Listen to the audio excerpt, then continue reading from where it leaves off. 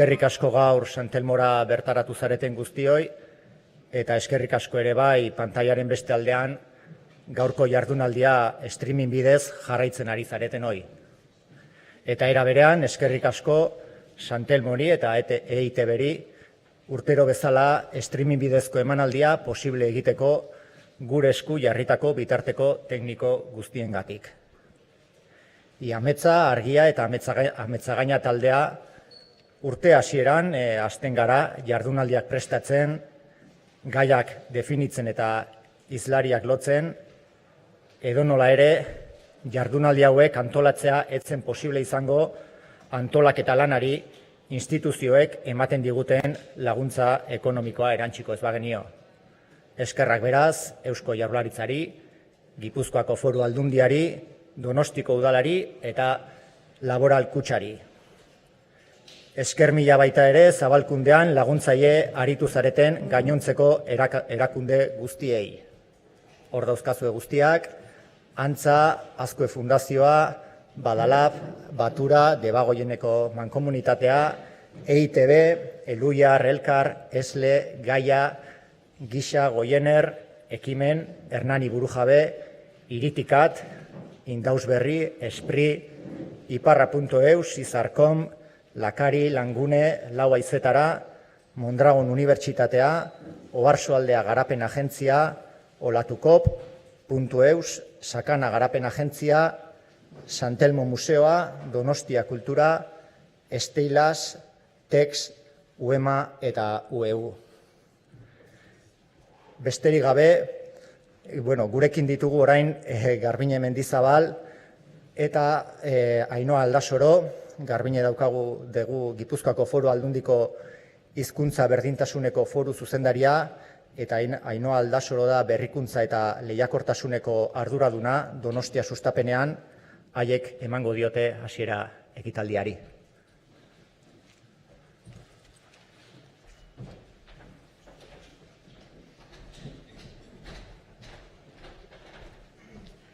Egunon eta eskerrik asko gonbidapenagatik. Ni enaiz teknologietan oso aditue, ez da zalea ere, seguro naizelako aditue, baina bueno. Utopia existitzen da. Horixe irakurri nuen, hone etortzeko gonbita jaso nuenean, web orria, Euskara Bilduaren web orrian sartu nintzen, ez? Utopia existitzen da. Eta hori irakurri bezain pronto, ez dakiz zergatik, akordatu nintzen Bernat Etxeparekin eta bere lingua baskonun primitiarekin. Etxeparek segurunea utopia bat izango zuen, ez da jakiteik 16. menden nola itzeitze zuten, baina eta geroztik utopia izateari utzi zion, ez? Alegie, bertze jende ustezunaren kontra, ordurate egon bazen inprimatu gaberik, ordutika aurrera ibiliren da mundua guztietatik euskera. Orain 3 urte, gutxi gora bera, gure zuzendaritzan, amets bat izan genuen zuetako eragile batzuekin, eta euskeraren berreskurapenerako laborategia zen gure ametsa. Eta gaur hori egi bihurtu da, Badalab ari da lanean. Euskara Bilduaren web orrian antolatzaileek dioten moduan, utopiak, ametsak, aurrera egiteko balio digu, geldirik ez geratzeko. Ezagutzan zenbat eta gehiago murgildu, orduan eta sormena handikoa izan dezakegu, edo sormena zirikatzeko aukerak sortzen zaizkigu.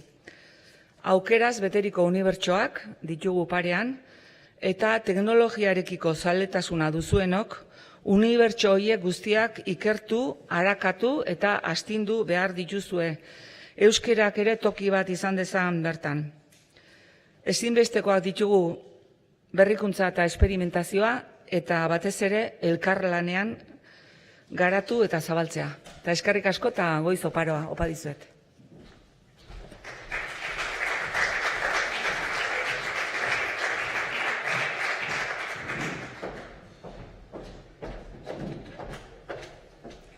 Kaixo, egun on guztioi, nik Donostiako sustapenaren izenean ongietorria eman nahi dizuet baita ere berrikuntzaren astera. aurten 9. edizioa ospatzen ari gara, larun bat eroztik, eta aste honen xedea da, hirian zer zientzia, zer teknologia eta zer berrikuntza garatzen ari garen ezagutaraztea eta hiritarrei hori jakinaraztea. Ez dakit 9 urte diren, baina Euskara Bildua ja 11. edizioa du, eta urte asko daramagu bat egiten aste honetan, eta hasiera-hasieratik erabat interesgarria eta garrantzitsua iruditu zitzaigun Iametzak proposatu zigun ekitaldi hau. Ze ekitaldi honen inguruan teknologiaren esparru desberdinak eta ikuspuntu desberdinak ezagutzeko gai gara. Oso garrantzitsua da teknologia ulertzea eta ze ekarpen egin ditzazkeen ezagutzen joatea eta horkuk gaitasunak hartzea. Eta horrez gain, guretzako erabat funtsezkoa da gainera euskeraz hori egitea posible izatea. Ez da bat ere erresa, eta horregatik Iametzaren apustu hau erabat interesgarria dela ikusten dugu, eta hortan landu behar degula argi daukagu. Eskerrik asko, ekitaldira gerturatu zareten hoi, hizlari guztiei, eta batit bat, ekitaldi hau posible egiten dezuen lantalde guztiari. Ea, datorren urtean ere, bat egiten dugun aste honetan, hurrengo urtera arte.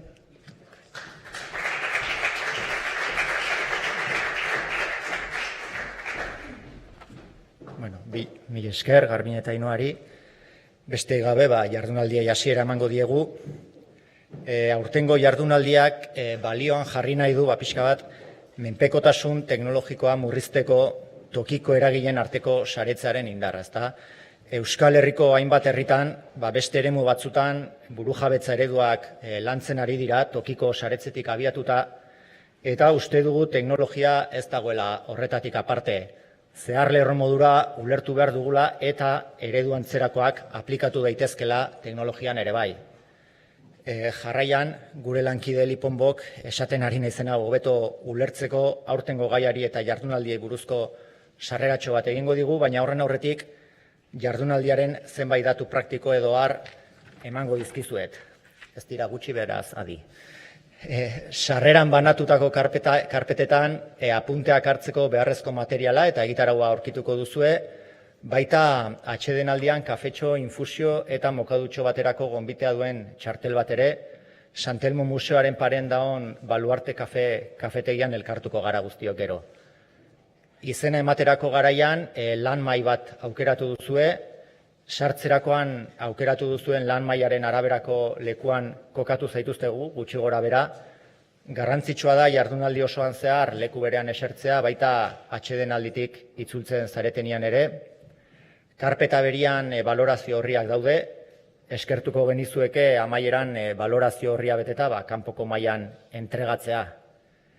Esan dugun moduan, jardunaldia streaming bidez eskaintzen ari da EITB eta ikusgai jarri dugu ere bai Euskara Bilduaren webgunean.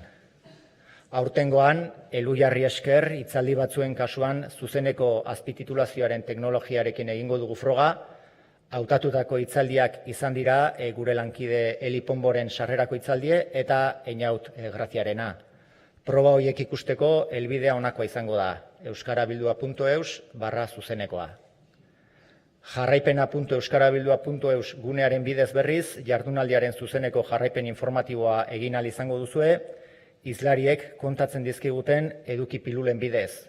Jarraipen hori edozein gaiutatik kontsultatu ahal izango duzue. Bestalde, jardunaldiaren nondik norakoak txiokatu edo agian hobea tut egiten badituzue, Twitterren edo Mastodonen, traola orokorra da Euskara Bildua 22. Hitzaldi guztien ostian, galderentzat tartea izango da, bertan izango duzue aukera argibide gehiago eskatzeko. Interpretazio zerbitzua egongo da, frantsesetik euskarara eta kanpoko gonbidatuei euskarazko hitzaldi guztiak ere itzuliko zaizkie, zerbitzua behar izan ez gero sarreran daude aurikularrak eskuragarri. Interprete lanetan ari dira Antxon Arik Nordoki eta Ameli Perez. Amelia Perez, barkatu, mila esker biei. Eta visual thinking ere izango dugu, aurtengoan Make It Visualen eskutik, errotulagailuekin lanean dia dagoeneko Are Castilla eta Miren Fernandez, jardunaldiaren marrazki bidezko zuzeneko kontaketa eginez zuei ere, mila esker. Eta orain bai, Eli Ponbori emango diotitza.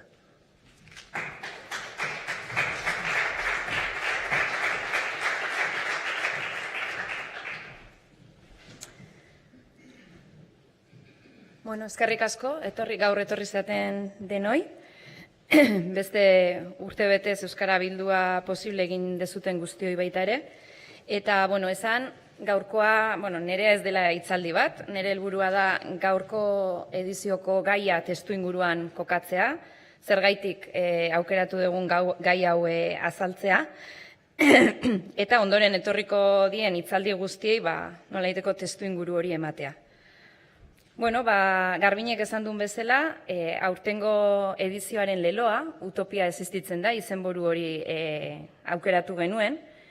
Esan dugun moduan, uste dugulako lortzen zaila dena edo utopikoa dirudiena edo ia ezinezkoa lortzeko helburua jartze hutzak laguntzen digula bidea egiten eta ezinezkoa dirudien helburu hori lortzeko bidea egiteak ere nahikoa balio baduelako, ez? Iazko Euskara Bilduan Beñati Irazuegik Solarpunk ideiari buruz hitz egin zigun.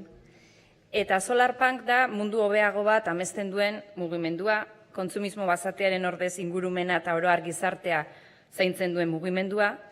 Eta mundua begiratzen baldin badugu Solarpunk betaurrekoekin segurazki etorkizun baikor, ekologiko eta araberean teknologikoa ikusiko dugu. Badirudi hori nahiko zientzia fikziozkoa den errealitate badela edo utopikoa. Baina uste dugu etorkizun utopiko hori posible dela eta gure ekimenaren araberakoa izango dela. Hau da, egiten dugun ahalegin edo ekintzen araberakoa izango dela. Baina beharrezkoa da noski daukagun errealitatea aldatzea. Eta zein da errealitate hori aldatzeko errezeta, osagai desberdinak ditu. Gure ustez, badauka balioa, etorkizuna guztion artean irudikatzea eta amestea, guztion ekarpenekin norabide bat eraikitzea, eta garrantzitsua tokitik edo txikitik eragitea. Laguntzen duelako horrek, saretzen, laguntzen duelako bakoitza bere beharretara egokitzen, eta bere beharren araberako soluzioak topatzen. Eta segurazki errezagoa delako tokiko beharren arabera gauzak egiten hastea, estrategia handien baitan soluzioak itxarotea baino. Eta zergaitik aldatu behar dugu errealitatea. Garbi dago mundua abiadura izugarrian aldatzen ari dela, zer ari da gertatzen? Osagai desberdinak, ez? 2020tik pandemia batean murgilduta egon gara, nei esaten zidatenean izurriteak eta antzerakoak, uste nuen historia liburuetan irakurtzen dituen gauzak ziela, eta niri ez zitzaidala horrelakorik bizitzera tokatuko, eta haranon, tokatu zaigun, egoera antzerako bat bizitzea. Oraindik irudikatu ezin ditugun ondorioak edukiko dituen gerra baten erdian gaude.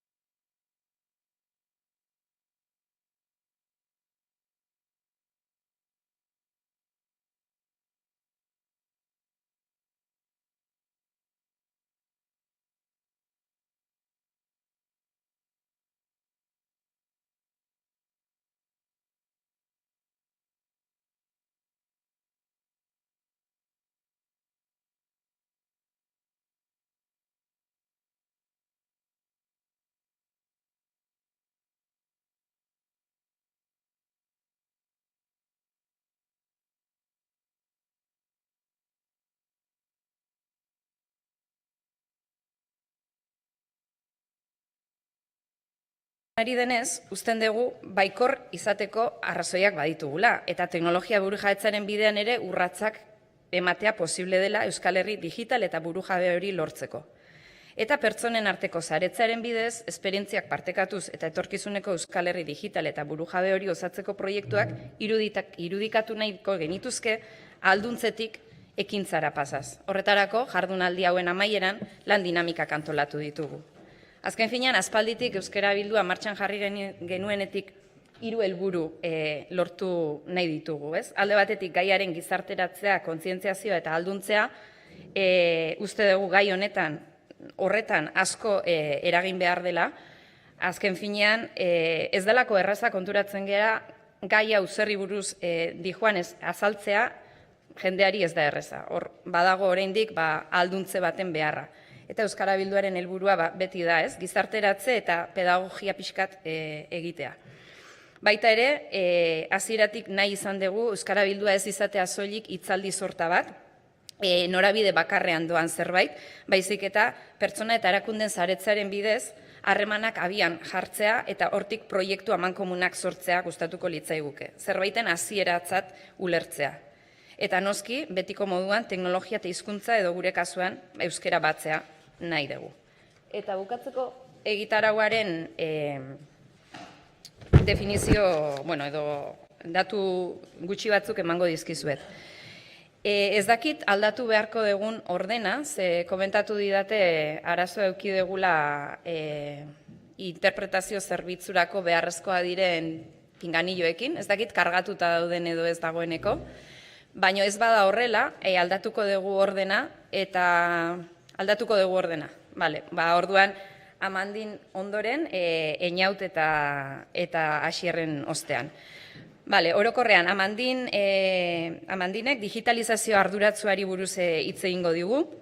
Bera Antik Paiz Basketik eta Atelier Lanberri kooperatibatik dator, eta beraien digitalizazio prozesuetan, digitalizazio arduratzua edo etikoa egiten dute, eta horren inguruan hitz egingo dugu, uste dugulako digitalizazio arduratzu horren atzetik eskutatzen dien baloreak ere teknologia burujabetzarekin partekatuak daudela edo lerrokatuta daudela.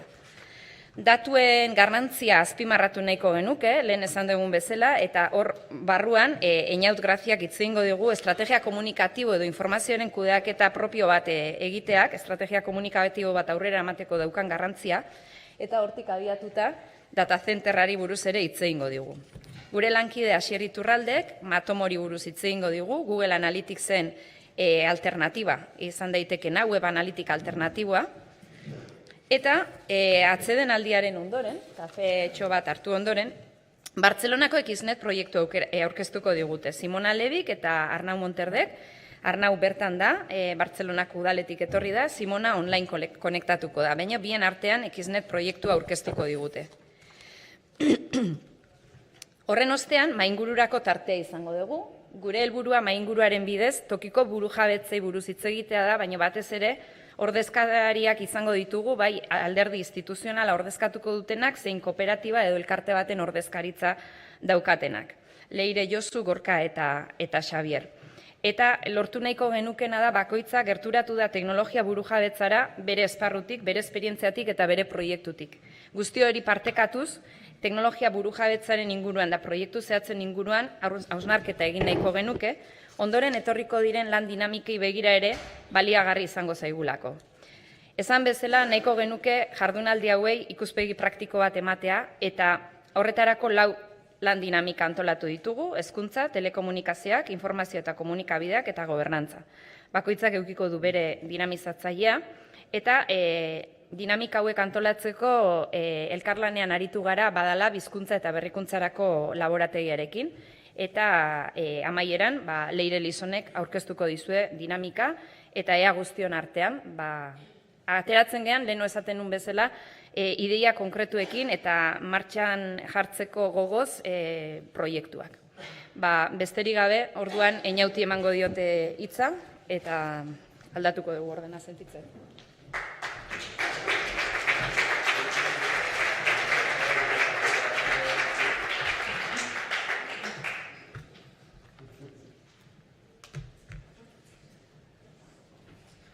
Bale, bai, bueno, igual asteko advertentzia txiki bat, esan ni ez natorrela honea, ez dakiz etxarla magistral ematea, batez ere esperientzia konkretu bat kontatzea, ez? Dela Errenteriko udalarena ordun, esperientzia konkretu horretatik abiatuta inferentzia orokorragoak atean egituna, a su cuenta y ventura, esaten den bezala.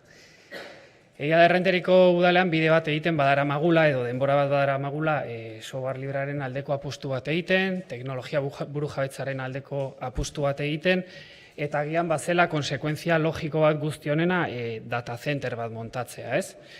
Eta ziur zuetako askok data center bat defendatzeko gai zeatela, termino informatikotan, segurtasunaren ikuspegitik, edo inkluso ikuspegi demokratiko batetik, ni baino asko zobeto, ni saiatuko naizena da egiten aproximazio bat komunikaziotik. Azkenean, Errenteriko udalean komunikazioko ardura ditut, 3 tekniko daude, ni naiz berein arduradun politikoa, eta gu saiatzen gea, evidentemente, Errenteriko udalak egiten duen hori komunikatzen, ez? Ez dugu egiten edo saiatzen gea ez egiten behintzat zerrenda interminable bat egiten ditugun gauzenak. Ez, saiatzen geana da marketing relazionaleko printzipioak aplikatzen. Hau da, saiatzen gea balio batzuk transmititzen, herritarrak balioien bitartez gurekin identifikatzeko. Hau da, ez dugu bilatzen personak marka batekin edo gure kasuan alderdi politiko batekin identifikatzen, baizik eta balioien bitartez saiatzen binkulazio luzeago bat iten, hau da nolabaiteko storytelling politiko bat osatzen, ez? Errelato bat. Eta errelato hortarako fundamentalak oinarrizkoa dira tresnak. Tresnen kontrola eta zu kontrolatzea eman nahi duzunen markadoa, ez? Orduan, ideia horren inguruan pibotatuko ditut 20 minutu hauek. Hau da, komunikazio politikoa alde batetik eta tresnen burujabe izatearen garrantzia. Hasteko, 2 minutu, zer da komunikazio politikoa? Bueno, modu askotara definitu daiteke, hor bat zegoen tipo bat, Mazzoleni izena zuna, esaten zuna 2 paradigma zeudela. Bueno, dakizute, paradigmak, en sentido puro, ez dien inoiz existitzen, baina faktore esplikatibo oso altua daukate eta horregatik egartze ditut honea, ez? Esaten zuen, lehenengoan, pesimistenan, bazela komunikazio politikoa ondorio bat, ez? 3 sistemen arteko interakzio baten ondorio, sistema politikoa, herritarrak, eta sistema mediatiko bat esaten zuen. Bueno, 3 horren interrelazioaren artean sortzen da esfera publiko bat, nun komunikazio politiko hori ematen den. Bueno, bale. Baina esaten zuen badago, beste paradigma bat, ezain buenista, ezain optimista, nik deituko diot realistagoa, nun esaten zuen bai, komunikazio politikoa ematen da sistema politikoa eta herritarren artean, ez da ematen hori inoiz horizontalean, sistema politikoak askoz gaitasun handiagoa dauka interakzio horretan, baina gainera esaten zuen ez dela modu zuzenean ematen, hau da, oso momentu gutxitan ematen dela modu zuzenean, ez? Normalki behar dutelako kontestu bat, medioak behar ditugulako, batez ere egitura instituzional municipalek komunikazio lortzeko, ez? Orduan honek esan nahi duen zen gertatzen den, politika mediatuta dagola eta komunikazioa ez dela kontrolatzen. Hau da, zuek, zuen egituretan, zuen instituzioetan, enpresetan baldin baituzute komunikazio ardurak eta ez bauzute kontrola esaten duzuen horren gain, arazoa daukazute, hau ba, ez bauzute kontrolatzen enmarkado diskursibo eta grafikoa, arazoa daukazute, ez? Eta hori oso argi ikusten da irudi honekin, hau da, behatzen tartean dagoen irudia ikusten baduzute, pentsa dezakezute, ez dakit, Europa iparraldeko herri bateko hiri batean zaudetela, ez? Kostaldeko portu batean. Eta aldiz, irudi osoa ikusiz gero, pentsa dezakezute, kaso zaudetela estatu batuetako hiri batean, ez? Orduan, azkenean enmarkadoek balio dute errealidadea sortzeko.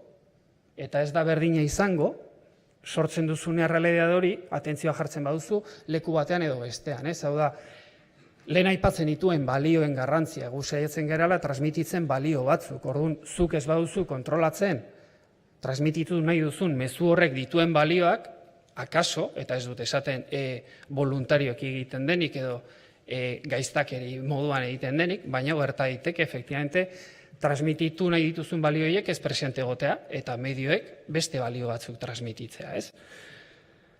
Orduan honekin, Errenteriko udalean hartu zen erabaki bat, duela urte batzuk, eta hau ez da nire nik ez nuen esmatu, nik ez negoen udalean orduan, beste batzuk bai zeuden.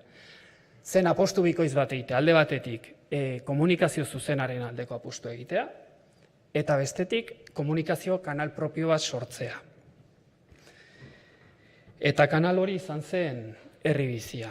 Hau da, Herri Bizia da komunikazio kanal bat, udalarena, reflejatzen duen agenda bat, egiten dugun guztia, trafikoa, badauka 40.000, 50.000 bisita urtean, ikusten zute, presentzia daukagu, sare sozial ezberdinetan, eta konturatu gara, persona batek, medio konsumitzen duen persona batek, pasatzen duen bataz besteko denbora albiste bat irakurtzen, 10-15 segundukoa dela.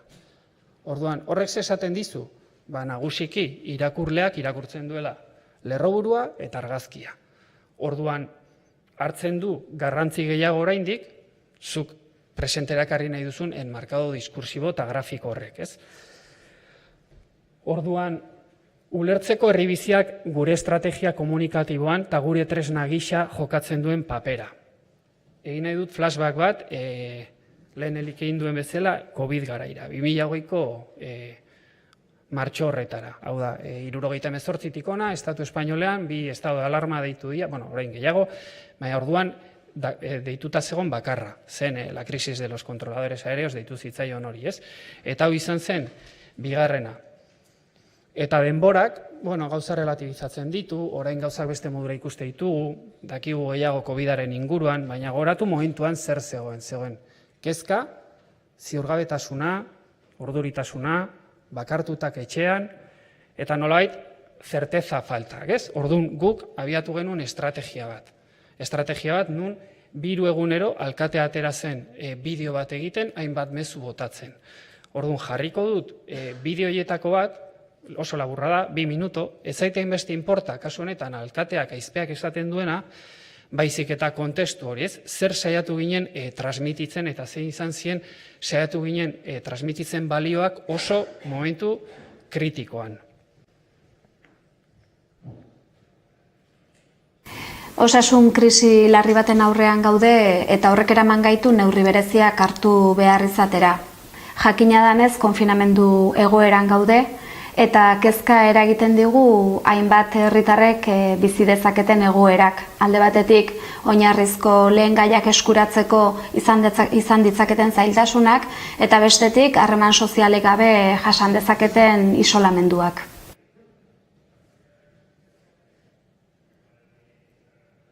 Egoera honen aurrean, udalak besteak beste 2 neurri zehatz jarriko ditu martxan. Alde batetik, 010 telefonoa edo udalaren ohiko telefonoa erabili ahal izango da, elikagaiak, botikak edo oinarrizko bestelako gaiak etxera eramateko eskatzeko, eta bestetik, 70 urtetik gorako herrikideak eta zaurgarrien direnak deituko ditugu, zer moduz dauden eta zerbait beharrote duten galdetzeko.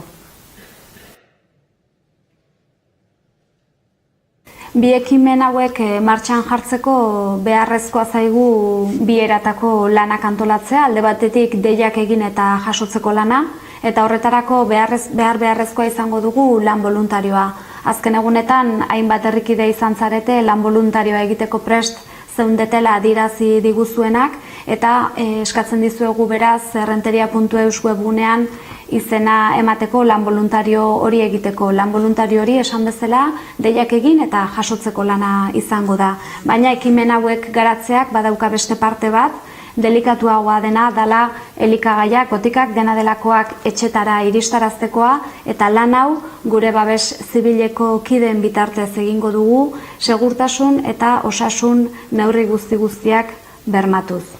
Egoera konplexua eta zaila bizi dugu, baina ziur nago guztion konpromisoari eta lankidetzari esker egoera honetatik indartuta aterako garela. Hori, errenteriako dela zure beharretara.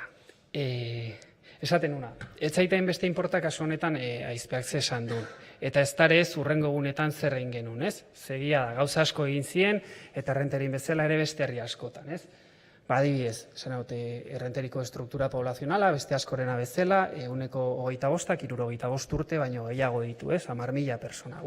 Voluntarioen bitartez, 2 ronda osotan deitu zitzen, nolabait, bakarda egoerak egon zitezkenak sujetatzeko edo detektatzeko. hezkuntzarako eskubidearen nolabait bermatu zen, ez? Klaseak jarraitu ezin zituzten haur guzti horiei, Izarkon kooperatibaren bidez, 100 sin baino gehiago banatu ziren, interneterako eskubidea izateko, 50 ekipo baino gehiago banatu ziren, larrialdi diru laguntzak ere flexibilizatu ziren emateko modua, ze konturatu ginen egun batetik bestera, zenbat eta zenbat personak lan egiten zuten beltzean eta bat ere ingresorik gabe gelditu ziren, baina hau da lehen aipatzen nuen zerrenda infinitori, zer egin du errenteriako dalak, hau, eta bueno, baina hori etzen helburua. Helburua zer zen? Helburua zen incertidumbre garaietan zertezak ematea. Segurtasun falta zegoen momentu batean seguridadeak ematera. Eta orduan, 2 egunero atera zen alkatea, seguridade eta zerteza horiek ematen, ez? Persona behar ditugu zerteza afektiboak, familiarrak, laboralak, sexoafektiboak, bueno. Eta momentu batean badirudi nun dena ez baian jartzen den, dela COVID-aren lehenengo fasean, ateratzen da errenteriko udala bere alkatearekin esaten lasai. Hemen dago zure udala, lasai hemen dago zugandik hurbilen dagoen instituzioa eta hemen dago zure alkatea, eta elkar zainduko dugu. Eta hori da, transmititzen saiatu ginen balioa, ez? Segurtasuna, zertidumbrea eta gainera elkarrekin egingo dugula bidea, ez? Orduan, hor, elemento nuklearra esaten nuena, herri bizia da. Masaia kanal bat izateaz gain estrategia oso bat delako, ez? Azkenean bai egite ditugu harrak, egite ditugu agerraldiak, egite ditugu sare sozialetan gaude, baina batez ere guzti horrek pivotatzen du bizio baten inguruan, ez? Dela ze importantzia duen momentu kritikotan, komunikatiboki deitzen zaiona, war room bat montatu behar duzunean, ze importantzia duen komunikazio kanal propio bat izatea. Orduan, ulertuta ze paper eta ze suposatzen duen guretzat herribizia bezalako tresna batek, segurazki errexago ulertuko da guretzat ere ze suposatu izan zuen hurrengo irudiak. Bueno, euskerarekin loturiko hainbat blog desagertu dira, OVH, RZN-ean, hau izan zen argiaren titularra. Bueno, OVH, Frantziako zerbitzari batzuk, hor euskararekin lotutako blogak gain hainbat eta hainbat enpresak, instituzio publiko genitun gure web orriak, ez? Orduan, imaginatu dezakezute, ze suposatu zuen guretzat herribizia galtzea, erortzea, errenteria.eus ere erortzea, eta bar, ez? Nik ez dakit oso normala den horrelako edifizio batek zu hartzea termino horietan, ez? Eta gero norbaitek esango du, bueno, después de esto listo, ez? Baina bakapak erean genituen asko kostatuta, eta uste dut gaina webak garatu zizkigun kooperatibak zeukala, Talaiosek zeukan bakap zar bat, eta hori uste dut rekuperatu genuela, izan ziren oso egun kritikoak. Perfil del kontratante delakoa emate izuzko Jaurlaritzak eta modul hori jartzen duzu, tramite telematikoak ere izek emate izkizuta jartzen duzu, esan bezala, errenteria.eus, herribizia erorita, arreta zerbitzuak urtean emate ditu 36.000 atentzio, eta tramitazioaz gain informazio ematen du. Informazio hori datu base baten kontra dijoa, eta hori ere antzegoen, ez? Orduan, gelditu ginen xokeatuak, eta ez dut esango epifania bat izan zenik, baina bai izan zen momentua esan genuna, bueno, hemen zerbait egin behar dakagu, ez? Eta zerbait hori ze izan zen? Datu base bat montatzea. Zeran, ez naiz informatikoa, zehazki ere, hemen ikusten deguna ez dakit zer den, baina informatikoek esan diate baietz, data center bat dela. Gauza ez da data center bat, bai badaukat eta jazta, ez da txobinismo kontua. Galdera da data center bat zertarako, ez? Lehenengo eta behin, goodbye Google esateko eta Nextcloud bat montatzeko, ez? Hortan, ametzarekin egin genuen lan elkarrekin, eta montatu dugu laino propio bat. Emateitun baliabideak ezagutze dituzute, segurazkini baino gehiago. Guk erabildi genuen hasierako fasean batez ere bilera telematikoak egiteko, COVID-an murgildua ginelako, eta dokumentuak partekatzeko, ez? Nik nahi diot igual eman ere balio simbolikoago bat, ez? Zelen Elik bere introdukzioan esaten zuen, eta zer gertatzen da Google erortzen bada. Bueno, erantzuna evidentea da zer gertatzen den. Baina nik beste modura planteatuko galdera. Eta ez bada erortzen ere zer? Esan haut, zu alderdi politiko gisa hauteskunde batzutara aurkezten zea. irabazten duzu, zure programa elektorala bihurtzen da kontrato demokratiko batean, eta pivotatzen duzu udalaren egitura guzia eta presupuesto eta gaitasun guzia programa hori betetzea. Hau da, daukazu mandato demokratiko bat betetzeko. Eta antolaketa horretan, tresna batzuk sortze dituzu, taula batzuk sortze dituzu, hori kudeatzeko. Eta taula horiek daukate, hori, presupuestoa, betetze maila, ze sailen artean eraman behar den aurrera, eta bar, ez? Eta mandato demokratiko hori kudeatzeko taulak Googleen egotea zentzua dauka? Udaletik kanpo egotea zentzua dauka? Orduan, ja ez zaita inbeste inporta garrantzitsua dela galdera eta Google erortzen bada zer, eta ez bada erortzen ere, ikuspegi demokratiko batetik, ze esan nahi du guzti honek. Neri desente txirriatzen zian, ez? Baina gauza gehiago, gure e-posta sistema ere realojatu dugu gure zerbitzaritan. Telefonia IP daukagu ere, lehen geneukan, Alcatel bat oso zarra, uste dut hain museo batean edo dagola, eta pivotatu dugu ez, telefonia IP delakora. Eta noski, gure web horri ekosistema guzia ez, kulturakoa, errenteria.eus, gardentasuna, udal bezala baituzu obligazio batzuk, dokumento batzuk publiko ukitzekoa ez. Hori dena jungea realojatzen. Eta orduan, tamaitzeko eta saiatzeko 20 minutiotan klabatzen aurkezpena. Konklusioak edo zergatik data center bat, zergatik tresnen buru jabe eta zergatik garrantzi hori. Lehenengo eta behin, komunikazioa bermatzeko modu bakarra delako. Ikuspegi municipalista batetik. Hasieran, lehenengo fitxan zita bat zegon, Manuel Castelsena. Manuel Castells, ezagutzen duzute, ministroa izana, komunikazioan oso tipo ezaguna, popularizatu ditu hainbat kontzeptu, social información, social red, eta berak esaten zuen, cualquier estructura comunicacional es una estructura de poder. Baduzute, esan en plan castizo, la comunicación es poder. Komunikazioa denbora guzia dago boterearen dialektika horretan, ez? Eta udal batek posizio bat izan behar du horrez, orduan, lehenengo eta behin ikuspegi horretatik, beharrezkoa dira tresnen buru jabetza, komunikazioa bermatzeko modu bakarra delago. Zuk nahi duzun balioak komunikatzeko modu bakarra delako. Bigarrena jakintza. Jakintzari buruz ez dut hitz egin, hemen aipatu da software librea, eta egia da, software privatibo eta librearen aldean, horrez dago debate bat, ez? Baina instituzio publiko baten ikuspegitik ja ez da software librearen aldeko apustu bat egitea, baizik eta jakintzaren aldeko apustu bat egitea, ez? Udal guztio daukagu zerbait deitzen zaiona manual de trámites. Berdin du, zuzoazun udal batea, fraccionamiento de pago bat egitea, ocupación de vía pública, licencia de obra menor, dena araututa dago, eta dena dago fitxa batzutan. Zertarako, herritar bat joten denean A funtzionarioaren gana edo B funtzionarioaren gana, berdin tratatua izateko, ez? Eta hor, jakintza hori, personez gain, egituran dago, dokumentatua dago. Eta berdina gertatzen da nolabait, azten zeanean, realojatzen sistema guzioiek zure data center batean, badago, egituran gelditzen den ezagutza bat, ez? Eta hirugarrena eta azkena, ardatz horretan, dependentzia subirautza ardatzean, hau Jule Goikotxeak ni baino desente hobeto esaten zuen, baina komentatzen zuen instituzioak ere almen politikoa izan behar dutela, eta errealitate politiko eta soziala gauzatzeko gai dien tamainan dagola demokrazia. Horrak ez du esan nahi errealitate politiko eta soziala sortzeko gaitasuna udale bakarrik eduki behar dutenik, ni mucho menos, baina udalek ere izan behar dute. Eta ikuspegi instituzional batetik, niretzat hori da galdera, esanet, dependentzia energetikoa baldin badaukazu, dependentzia alimentaria baldin badaukazu, dependentzia teknologikoa badaukazu, dependentzia finanziero baldin badaukazu.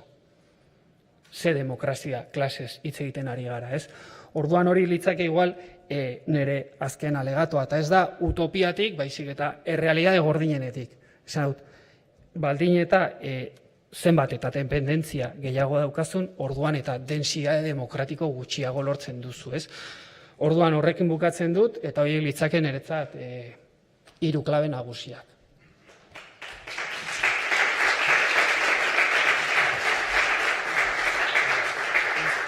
Orain, esan da eman aurretik hurrengoari, igual galderarik badu norbaitek inautentzat. Zundakoren inguruan.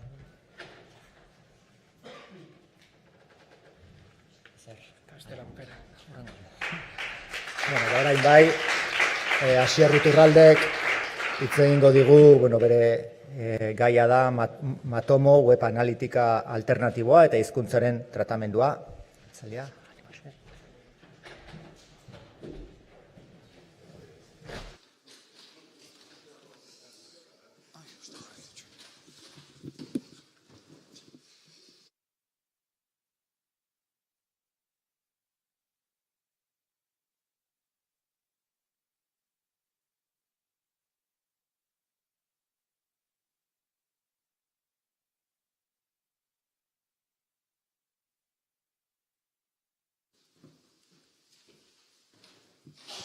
Kaixo, egunon, Asier Iturralde naiz, eta gaur Matomori buruz hitz egingo dizuet.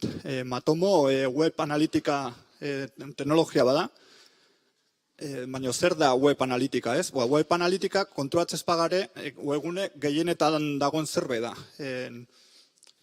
Euskarazko Wikipediaren arabera, web analitika da webgune batek jasotako biziten datua bildu eta analizatzeko tekniken multzoa. Erabiltzaileen ezaugarriak eta portaera aztertzea helburu duena.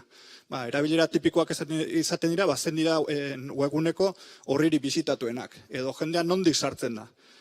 Sarrerako horritik, edo gerota gehiago, sare sozialetatik zuzenean albistera edo edukira. Ze gailu mota erabiltzen dituzte erabiltzaile, ordenagailutik sartze dira, edo mugikorretik, edo horre aldaketa handi egon da azken urteetan, gerota gehiago mugikorrak erabiltzen dira, gailu txikiak. Eta hortan, software erabilena Google Analytics da, webgune gehienetan dagona. Baina badaude alternatiba etikoak ere ikusiko dugun bezala. Matomo edo plausible bezala. Zergatik esaten duan etikoa, ze Google bastar guztietan dago, asko daki gutaz. Google kontua daukagu askotan umetatik. Kasu batzutan baita 2 urtetatik aurrera ere, inongo zentzurik ez daukanean. Gero, Google for Educationekin, gure hezkuntza guztian, Googleekin lotutagoaz. Chromebooka dauzkago, mugikorretan Android, Chrome nabigatzailea, gero eta zabalkunde handiago daukana. Gmail, askorentzat bihurtu da emailaren sinonimo. Naizta ez izan horrela. Google bilaketak, YouTube bideoak ikusteko, Google Drive, odeia dokumentuak edukitzeko, Google Docs editatzeko, Google Calendar agenda, Google Meet bideodeiak egiteko, Google Maps mapak, zerrenda handik handiagoa da, gauza gehiago daude. Orduan, honekin lortu daiteken informazio pila guri buruz izugarria da. Garai batean ikuste pentsatzen izango zela zenbat jakin dezaken enpresa batek pertsona bati buruz. Eta orduan, horietaz gain, hauek aipatutako horiek guztiak guk geuk erabili egite ditugu nolabait esateko gu sartze gara Drivera edo guk irekitzen dugu Chrome edo dena delakoa, baina badaude Troiako zaldi moderno deituko ditudanak, dira webgunetan dauden gauzak guk jakin gabe, kasu gehienetan, eta jarraipena egiteko erabiltzen direnak. Adibidez, Google Analytics da web analitika teknologia hau, webgune gehienetan dago, erabiltzaileenak ez dira kontziente hori dagoenik ere, eta gure portaera aztertzeko, jarraipena egiten duguna ikusteko erabiltzen da. Maila tekniko batean Google Fonts eta Googleen JavaScript burutegiak garatzaile esaten dute. Beira, hau daukazu oso errezko egunean jartzeko, baina kontua da ez dutela egiten guri bizitza errazteko edo egiten dutena da beraientzat datua biltzeko. Helburu nagusia da datu bilketa. Eta gero, cookie bannerrak, zure pribatutasuna errespetatzen dugu jarri, eta gero, justu ezara ikustera zenekin konpartitzen dituzten datua, eta dauzkatzu, 100 enpresa publizitatekoak. Eta sare sozialetako botoiak, horiek ere azkenean jarraipena egiteko daude jarrita. Zuk naizta ez klik egin Facebook edo Twitterreko botoian, Facebook eta Twitterre badakite zuk webgune hortaran horri hortara sartu zarela. Beraien botoi ofizialekin gutxienez. Eta guztiekin, tresna guztiekin, informazio sentikor asko lortu daiteke. Navigazio historia aztertuta bakarrik jakin ditzazkezu pertsona baten joera politiko eta sexualak, osasunarekin lotutako gaiak, askotan egiten dugu. Zerbait sintoma daukagunean lehenengo duza, Google begiratu abertzer dan hori. Familikoa baino lehenago jakiten dute zerbait dugula. Gure mugimenduan non dauden, non lan egiten dugun, asteburuan ez dakin ora joeteko Google Mapsen begiratuko dut, abertzen bat denbora beharko dudan ara iristeko. Gure bizitzari buruz asko dakite, gure kontaktuak, norekin tan noiz hitz egiten dugun. Eta hori ez da bakarrik publizitatea saltzeko, politikoki eragiteko erabili daiteke. Adibidez, Cambridge Analytica eskandaluan, Facebookeko datuak erabili ziren Donald Trump presidentetzara eramaten laguntzeko.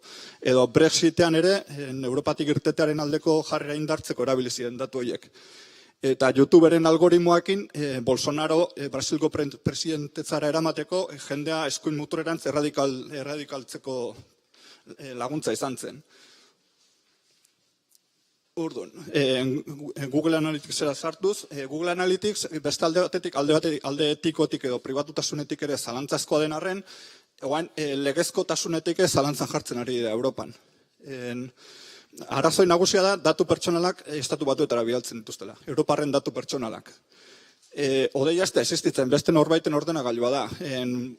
Googleek datuak ez ditu bidaltzen odei abstrakto zea batera, beraien zerbitzari fisiko batzutara bidaltzen dituzte eta datu horietara sarbide fisikoa daukate eta aztertu egin ditzazkete eta erabili. Kontua da, Ameriketako estatu batuetan pribatutasunaren babesa askoz ere eskasagoa dela Europar batasunen baino. Eta Ameriketako estatu batuetako enpresek datuak inteligentzia agentziei emateko beteberra daukatela. Orduan oso modu ahulean gelditzen dira gure datu pertsonal horiek, oso zalantzazkoan. Eta gainera, estatu batuek historia luzea daukate zelataritza masiboa egiten.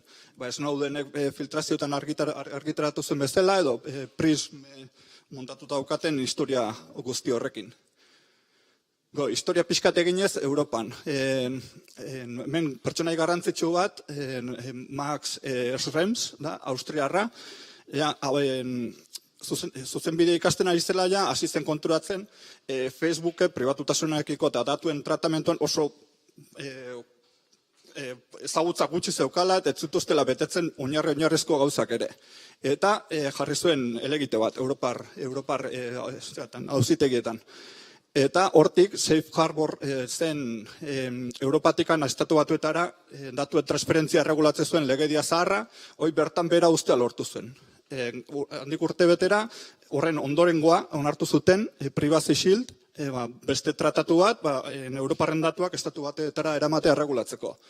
Eta 2018an Europako datua babesteko erreglamendu orokorra indarrean sartu zen. Kontua, Max Schrems jarraitu zuela helegitea jartzen, eta 2020an lortu zuen Privacy Shield hori bertan bera ustea. Ez zuelako ziurtatzen Europarren datue pertsonalen babesik. Eta hortik aurrera, estatu batuetara Europatik datu transferitzea, datu pertsonal transferitzea ez da legezkoa. Eta horren ondorioz, NOIP da my privacy is none of your business, eta Max Schremsek bere inguruan antolatu den talde bat, eta jarri zituzten 100 salaketa Google Analytics erabiltzen duten webunen aurka, datu transferentzia hori legezkanpokoa zelako.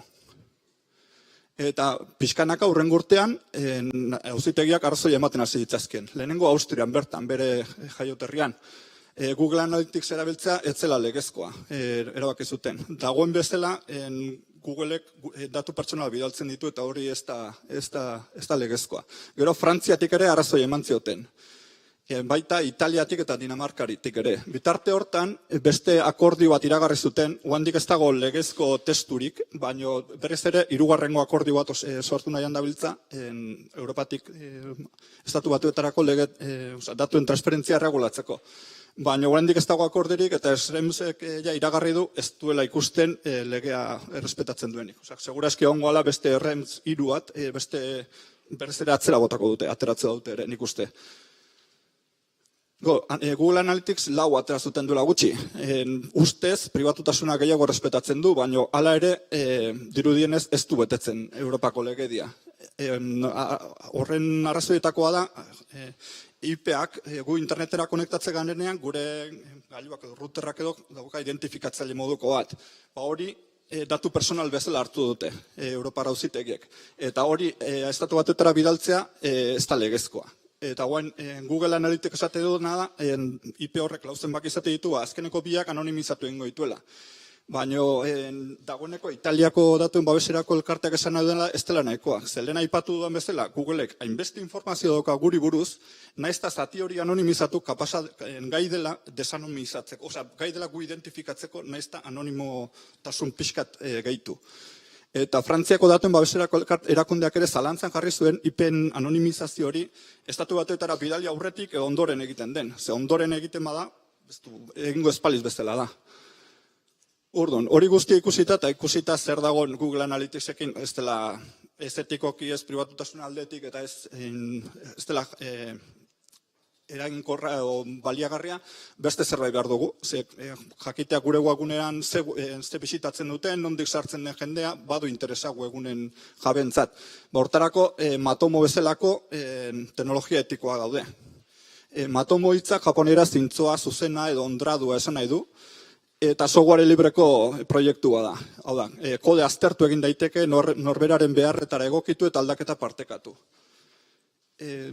Datuak, webguneko trafikoa aztertzeko bakarrik erabiltzen dira Matomoren datuak ez beste zertarako, ez zelatatze kapitalismoa deitu duten hori elikatzeko, Google Analytics bezala, eta datuak gure kontrolpean daude. Gu Matomo instalatu dezakegu gure zerbitzarian eta datuak ez dira hortik irteten. Ez ditu beste hirugarrengoekin ez dira partekatzen. Eta zerbitzari Europar Batasunean baldin badago, dagoeneko ez daukagu bestea daukan zer hori, datuak ez ditugu astetu batetara bidaltzen. Matomo erabiltzeko arrazoi gehiago. Ez dago datu mugarik. Google Analytics, jende gehienak uste dut doakoa dela, baina muga batetik aurrera ordaindu beharra dago. Momentuz ez da arazoa, webgune txikintza zen muga nahiko altua da, baina Googleek edozein momentutan erabaki dezake. Muga txikioa jarriko dut eta gehieneko ordaindu beharko duzute. Hori erabaki dezake. Eta orduan saldutak geldituko erabiltzen dutenak. Bestea da, datuak ez dira benetakoak. Euneko eunean bentsat. Kopuru batetik aurrera estimazioak erabiltzen dituzte. Laginketa moduko bat egiten dute eta datuak ez dira euneko eun benetakoak. Argia eusen, Google Analytics utzi eta Matomo erabiltzen hasi ginean kontuatu ginen datuak ez zetozela bat. Egin genituen 2 hilabete edo, bai Matomo eta bai Google Analytics biak erabiliz. Eta konturatu ginen datuak ez zetozela bat. Eta kasu batzuetan aldea handia zen, euneko 10 baino gehiago. Eta kasu batzuetan euneko 20 ere bai. Ez da errori txiki badago edo nahiko handia zen diferentzia. Eta hori, garrantzitsua da, gaur egun ez da hola, zorionez, baina garai batean, diru laguntzak ematerakoan Google Analyticsen datuak erabiltzen ziren. Orduan, alde batetik Google Analytics ez da hortarako egokia, baina bestetik ere, ematen dituen datuak ere ez dakiz zenbatean ziren fidagarriak. Matomoren aldeko arrazoi gehiago. Googleen kontua galtze duzu, sarbidea lehen aipatu ditugun gauza guzti horietara, tartean Google Analyticsen datuetara bai. Argian arazoat izan genuen YouTubeko kontuarekin, blokatu entziguten, eta egon ginen astebete Google esaten, bai gu gara, seguru gu garela. Eta pentsaten nuen, Googleek ederki asko daki nor garen gu, zertako hainbeste tramite, eta hainbeste burokrazia, eta hainbeste historia, baina kontua zen, eta gehiago hori gertatu zaie. Azkenan lortu genuen perskuratza, baina aiaraldea.eu zen YouTubeko kontuak uste dut handik ere blokatuta jarraitzen duela. Orduan, beraien bideo historia guztia galdu dute. Gure eduki digitalen jabe bihurtzen da Google, eta bera iruritze baldin mazaio zerbait okerra dagoela, galdu dugu hori guztia. Berdina gertatzen da Google Analyticsekin. Guk daukagun gure webgunean historial guzti hori, edozein momentutan Googleen apeta bategatik edo, iruritze baldin mazaio buruan jartzen bazaio zerbait okerra dagoela, galdu dezakegu guzti hori. Erabaki ezkero, Google Analyticsetik Matomora pasan nahi dugula, badago modua, modu automatizatean importatzeko. Matomok ematen du aukera hori. Baina pazientzia eduki behar da. Argiakoan 15 urteko edo 14 urteko datua pasatzeko hilabete baino gehiago behar izan genuen. Zein da muga Google jarritako aurrere. Datuak teorian gureak dira, baina Googleek esategu egunean X datu baino gehiago ezin dituzu esportatu. Eta orduan, pasa genuen hilabete bat edo, datuak esportatzen. Eta baina guztia daukagu, historia guztia daukagu Matomora pasata.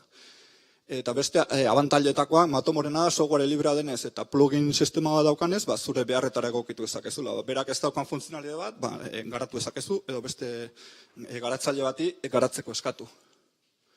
Nork erabiltzen du Matomo Euskal Herrian? Esan dizuk, bai, gehiene Google Analytics erabiltzen dute, baino ibilinez begira, Euskara Bilduako izlari antolatzaile eta babesleen webgunetan, pixkat kuskusian ibili naiz, eta ikusi dut, adibidez, argiak, dagoeneko aipatu dut, baturak, Euskara Bildua bera, Euskara Bilduan weba, errenteriako udalak ere bai, erabiltzen du Matomo, jametzak, lakari kooperatibak, olatukop sareak, eta talaiozek ere Matomo erabiltzen dute dagoeneko.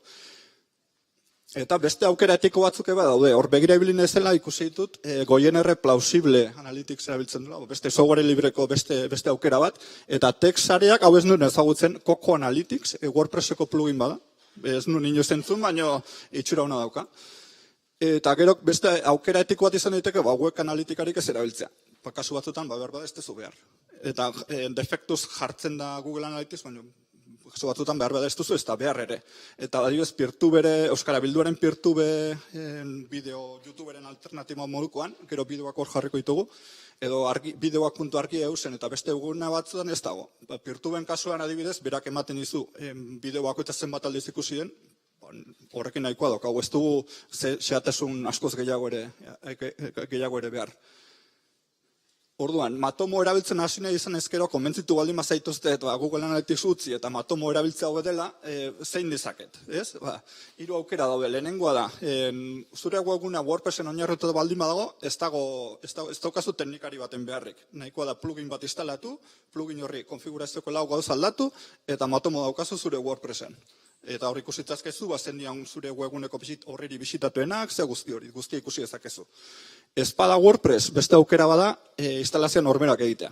Ezagutza baldin bauzkatzu, edo lantaldean informatikari bat baldin bauzkatzu, erreza da. Ez dauka misterio izugarririk Matomo zerbitzari bat montatzeak. Eta ez badago, talde txikioa baldin badago, informatirikarik ez badago, izakezu instalazio konfiantzazko enpresa norbanako bati eskaitzea. Adibidez, bi aipatu ditut gaur ja, Talaioz eta Jametza, egite ditugu instalazioak Matomorenak. Beste kontu bat, Euskaldunentza bentzak garrantzian daukana hizkuntzari. Ze tratara ematen dio Google Analyticsek, edo Google Entresnek orokorrean hizkuntzari. Google Analytics, begiratu beraien dokumentazioan, 39 hizkuntzatan erabilieteke, desente da, baina gehiena mendebaldekoa dira. Asialdeko hizkuntzak eta Afrikako uste bat bera ere ez dagoela, eta asialdekoak ere nagusiena Japoniera eta olako batzuk bai, baina oso gutxi. Google da hor ere nagusia. Osea, Googleek erabakitzen du ze hizkuntza bai, ze hizkuntza ez, eta beraien kriterioan nik ulertu duanak ati bentzat, da errentagarria baldin bazaio, ikuste baldin baute baliagarria dela beraien produktua zabaltzeko, gehituko dute, bestela, jai daukazu. Eta horren ondorioz, euskeraz ezin da erabili. Eta hizkuntza gutxituen artean katalana da, bakarra, zerrenda horten dagona. Eta hau da, software jabedunaren edo propietarioaren hizkuntza trataera tipikoa. Kodearekin egiten duten bezala, dena itxia, sekretuan, gardentasunik gabe, komunitatearen parte hartzerik gabe, eredu niretza bentzat okerra erabiltzen dute. Matomo aldiz ze trataera ematen die hizkuntzei. 77 hizkuntzatara itzulita dago, edo itzultzen ari da komunitatea gutxienez. Bada, kopurua handiagoa da. Edozein proposatu ezak hizkuntza berri bat Matomok, gero onartu inberdu, baina nik uste guztiak onartzen dituztela. Eta hortarako, webgune badakate, weblate hau da, software libre itzultzeko, edo software librean estena ere itzuli daiteke, proiektu bat. Eta hor, Matomo bere proiektu dauka, eta hor egiten da itzulpena. Osatzen maila aldakorra da, hori egia da. Itzulpena komunitatearen esku dagoenez, talde aktiboa baldin badago hizkuntza hortan, itzulpena ondo doa, ez badago talde aktiboat, ez da horren ondo. Baina, bentsat, ez da Matomok esategula, ez duguna hizkuntza, Matomok esateguna, ahalik eta hizkuntza gehiotan, hobe. Eta hor da, komunitatearen esku gelditzen da, hizkuntza komunitate horren esku gelditzen da, itzulpena egitea. Google Analyticsen kasuan, ez dago, esan bezala hor, ez dago gardentasunik, aipatzen dira, 30 edo 35, ez dakizen bat hizkuntza daudela, baina zenbateraino daude osatuta hizkuntza horiek. 100 daude, ez dakigu. Matomoren kasuan, datu guztiak hor daude. Ikusi ez daken nork itzuli duen, noiz, dena, oso gardena da. Eta hau da, software librearen hizkuntza trataera tipikoa. Gardentasuna, hizkuntza aniztasuna, komunitatearen parte hartzea, erabat kontrajarria diren bi eredu dira. Software jabedunara eta software librearena. Eta horren ondorioz, Matomo euskeraz erabili daiteke. ez dago guztiz euskeratuta, Matomo base edo oinarria dena 162 dago itzulita, plugin guztiak eta dena orokorren hartuta 114. Orduan, oraindikan lan desente dago egiteko, baina bidea bentsat irekita dago. Eta hortan librezale talde ari da, itzulpen lanean. Animatu eta zuek ere, interesatze baldin bazaize, jarri zuen aletxoa. Eta hainbat hizkuntza gutxitutan erabili daiteke. Hauek Google Analyticsen zerrendan ez daude. Amazigera, galiziera, irlandar gaelikoa, galesa, kurduera. Hor dauden hizkuntza batzuk ez daude Google Analyticsen da segurazki inoiz ez dira egongo. Eta gauza bera gertatzen da, ohikoak ez diren hizkuntzak, ero mendebaldekoak ez diren hizkuntzekin ere. Batzuk adibidez, amarera hori begiratu inberzanuen Etiopian hitz egiten da, eta milioika hiztun dauzka, normalean olako software jabe dunetan inoiz ez da gertzen. Bengalera, esperantoa, georgiera, gujaratera, maldibera, bertxira, dauden hizkuntza pila bat mendebaldekoak ez direnak, Google Analyticsen ez daukatelekurik, baina Matomon bai. Nahikoa da komunitate aktibo bat egotea, hizkuntzak bere tokia hartzeko.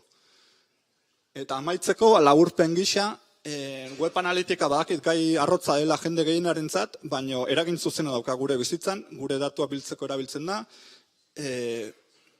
garrantzitsua den gai bada, eta gai hori mahai gainean jarri berra dago, eta ezagutzera eman. Ez badugu guk ateratzen gai hau, inork ez du aterako. Google Analytics egitzei guetorreko esatera, bai zure datu biltze ditut. Ez dut egingo. Guk atera behar dugu gai hori eta zabaldu, eta jendeai kontzientzia sortu. Kontzientzia sortzea lortzen baldin dugu, asko zer erresagoa da, alternatiba etikoan erabilera sustatzea. Ezagutza hori zabaldu ondoren. Eta bestea da, idea orokorra, pribatutasuna, auditagarritasuna eta hizkuntza aniztasuna, software librean eskutik soli ziurtatu ditzakegula. Software jabedunarekin da multinazionale eskutik, ez dugu horrelakorik izango. Eta hori zen guztia, ez dakit oso azkar joan naizen, edo denbora ez dut neurtu, ez dakit, zerbait galderarik edo baldin baukazu edo.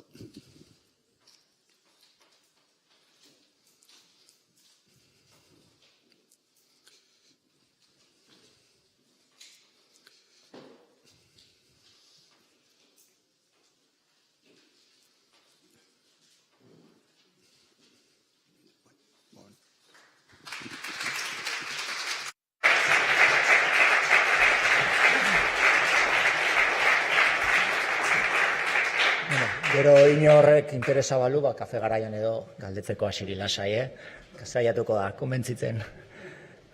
Orain urrengo izlaria Amandin Lafegegi izango da, aurretik ohartxo bat, esan dizuegu aurikularrakin problema bat eduki dula, hor bateriak kargatzen eta izien, orain uste teli jundala bila, beraz, Amandin preparatzen den bitartean eta berak partituko ditu tresna guztiak. Esan berari buruz, Amandini buruz, bazkide kooperatibista dela Atelier Lanberrin, enpresa ekimen jasangarriaren lurralde proiektuen eta eraldaketa digitalaren arloetan parte hartzen duen kooperatiba da hau, berrikuntza tekniko, teknologiko, sozial eta gizatiarren eta gure lurraldearen garapen arrazionalean duten eraginean zale amorratua, omen da bera, eta 2021 geroztik Antikeko lehendakari orde izendatua da. Aurtengo Euskara Bilduan digitalizazio arduratsua hitzaldia eskainiko digu.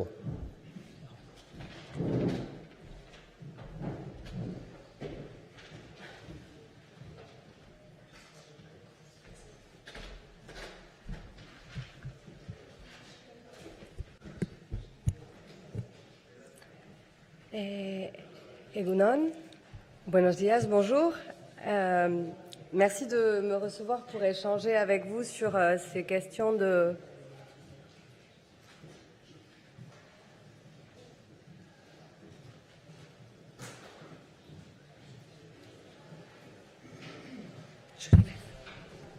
Ah si, non ?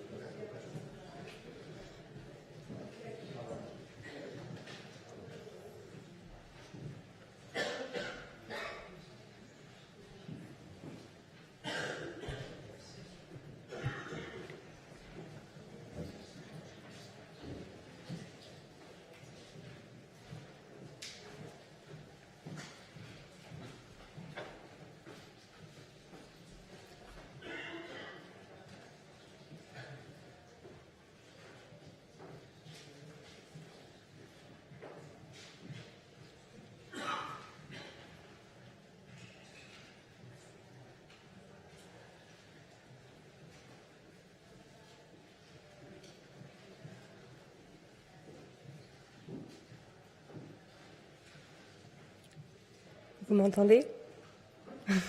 Oui. Super. Donc je disais merci beaucoup de me recevoir pour échanger avec vous sur ces thématiques-là. Je représente aujourd'hui 2 structures. La première qui est...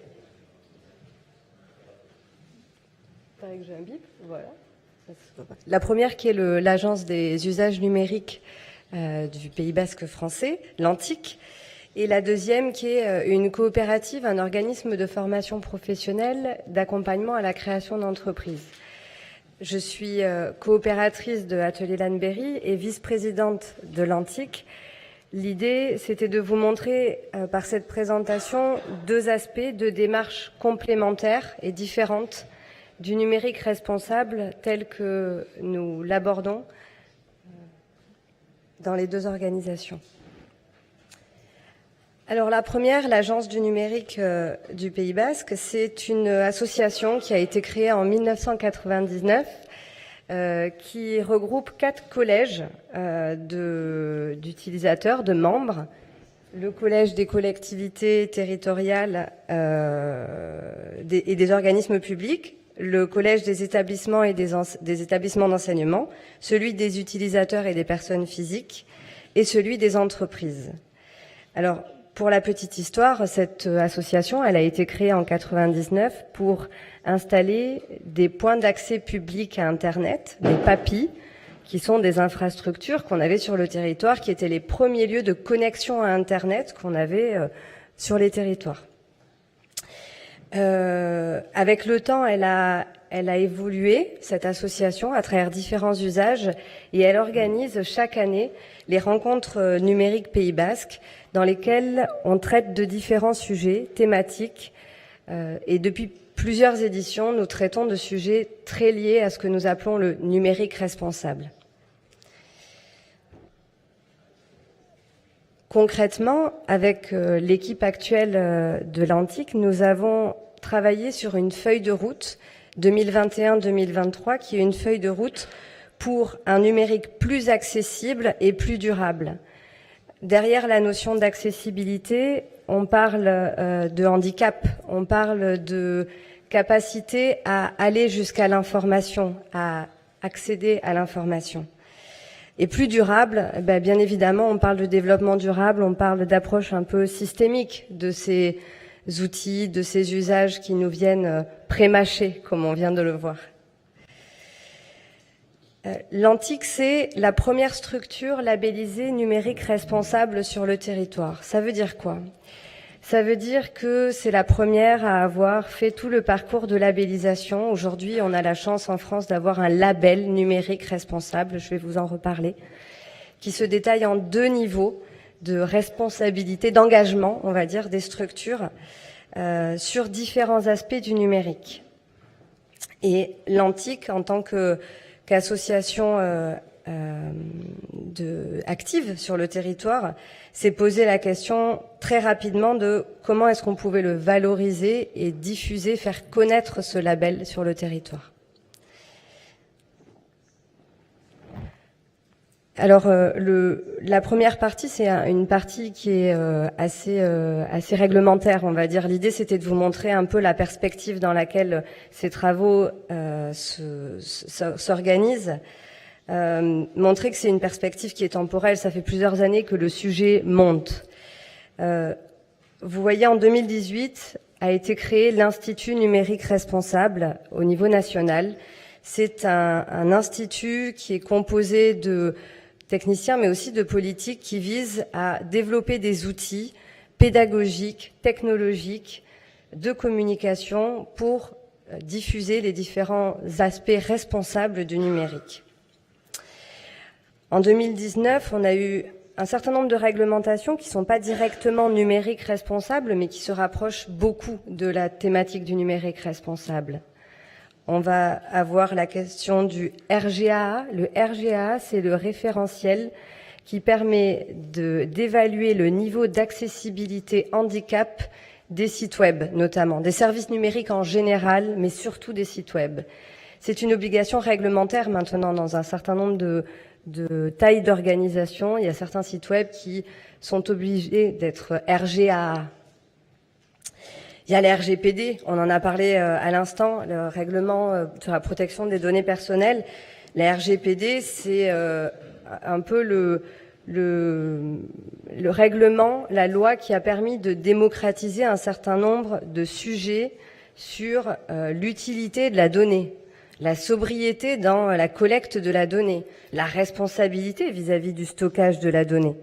Toutes ces thématiques qui étaient un peu confidentielles jusque-là, avec le RGPD, elles ont pris de l'ampleur. Et puis on a la chance d'avoir un organisme qui s'appelle la CNIL, qui a mis en place toute une série d'outils pédagogiques qui sont disponibles librement sur Internet et qui sont très bien faits et qui ont vraiment permis que ça infuse sur le territoire national à différents niveaux.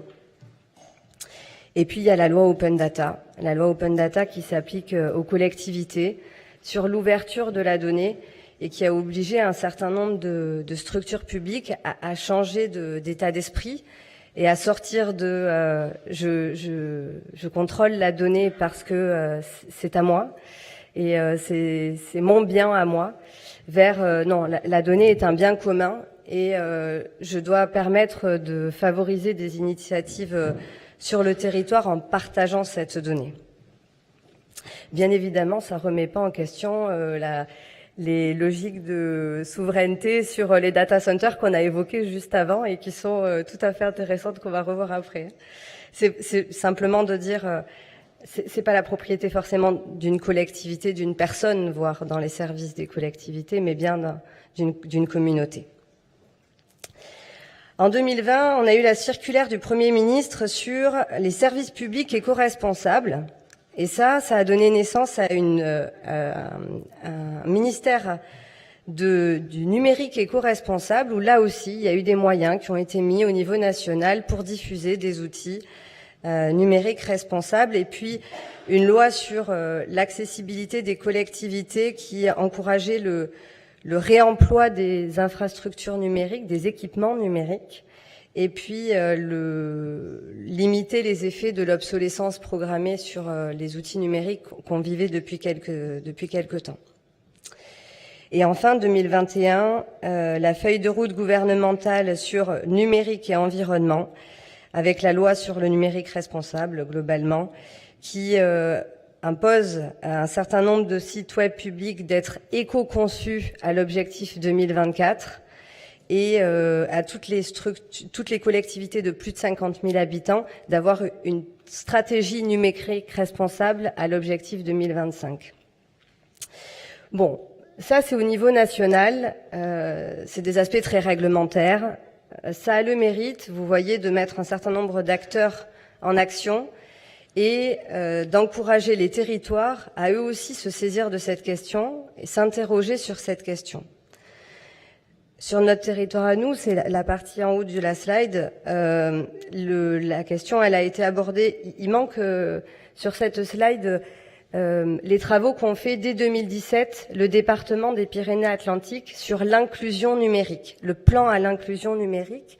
Le numérique durable, responsable, tel qu'on l'évoque nous, c'est aussi un numérique social qui doit permettre à tous ceux qui sont éloignés des usages numériques d'entrer dans ces usages-là. Et le département a fait un grand plan départemental, pour accompagner les personnes éloignées du numérique à l'utilisation des différents outils. Et puis en 2020, la région Nouvelle-Aquitaine a publié une feuille de route numérique responsable qui se terminait là cette année. En 2021, elle a publié la feuille de route générale Néoterra qui engage toute la transition durable de la région dans lesquelles étaient abordés les aspects du numérique, des logiciels libres, de la souveraineté sur les données, sur les équipements, sur les infrastructures. Et puis, à notre petit niveau, nous avons établi donc cette feuille de route numérique responsable 2021-2023. Alors, vous avez bien compris, nous, dans notre langage, c'est numérique responsable. Voilà, c'est l'expression ad hoc. Et donc, ce numérique responsable, c'est un numérique, c'est une utilisation qui est plus responsable du numérique, qui consiste à réduire significativement l'empreinte environnementale, sociale et économique des systèmes d'information, des organisations et des métiers numériques. Donc l'objectif, c'est la sobriété numérique. C'est clairement posé comme ça. Les actions, c'est vérifier l'impact énergétique, l'impact social et modifier les usages. Alors ça se décline en 4 grandes thématiques. La première qui est, les 2 premières en verte qui sont plutôt sur l'aspect écologique de la question et les 2 autres en jaune qui sont plutôt sur l'aspect social de la question. Sur la partie écologique, on a un numérique, le premier, IT4Green, un numérique au service de l'environnement. La question de comment les solutions technologiques peuvent réduire les usages qui sont consommateurs de gaz qui sont générateurs de gaz à effet de serre. Mais aussi comment est-ce qu'on peut avoir des logiciels qui sont plus sobres énergétiquement, des algorithmes qui sont plus sobres énergétiquement. Ce sont quelques exemples. L'autre volet, c'est le Green IT. Comment est-ce qu'on fait un numérique qui soit écologiquement plus responsable? Donc là, on parle de nos usages à nous aussi. On parle des achats responsables. On parle de la réutilisation des équipements. On parle du réemploi des équipements, de l'utilisation de systèmes d'information qui permettent d'utiliser les équipements plus longtemps, les ordinateurs, les smartphones, etc. De l'autre côté, sur l'IT for Human, c'est un numérique au service de tous et de toutes.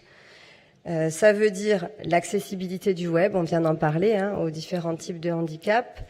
Ça veut dire l'inclusion numérique des personnes qui, jusque-là, ne connaissent pas les usages ou sont trop vulnérables face aux usages.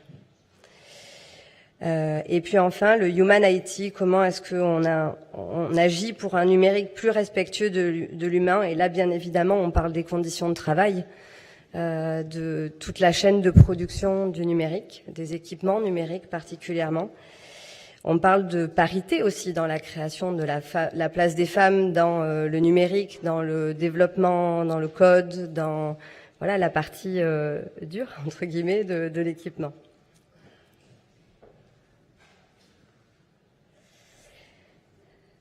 Donc, en croisant, vous voyez ce que je viens de vous présenter, qui sont un peu les piliers du numérique responsable, et puis les réglementations que j'abordais juste avant, on arrive à des outils très concrets qui ont été développés, qui sont mis à disposition, et par rapport à la pyramide, on va dire, des différentes couches du numérique, en bas, on va avoir les infrastructures et les équipements. Au niveau du numérique responsable et du label numérique responsable particulièrement, on va s'interroger sur le cycle de vie des équipements et l'ensemble du cycle de vie de la production au retraitement, à la réutilisation, etc. Bien évidemment que cette partie équipement, je vois qu'on avait à peu près les mêmes exemples en tête sur la souveraineté des équipements. Bien évidemment qu'on ne peut pas se satisfaire que l'incendie d'un data center à Strasbourg fragilise tous des territoires et des services qui sont aussi lointains. C'est de toute façon pas entendable. Donc il y a des solutions à trouver, il y a des modèles à construire et à développer. La couche du dessus, c'est la couche des logiciels et des e-services. Donc là, on a tout ce qui est le référentiel général de l'éco-conception du service numérique. Donc là aussi, on a un beau référentiel avec une grille d'analyse qui permet de développer des outils automatiques qui évaluent, je vous en donnerai un exemple tout à l'heure, qui évaluent dans quelle mesure est-ce que votre site internet, votre e-service, votre application, elle est éco-conçue.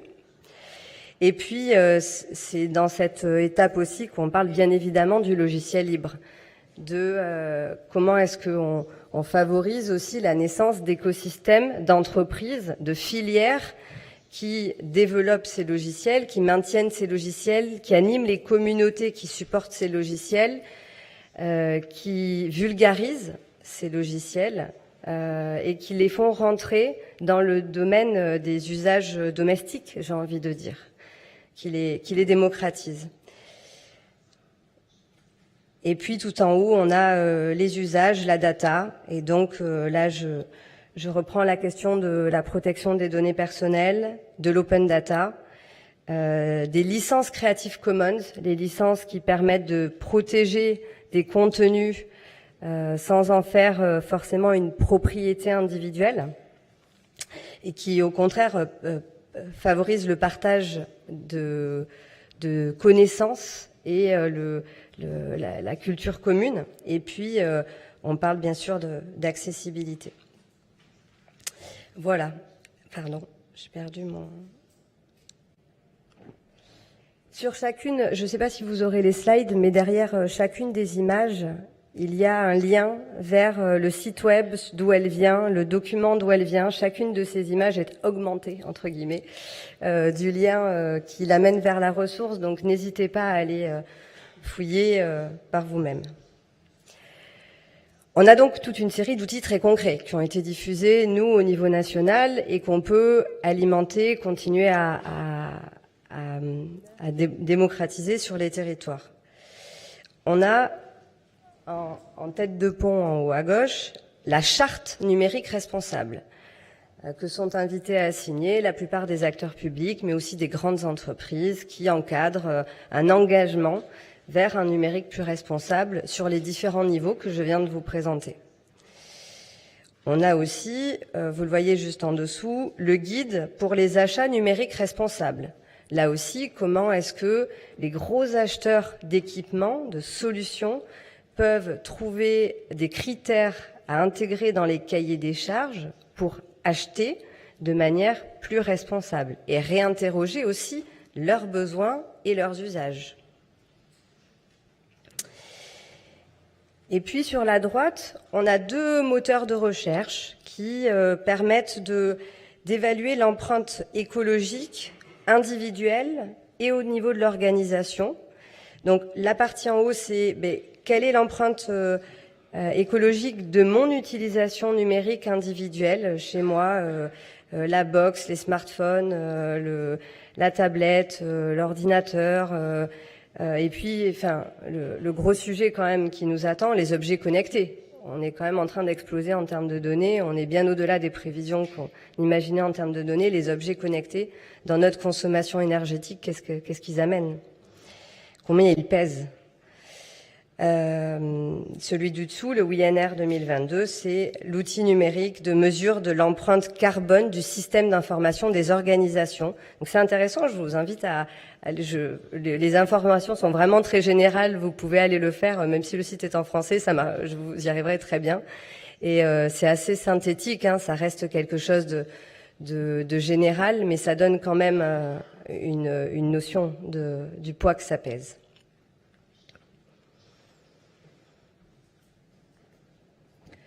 Et puis on a une boîte à outils numérique responsable, qui est un site. Alors celui-ci, vous pourrez vérifier, c'est un site libre. Tout ce qui est dedans a été mis en Creative Commons. Il y a une vraie démarche vertueuse derrière. Là, en fonction des sujets auxquels vous vous intéressez, on a différentes solutions qui sont amenées au niveau national ou au niveau local. Il y a également toute une série de MOOC qui ont été développés sur le sujet, qui sont mis à disposition sur la sensibilisation, le niveau un peu plus avancé de numérique responsable, et puis des solutions qui permettent aussi d'évaluer l'empreinte écologique, c'est ce qu'on voit tout à droite, Eco-Index, l'empreinte écologique de votre site web.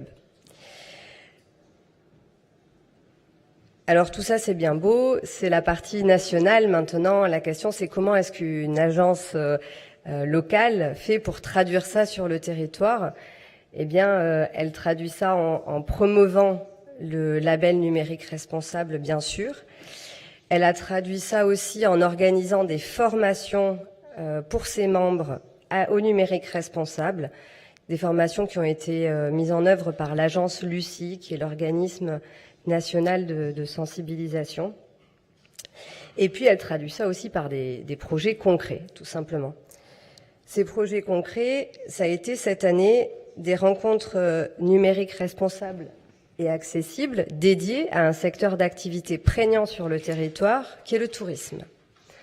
Donc, c'était en septembre, là, nous avons organisé sur différents sites ces rencontres numériques. L'idée, c'était d'avoir une sensibilisation d'un secteur qui consomme énormément de données et qui concerne énormément de gens sur notre territoire, et sur lequel il y a aussi des usages qui évoluent. Et on peut se dire qu'on a envie que les acteurs de demain qui vont créer ces usages de demain, ils soient sensibilisés dès le début à l'éco-conception et au privacy by design de la protection des données personnelles. Et puis, à l'issue de ces rencontres, ou en parallèle de ces rencontres, a été édité un guide, c'est celui que vous avez sur la droite, un guide pratique des premières approches pour un numérique responsable à destination des acteurs du tourisme.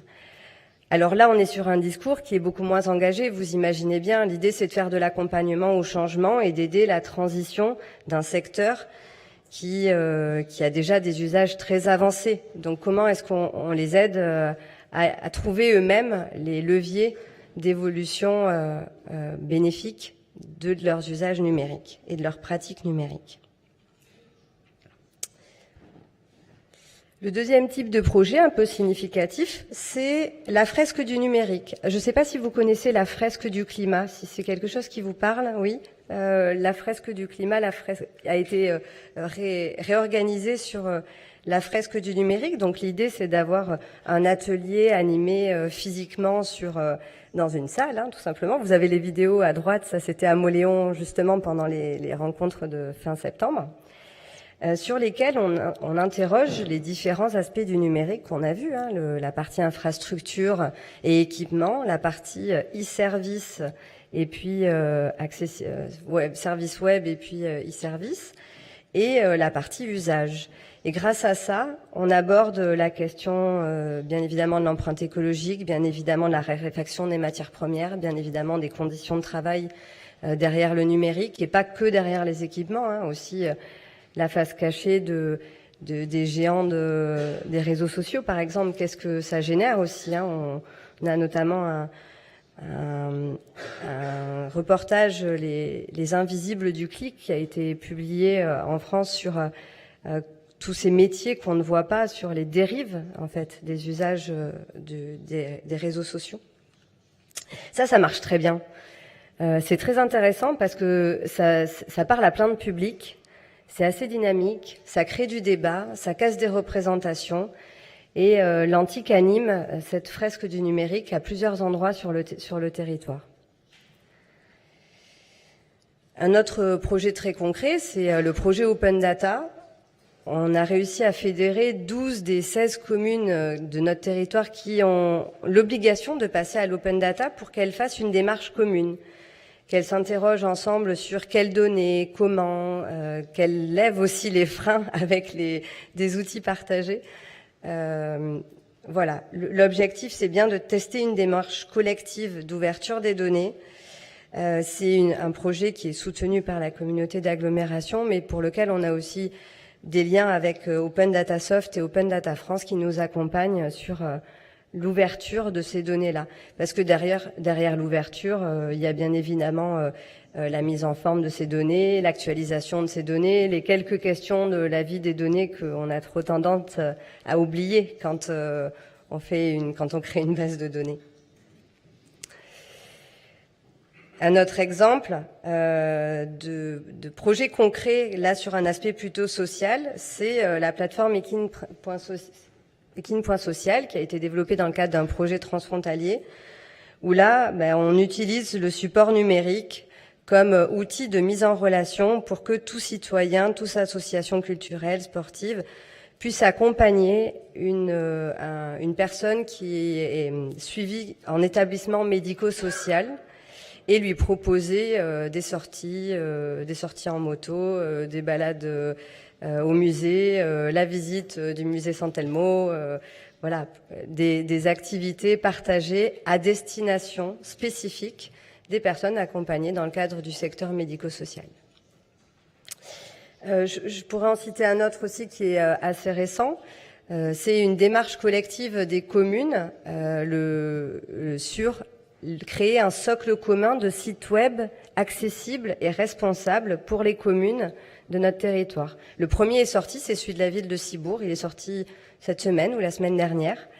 Et ce socle de base pourra être répliqué dans toutes les communes de la communauté d'agglomération et il leur garantira un niveau de qualité de service et d'accessibilité. Et là où c'est intéressant, c'est que du coup, un site web accessible et responsable, c'est plus sobre, ça veut dire moins de vidéos, ça veut dire des photos documentées, ça veut dire des contrastes plus importants, ça veut dire des visuels moins genrés, ça veut dire toute une série de critères qui font que ça nous oblige à changer notre représentation du service numérique et du site web en général.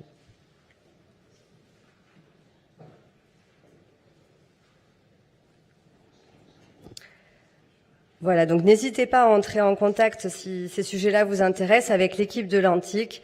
Ils n'ont pas pu être là aujourd'hui, mais ils seront ravis de vous répondre. C'est une équipe très dynamique et très pleine de connaissances sur le sujet et qui est vraiment dans le partage de connaissances et de données. Donc surtout si vous pensez que ça peut vous être utile, n'hésitez pas à les contacter.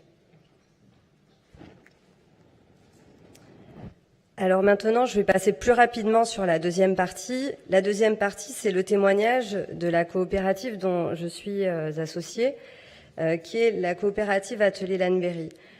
Là, l'idée, c'est de changer de point de vue. C'est-à-dire qu'on sort des aspects réglementaires, de l'aspect légal, de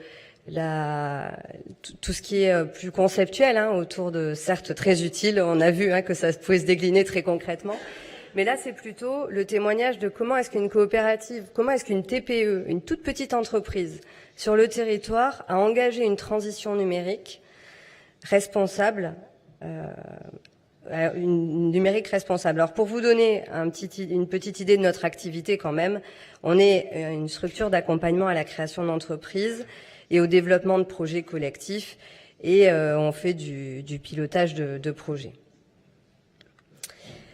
Ce qui nous caractérise plus, c'est que on est engagé dans le développement de l'économie sociale et transformatrice.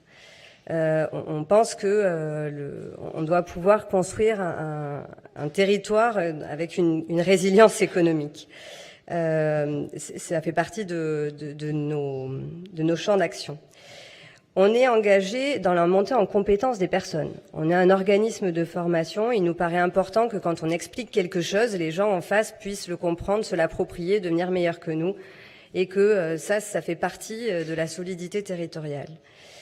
Et puis, on est engagé pour un développement économique durable. Et en fait, c'est ça qui nous a amenés au numérique responsable. Parce que la question, c'est comment est-ce qu'on fait un numérique responsable, un numérique éthique, un numérique durable, un numérique solidaire, un numérique inclusif. Je sais pas, c'est un peu de tout ça. Nous, c'est ces questions-là qu'on s'est posées à ce moment-là. Peut-être qu'aujourd'hui, je rajouterai un numérique souverain d'ailleurs avec. Mais voilà, c'est ça, les questions qu'on s'est posées. Dans la formation professionnelle et dans notre métier, mes collègues plus particulièrement, ont vu augmenter les usages numériques dans les échanges avec les porteurs de projets et cette consommation d'espace, de données, de mails, c'est plus possible. Donc il fallait trouver des solutions qui soient plus cohérentes avec ce qu'on vient de voir juste avant. Et puis un livre, je ne sais pas s'il est traduit au basque ou à l'espagnol, mais je vous le mets parce que c'est vraiment une référence dans notre culture d'entreprise.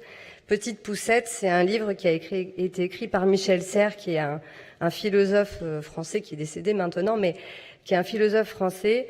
Et c'est le livre qui a permis de montrer comment est-ce que les gens qui sont nés avec le numérique ont une approche différente de ce numérique. Et c'est un livre qui a, pour beaucoup de personnes plus mûres aujourd'hui, a permis de comprendre. C'est un livre qui a fait lien entre générations. C'est très court, ça fait 50 pages. C'est très facile à lire, vraiment. Je vous le conseille s'il est traduit. Ça embarque beaucoup de ce qu'on se dit aujourd'hui. Alors très concrètement, nous, nos besoins, ils étaient assez basiques. Notre système d'information et puis la gestion documentaire, les contenus de formation et les outils de formation ouverts à distance, les agendas, les mails, quelques logiciels de bureautique, puis bon voilà. La question des données personnelles et puis le web, le site web. Globalement, vous voyez, c'est des besoins qui sont très basiques. En 2018-2019, on a commencé par le système d'information. On a commencé par le plus compliqué. Alors, ça, je pense que c'est bien parce que dans toutes les langues, ça fonctionne. C'est que nous, c'était pas une personne, une voix dans notre coopérative. C'était ça, mais en plus, c'était une personne, 2, 3 espaces de stockage collaboratifs. Bien évidemment, dedans, il y a des fichiers qui sont partagés par 1, 2, 3, 4 personnes, voire l'extérieur, on ne sait plus lesquels. Enfin, là, il y a eu un gros ménage. Il y a eu un gros ménage et l'idée, c'était aussi de s'interroger sur l'utilité de stocker ces données-là. Pourquoi est-ce qu'on a gardé le document Word du PDF qu'on a modifié 3 fois de suite? C'est pas franchement utile. Donc ça nous a permis de supprimer tout ça. Et puis de migrer vers Nextcloud. Vous en avez la présentation dans la plaquette, là, dans les supports de la journée. Donc je ne m'étendrai pas plus dessus. Ça, c'est pour la partie système d'information. Pour la partie formation à distance, on sentait bien que dans notre métier, on allait de plus en plus être encouragé à utiliser des plateformes de formation à distance. Et on a été démarché par plein d'entreprises qui nous en proposaient, bien évidemment. Et puis, on s'est dit, là, on va quand même mettre notre savoir. Alors, vous verrez qu'on est prêt à le partager, etc. Mais quand même, c'est notre outil de travail qu'on va mettre dedans. Donc, il faut absolument qu'on ait une solution qui puisse évoluer, qu'on puisse partir avec si on a besoin, qu'on puisse sauvegarder, sur laquelle on soit un peu autonome. Et donc, on s'est penché naturellement vers les logiciels libres et puis vers ceux qui ont des communautés d'usage qui permettent de penser qu'ils sont pérennes. Voilà, dans les critères, nous, à notre petite échelle, c'est la communauté d'usage qu'il y a autour des logiciels qui va nous aider. L'étape d'après, 2020-2021, là, il y a toute la question des données personnelles. Le RGPD, nous, il nous a pris de plein fouet. On manipule en tant qu'organisme de formation. Je ne sais pas si c'est pareil ici, mais en France, en tant qu'organisme de formation, on manipule énormément de données personnelles. Eta bestetikan Arnau Monterde, berrikuntza demokratikoko zuzendaria da Bartzelonako udalian, Decidim Barcelona plataformaren eta decidim.org proiektuaren koordinatzailearen arduraduna da, berrikuntza digital eta demokratikoaren kanodromo Ateneoaren proiektuare bultzatu du, teknologia eta demokraziaren arteko elkargunaren inguruko ikerketa eta berrikuntzarako zentro publikoa. Teknopolitika.net proiektuaren koordinatzailea izan zen, Internet Interdisciplinary Instituten, IN3UOK deitua, eskubide digital, software libre, subiranotasun teknologiko eta berrikuntza demokratikoari buruzko hainbat programa eta proiekturen partaide da, informazioaren eta ezagutzaren gizartean doktorea, Universidad Oberta de Katalunian. Orduan, lehenengo Simona hitz egingo du eta ondoren Arnauk.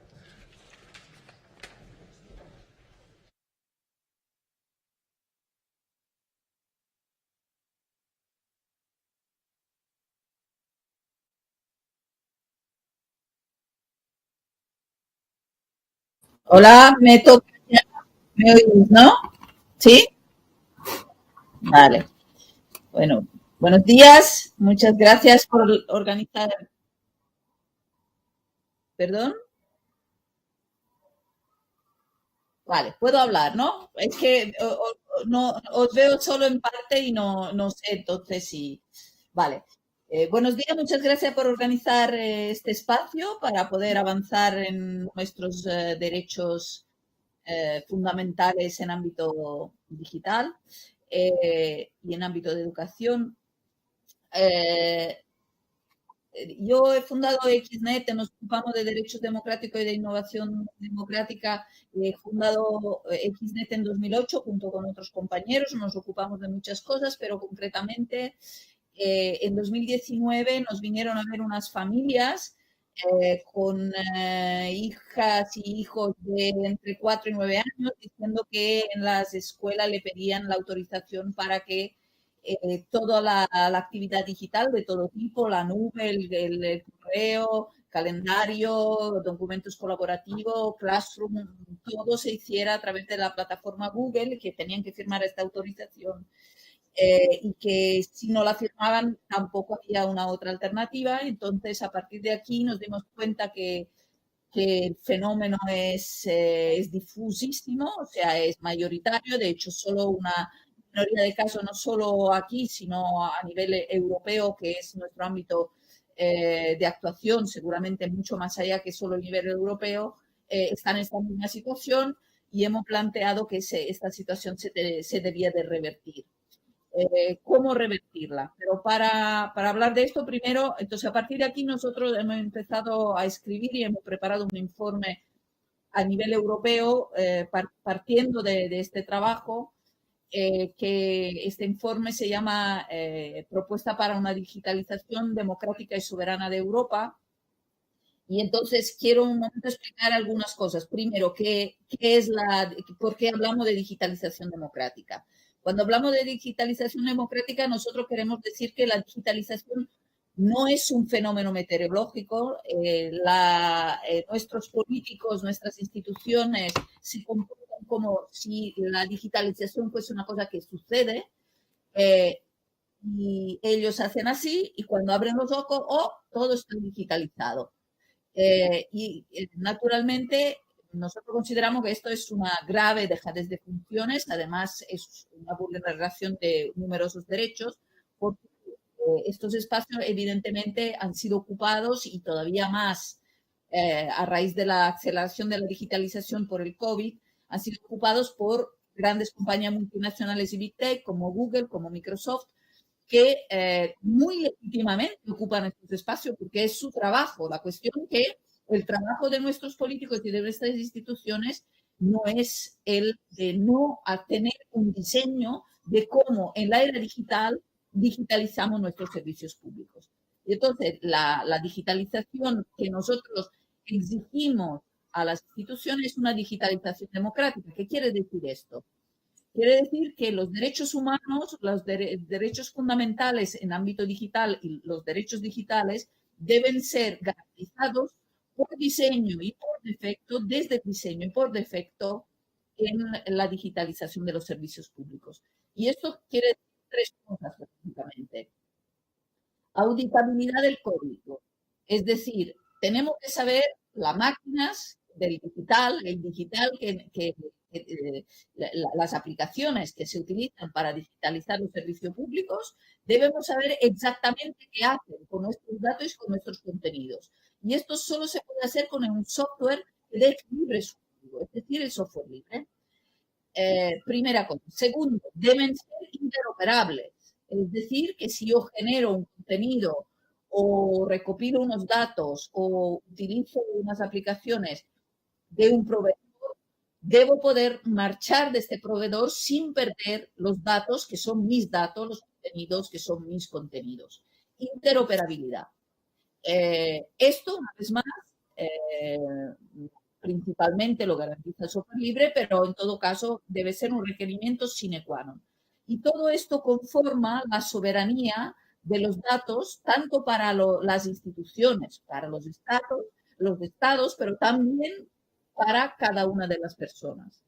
Ninguno de estos requisitos se cumplen en la mayoría de servicios públicos y esto nosotros consideramos que es básicamente criminal, pero criminal en el sentido literal. O sea, es una violación sistemática por parte de nuestras instituciones de los derechos digitales de toda la población, ¿vale? Entonces,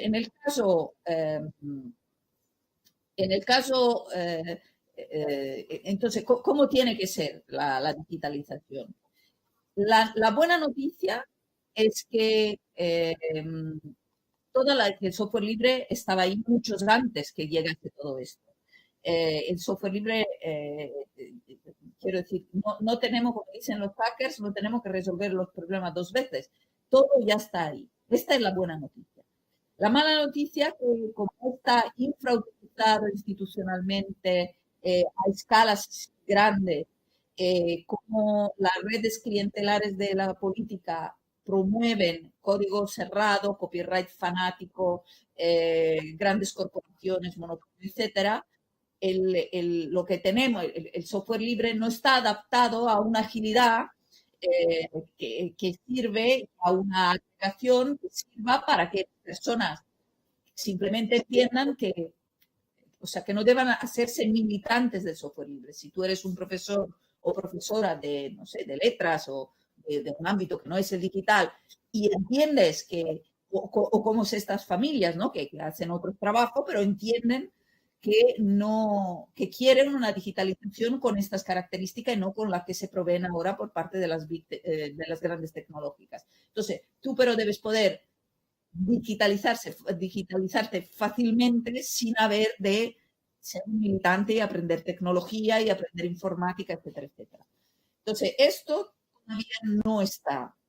Entonces, lo que nosotros hemos hecho es en el 2019, a raíz con estas familias y con una parte del profesorado sensibilizado, hemos diseñado el plan de digitalización democrática que básicamente no inventa la rueda, sino que dice, esta es una obligación de las instituciones porque si dejamos esto al voluntarismo, como siempre se ha hecho con el software libre, o sea, software libre en educación siempre ha habido, pero si dejamos esto al voluntarismo de las personas, evidentemente ganarán los otros. Los otros están haciendo dumping, o sea, proponen gratuitamente una digitalización completa, por la cual cosa ninguna empresa puede competir al gratis total. Se están atrofiando las herramientas, que son herramientas por defecto, desde el diseño y por defecto democráticas en su forma de digitalizar, por la cual cosa aquí debemos, es una obligación de nuestras instituciones, no es una opción. Están haciendo políticas literalmente criminales, contrarias a los derechos humanos y liberticidas, literalmente. Entonces, debemos explicarles y convencerles y presionarles, dependiendo de si están abiertas o no a esto, a abandonar sus redes clientelares o pedirles que se transformen para que los servicios públicos sean digitalizados de esta otra manera. Entonces, lo que hemos hecho con este plan es plantear, primero de todo, servidores soberanos, o sea que cada centro, casi ninguno ha elegido servidores propios, ¿no? Pero que cada centro tenga servidores asignados donde ellos mismos pueden entrar, pueden decidir lo que se quita, lo que se pone, o sea que estén gestionados incluso de una forma externalizada, pero que dependan de los propios centros, y luego crear un software que unifique todas las piezas ya consolidadas del software libre en ámbito educativo y que pero lo consolide en una única suite que ahora luego Arnau mostrará también cómo es, pero una única suite que sea de single sign-on, o sea, que te logues solo una vez y que tenga una usabilidad muy parecida a la de las tecnologías actualmente que han ocupado los espacios de los servicios públicos para que el aprendizaje, la curva de aprendizaje sea muy próxima a cero y que eso, una persona que dice no, quiero proteger mejor mi privacidad, pero no quiero hacer un experto informático, pueda muy fácilmente hacer la migración. Entonces, esto lo hemos propuesto a las instituciones que no nos han hecho mucho caso, excepto porque yo hablo muy mal de las instituciones y de los políticos, pero aplico una ley que se llama la ley de Sturgeon, que dice que el 90% de todo es mierda, lo cual literalmente es 90% of everything is junk. La Wikipedia traduce junk en mierda, no soy yo. Pero la buena noticia de este teorema de Sturgeon es que hay un 10% que está bien. Entonces, aparte de la constatación obvia y cotidiana que en todos los ambientes hay un 90% de mierda, lo que pero realmente nos interesa es que hay un 10% de personas con las que se puede trabajar. Y es la única manera posible que las cosas avancen si queremos que las instituciones defiendan nuestros derechos y que esto sea normalizado y para toda la sociedad. Entonces, hemos propuesto esto a las instituciones y la única que ha respondido y que de hecho ha venido a buscarnos a pesar del esfuerzo, porque no es su competencia directa, como sabéis, la competencia es competencia no de los ayuntamientos, ha sido el Ayuntamiento de Barcelona y concretamente el departamento, o sea, la persona que tenéis ahí delante, que es Arnau, que es el director del Departamento de Innovación Democrática. Entonces, lidiando con el hecho que no es su competencia, lidiando con el hecho que no tiene los presupuestos, evidentemente, pero ha dicho esto se ha de hacer y entonces, desde entonces, ha puesto, como ha podido, ha puesto este departamento la financiación necesaria para crear este código. Este código continúa necesitando mucho desarrollo, pero ya está funcionando primero en 3 centros y ahora ya en 12 centros de Barcelona, que también heroicamente, con todo lo que tienen que hacer, están haciendo de conejillo de India, o sea, nos están dando los feedback para seguir acabando el desarrollo de este software que esperemos que culmine completamente más o menos a final de año o como mucho principio del siguiente, y para finalmente tener un prototipo y que este prototipo pueda ser un ejemplo, un prototipo de vanguardia para que luego se utilice ampliamente en Europa. Más buenas noticias, que a este prototipo se están empezando a interesar otras instituciones.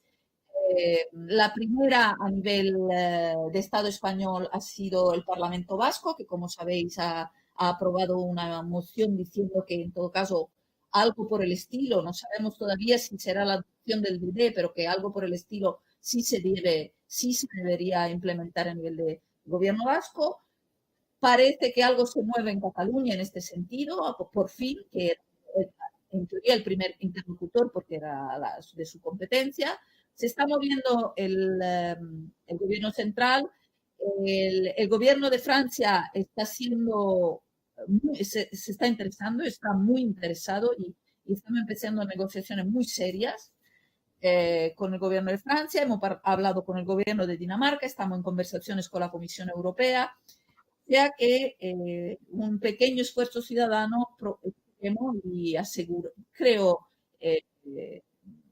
bueno, tengo mucha certeza que está abriendo un camino para la digitalización democrática de Europa de la que hablaba al principio. Y entonces, nada, creo que por mi parte es todo. Quedo a vuestra disposición para las preguntas después, o a menos que queráis que añada algo más ahora.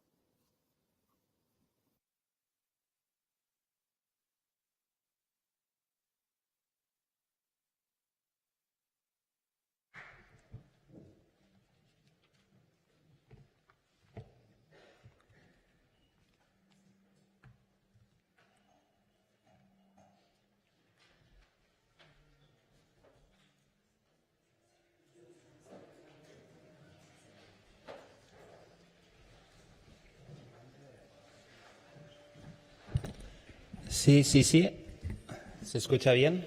Vale. Bueno, primero agradecer a Simona que me meta en el saco del 10%, no del 90%, de la mierda. Yo soy Arnau Monterde, soy el director de Innovación Democrática del Ayuntamiento de Barcelona y la persona que, digamos, que está al cargo, obviamente, junto con Xnet, quien ha tenido la iniciativa de este proyecto y sobre todo, y eso es muy importante recordarlo, un proyecto que nace de una demanda de las familias preocupadas cuando les llega una carta en la que dicen que tienen que aceptar las condiciones. De hecho, ya he visto cómo van las jornadas y Google no va a salir muy bien parado. Pero bueno, de hecho las familias estaban preocupadas porque estaban haciendo una cesión, digamos, de los datos, ¿no? de sus hijos, hijas. Y obviamente les preocupa, ¿no? Como le preocuparía a cualquier persona con, digamos, amb dos dits de front, que decimos en catalán, ¿no? Que es con un poco de capacidad cognitiva para ver los riesgos que implica acceder a una empresa que está en Estados Unidos y que no sabemos obviamente qué va a hacer con nuestros datos. Yo igualmente quería hacer un poco de introducción y contexto. Luego os voy a enseñar más concretamente en qué consiste la plataforma, pero creo que es importante y también es uno de los motivos por los cuales desde el Ayuntamiento de Barcelona decidimos obviamente apostar por esta iniciativa, porque ya veníamos trabajando con proyectos similares, proyectos de software libre que tienen que ver también con la democratización de la sociedad, como es la plataforma de Decidim. y porque el contexto nos parece pues, un contexto casi de emergencia, ¿no?, tecnológica en la que o intervenimos o la catástrofe será pues, mayor de la que nos podemos imaginar.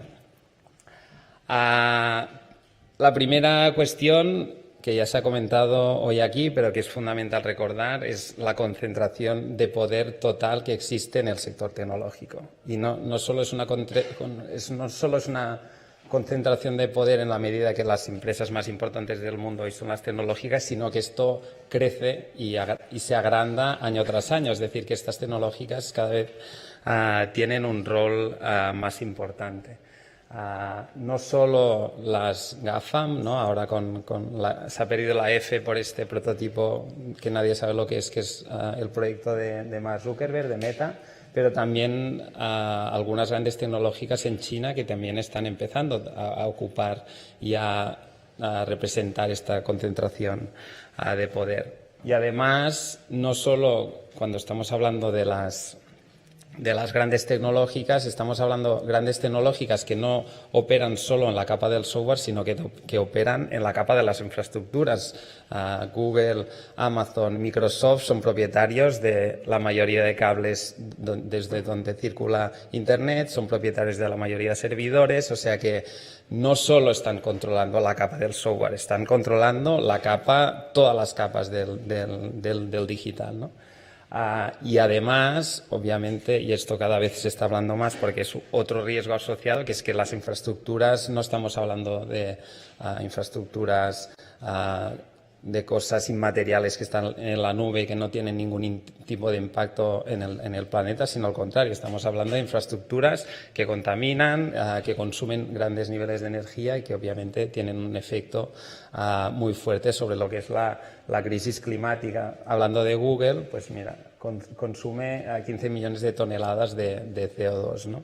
Es el equivalente a 85.000 coches. Y el minado de Bitcoin hoy en día, que sabéis que también tiene un alto consumo de energía, pues consume la misma energía en un año que lo que puede consumir un país como Portugal o Austria. Es decir, que el impacto energético que está pasando en la capa digital tiene unos efectos sobre el planeta.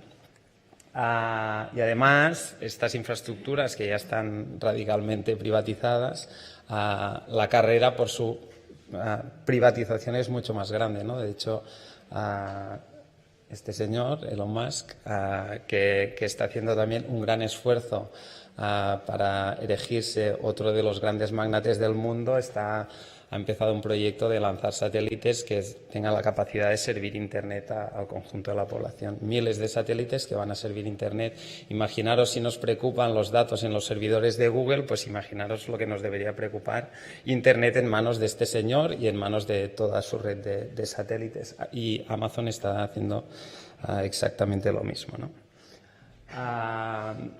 También en la capa, digamos, de la información, de los datos, y una de las cosas que nos preocupa cuando hablamos de la digitalización democrática y sobre todo de la educación, en los últimos años hemos visto cómo se despliegan sofisticadas tecnologías para la vigilancia, ¿no? Esto es un mapa que os recomiendo de Estados Unidos, un atlas de la vigilancia y de las diferentes tecnologías que se utilizan. De hecho, ahora en Europa sabéis que se ha aprobado y se va a legalizar el reconocimiento facial, que era algo que estaba totalmente vetado, se ha regulado y parece ser que es algo que va a empezar a ser una realidad también en Europa, que parecía que debíamos estar libres de esto, ¿no?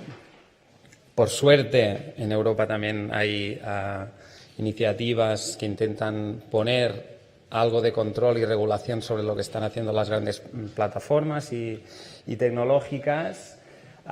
Pero una vez más nuestros amigos y amigas de estas grandes corporaciones pues tienen mucho interés en que la regulación obviamente sea a su favor. mirar lo que se gastan pues en los lobbies, ¿no? 100 millones de euros al año que ponen a organizaciones que van a negociar directamente los proyectos de leyes que luego se tienen que desplegar en el conjunto del continente, ¿no? O sea, ¿por qué van a poner tanto dinero en los procesos de regulación? Precisamente de regular y precisamente para que no interfieran en sus planes, que básicamente es la de seguir ganando mucho dinero y concentrar mucho poder.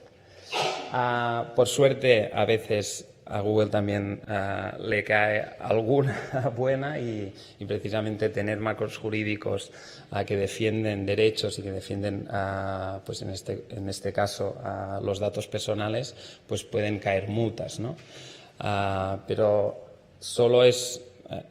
La GDPR aquí ha hecho una función y esto es un ejemplo concreto, pero la regulación tiene que ir mucho más allá.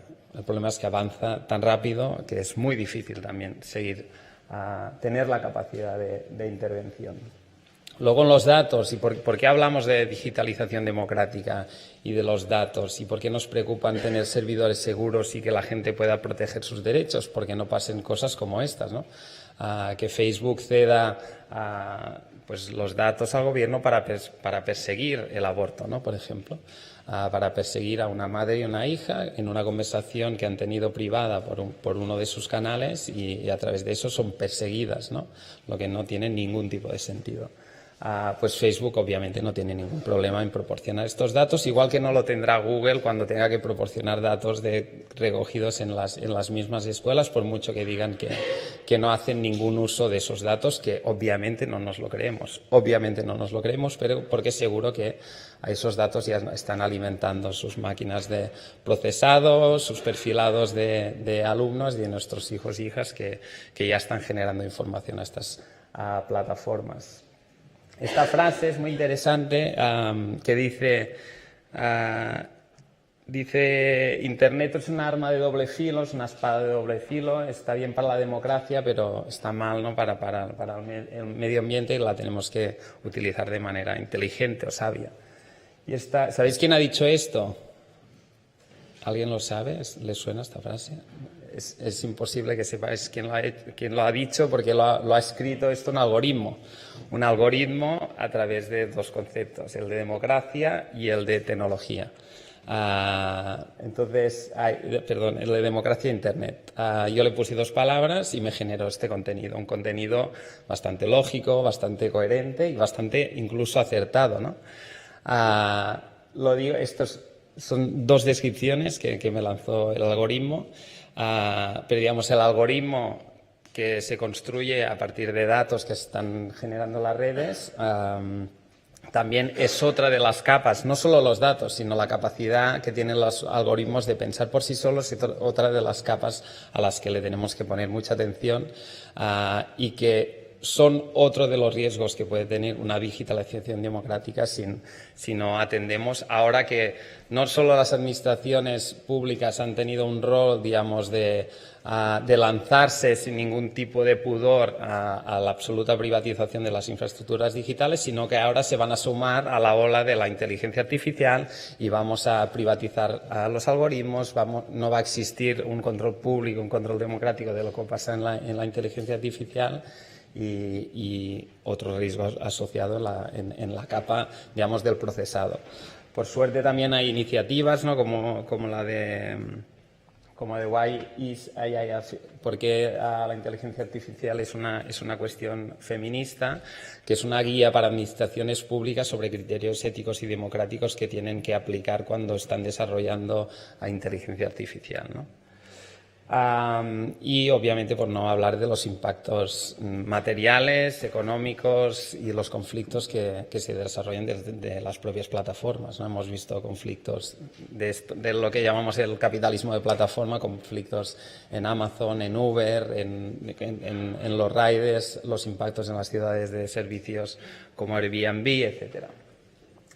Y al final, la pregunta que nos hacemos, y la pregunta que nos hacemos en la mayoría de proyectos, y la pregunta que está en el corazón de este proyecto es ¿dónde está el control democrático para señores como este nos tienen siempre asomando la cabeza? De hecho, Mark Zuckerberg ha reconocido que digamos, que espía directamente a través de las conversaciones de WhatsApp. O sea que, aunque digan que son canales seguros, son canales totalmente inseguros porque este señor puede acceder a los contenidos que se generan en estos canales, ¿no? Si vamos al campo de la educación, en el campo de la educación ha habido como cierta polarización, ¿no?, entre una ola tecno-optimista, ¿no?, de que vendrán las tecnologías y van a solucionarlo todo, y otras tendencias que tienden a, digamos, alejar la tecnología de la educación, ¿no?, digamos, que se puede percibir incluso como nociva, ¿no? En todo caso, la tecnología está ahí, la tecnología ha venido para quedarse, entonces, desde nuestra perspectiva, es un campo de batalla a disputar, obviamente, porque si no, ¿quién la va a ganar? Pues otra vez el inmencionable, porque ya no le voy a mencionar más a estas grandes empresas. Pero existen riesgos, obviamente, existen muchos tipos de riesgos que tienen que ver con la educación digital. Y, digamos, cada vez hay más familias preocupadas por las adicciones a los dispositivos, el espacio, el tiempo que dedican niños y niñas, adolescentes y jóvenes a la conexión a Internet. Existen riesgos respecto a los contenidos, qué tipos de contenidos se acceden, cómo vienen intermediados, cómo llegan estos contenidos que, digamos, cada vez hay más probabilidad de que sean falsos, ¿no?, de que lleguen a los niños y niñas, y cómo muchas veces las redes sociales donde se socializan son espacios de absoluta violencia, ¿no?, donde hay acoso, donde hay persecución, donde hay prácticas abusivas, ¿no? De hecho, Instagram ha salido recientemente un estudio donde relaciona Instagram con problemas de alimentarios entre adolescentes y jóvenes, ¿no?, relacionados con la plataforma. Dicen que van a tomar algunas medidas, pero sigue siendo problemas reconocidos por las propias plataformas y que no tienen solución. Obviamente no sabemos cómo está hecho el código, no sabemos quién toma las decisiones sobre cómo se enseñan los contenidos, y su interés no va a ser el único que maximizar nuestra atención y tenernos haciendo este scroll infinito en Instagram hasta que nos cansemos, ¿no?, de consumir estos contenidos. Pero como no somos antitecnológicos, al contrario, estamos por los derechos digitales, la soberanía tecnológica, el software libre, y también entendemos que la tecnología tiene altas potencialidades, ¿no?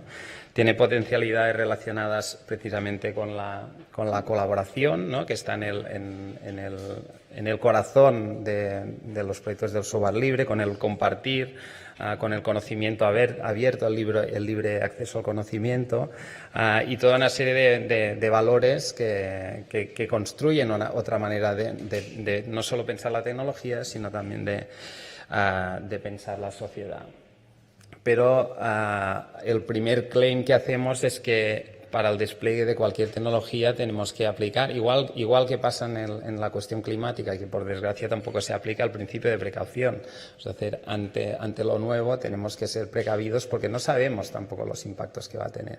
Y tenemos que ser capaces de desplegar tecnologías que son garantistas, que preservan los derechos de las personas que las van a utilizar, que son auditables, como hemos dicho, que son tecnologías que podemos mirar y entender y corregir y mejorar de manera continua con las comunidades. Y obviamente, pues esto, digamos, la única manera de que esto pase es haciendo tecnologías abiertas y democráticas. Y con la premisa esta, que tampoco se cumple en las instituciones públicas y que debería ser un mantra, que todo el código que se financia con dinero público tendría que ser código abierto y código libre. Todo. Y esto no está pasando. Obviamente no está pasando. Digamos, las instituciones se gastan miles de millones en licencias de Microsoft, las universidades han pasado todas a Google, la privatización de los servicios es total. Por no hablar de las infraestructuras, porque las infraestructuras es una batalla que ya incluso no se ha ni planteado dentro del sector público, de tener capacidad propia de sostener infraestructuras. Obviamente estoy generalizando y hay excepciones, pero en general el escenario es este. Vamos a hablar del DD, del Digital Democratic. ¿Voy bien de tiempo? 3 minutos. El Digital Democratic es este proyecto que junto a las familias y asociaciones de familias Xnet ha impulsado con el apoyo del Ayuntamiento de Barcelona. Básicamente es una plataforma, ¿no?, que integra diferentes herramientas del software libre. Como decía la Simona, no se ha reinventado la rueda, sino se aprovechan elementos que existen y es una herramienta libre, abierta y que busca que el código sea auditable y que además pueda digamos, dar garantías pues, también de usabilidad, de accesibilidad, etcétera, ¿no? De hecho, pues se lanzó un primer piloto hace 2 años en el que empezaron a participar 3 escuelas de la ciudad, 2 escuelas y un instituto, y ahora está alrededor de 12 centros de la ciudad y está creciendo a otros espacios en los que se está haciendo formación, a bibliotecas, centros cívicos, a espacios de innovación ciudadana, y también se está empezando a trabajar con las escuelas de música. Como decía la Simona, una de las virtudes que tiene este proyecto es que ha trabajado mucho en cómo a través de un único registro puedes acceder a los diferentes servicios, que es una de las limitaciones que encontramos en estos proyectos, que cada vez que cambias de servicio digital tienes que volverte a registrar y al final pues Google perdón, lo he dicho otra vez, al final lo tiene todo, tú estás registrado y vas saltando en los diferentes servicios. Entonces buscamos poder tener una experiencia similar y se ha trabajado en esta integración. Esto es el entorno del Digital Democratic, es un entorno muy ligero, basado en Moodle, que lo que busca también es pues eso, tener una experiencia muy sencilla, muy usable y al final también familiar para cualquier persona que esté en un entorno de educación virtual, con sus aulas, y al final esto es este menú donde están todos los servicios a los que podemos saltar. Solo os voy a enseñar un par de ejemplos, pero está integrado con múltiples servicios, con Nextcloud, ¿no?, que es donde se gestionan los servicios, y con editor de texto colaborativo, que es OnlyOffice, y está integrado también con Big Blue Button, que es una plataforma para hacer videoconferencias y clases online, y luego también está integrado con otras herramientas como WordPress para gestionar desde ahí mismo los propios sites de los centros educativos. Como he dicho antes, este proyecto nace en una alianza muy fuerte con las familias y las asociaciones de familias.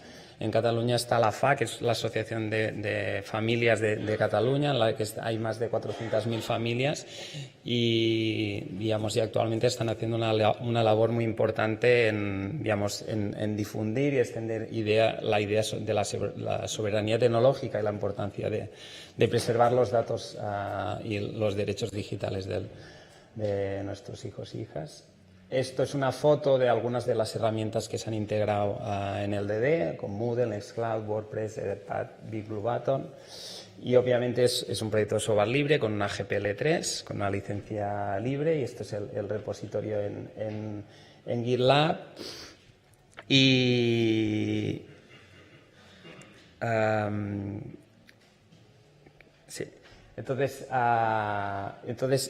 este proyecto tiene valor también desde la parte, digamos, de la administración pública, que nos sirve también como modelo, como ejemplo de cómo podemos pensar y desarrollar tecnología desde las instituciones públicas, ¿no? La primera cuestión es en alianza con la sociedad civil, obviamente. Normalmente los proyectos que se piensan solo desde la institución muchas veces fracasan, ¿no?, porque no entienden lo que está pasando afuera. Y aquí es fundamental el rol de las escuelas, el rol de las familias, el rol de las personas que conocen el mundo de la tecnología y del software libre, y obviamente el mundo de la educación. O sea que la tecnología se tiene que hacer también de esta manera, ¿no?, de manera colaborativa, igual que igual que lo que se desarrolla encima. Y también creemos que el DD, el Digital y Democratic, es una oportunidad pedagógica, es decir, no solo es una herramienta que se despliega en los espacios de formación, sino que es una oportunidad para hacer pedagogía sobre los retos los retos democráticos de la era digital, qué pasa con nuestros derechos, qué pasa con nuestra privacidad, qué pasa en cómo utilizamos nosotros las tecnologías, etcétera. Solo para acabar, 3 conclusiones. En Barcelona estamos intentando desarrollar y prototipar modelos de cómo impulsar tecnologías libres desde la administración pública. Lo hemos hecho con la plataforma de SIDIM, que es un proyecto que nace en Barcelona y que ahora se ha extendido a más de 30 países y con alrededor de 500 instalaciones en todo el mundo, también basado en software libre. Con el DD estamos haciendo otro ensayo que va en esa misma dirección y que busca explorar otros modelos de gobernanza democrática del código. La segunda cuestión es que se nos presenta una oportunidad muy grande en cómo construir nuevos espacios digitales para la educación que preserven precisamente los derechos digitales. Y después que tenemos que... este proyecto es un proyecto también para poder aterrizar en el espacio y en la ciudad, en este caso, que el espacio que habitamos, espacios de intermediación entre la sociedad y la tecnología. Vamos a ensayar la posibilidad de utilizar esta herramienta en equipamientos públicos, en espacios públicos. Ya lo estamos haciendo en el Canódromo, en el Ateneo de Innovación Digital y Democrática, que es este laboratorio ciudadano en el que en parte se están promoviendo diferentes proyectos de soberanía tecnológica y de software libre, y sobre todo pensando en de qué manera incorporamos, igual que estamos haciendo con las familias y con maestros y maestras que están trabajando en el proyecto y están dando feedback permanente para la mejora continua de la tecnología, algo que nos puede parecer inaudito, ¿no? No vamos a decirle a Google, oye, mejórame esto que no funciona, ¿no? No, eso no pasa, ¿no? Esa capacidad de pensar que la tecnología realmente puede ser algo cercano y algo que podemos tocar y modificar y adaptar a partir de nuestras necesidades. Entonces, estamos muy a favor, y en este caso también desde el Ayuntamiento de Barcelona, de construir espacios también físicos donde se pueda producir esta intermediación y esta mediación. Y ya está. Muchísimas gracias.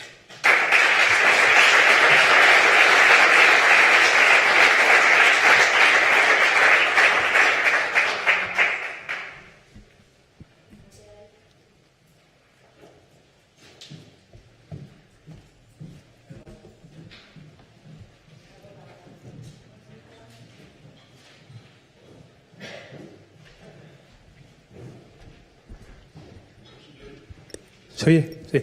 Simplemente enhorabuena por lo que estáis haciendo. Me estoy interesado si esto tiene, digamos, a largo plazo está bien agarrado, o los vaivenes políticos pueden echar abajo lo que estáis planteando, ¿no? Porque en los ayuntamientos pueden cambiar las gobernanzas y los partidos. Entonces, quisiera saber, porque es un proyecto realmente muy bueno, si tiene un consenso político amplio o está un poco a los vaivenes de la política. No sé, ¿Simona sigue conectada?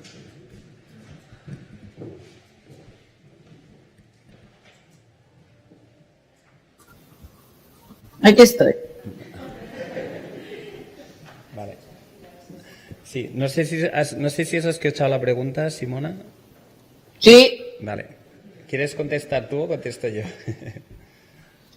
Como queráis, la política, el 90% de los de Sturgeon que son junk, que intentarán tirarlo abajo, pero el plan aquí es... Yo en 2012 dije, deberíamos llevar a Rodrigo Rato a la prisión, que es algo que no va en la salida a bolsa de Bankia. Y todo el mundo decía, esto es imposible, buena idea, pero imposible. Oye, pero uno se va poniendo y al final sale.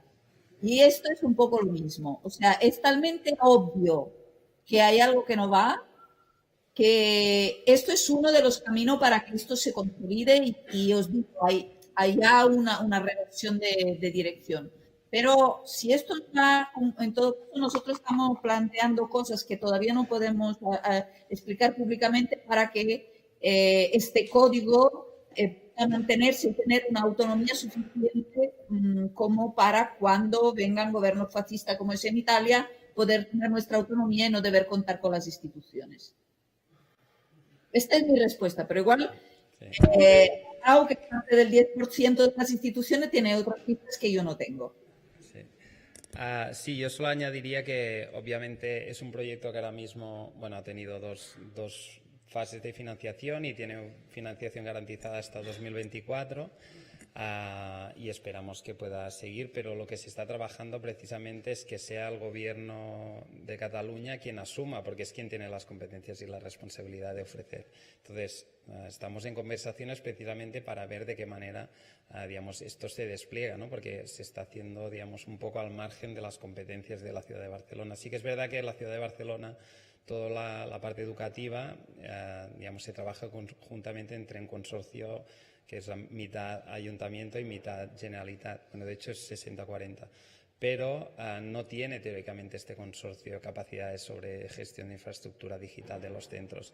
Pero aunque no la tengamos, hemos creído que era una apuesta de innovación que se tenía que hacer. Hemos dado un salto de calidad y obviamente la apuesta es que seguir ofreciendo este servicio y que este servicio sea un servicio robusto y que acabe traspasando a la Generalitat. Pero esto solo es una parte. Se está trabajando en la extensión de este proyecto a otras comunidades, a otros estados, a otras regiones, precisamente para que esto... Y además hay otra cosa, que en el momento que tú desarrollas software libre y liberas el código, esto ya queda, ¿no?, como infraestructura. Luego está ver quién tiene capacidad de desplegarla, pero eso ya es irreversible, porque ya has generado este común digital que nadie puede privatizar, ¿no?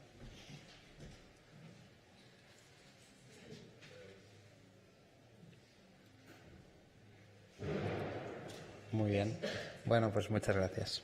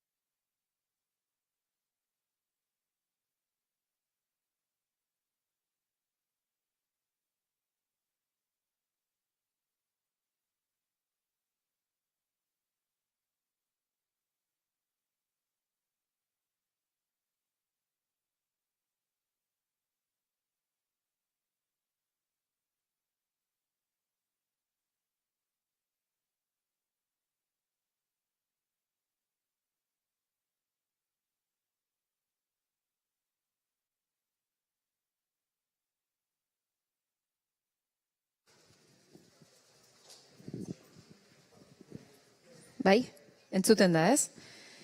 Bueno, teknikariak pinganilloa edo diadema jartzen duen bitartean, denbora errespetatze aldera alik eta gehien, jungo naiz pixkanaka oraingo mainguruan parte hartuko dutenen aurkezpena egiten. Alde batetik daukagu Xabier Lertxundi, bera Hernaneko alkatea da. Berak ordezkatzen duen udala gaur egun burujabetza egitasmo zabal batean murgilduta dago, Hernani burujabe. Egitasmo honek egungo eredu ekonomikoen aurrean alternatibak eraiki nahi ditu eta erantzun komunitarioak bilatu.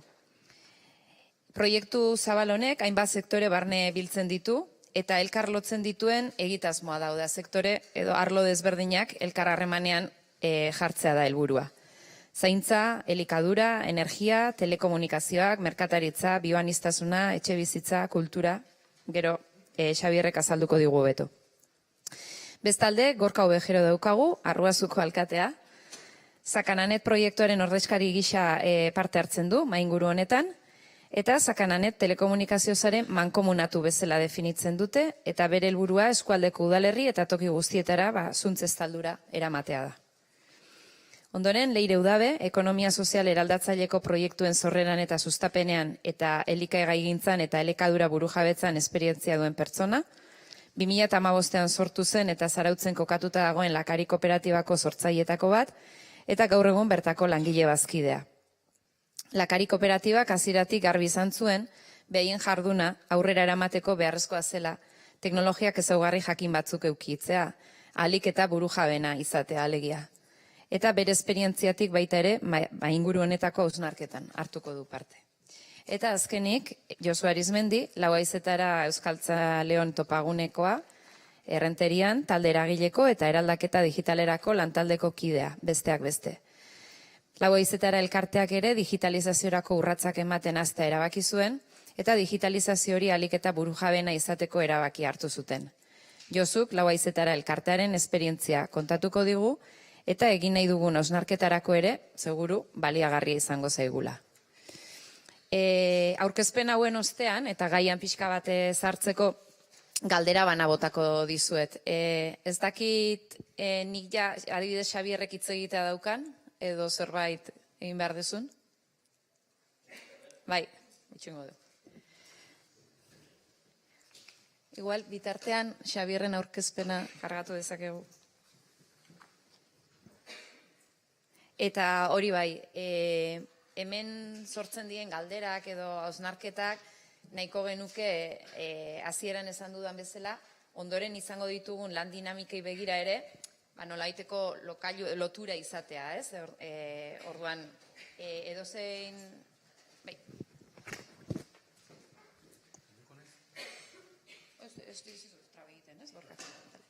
Edozein momentutan bukaeran, irikiko dut nolabait hitza publikoan zaudeten edozeinek ere galderak edo ekarpenak egin ahal izateko, eta nahiko genuke behintzat ahalik eta familiarrena den edo mainguru bat osatzea.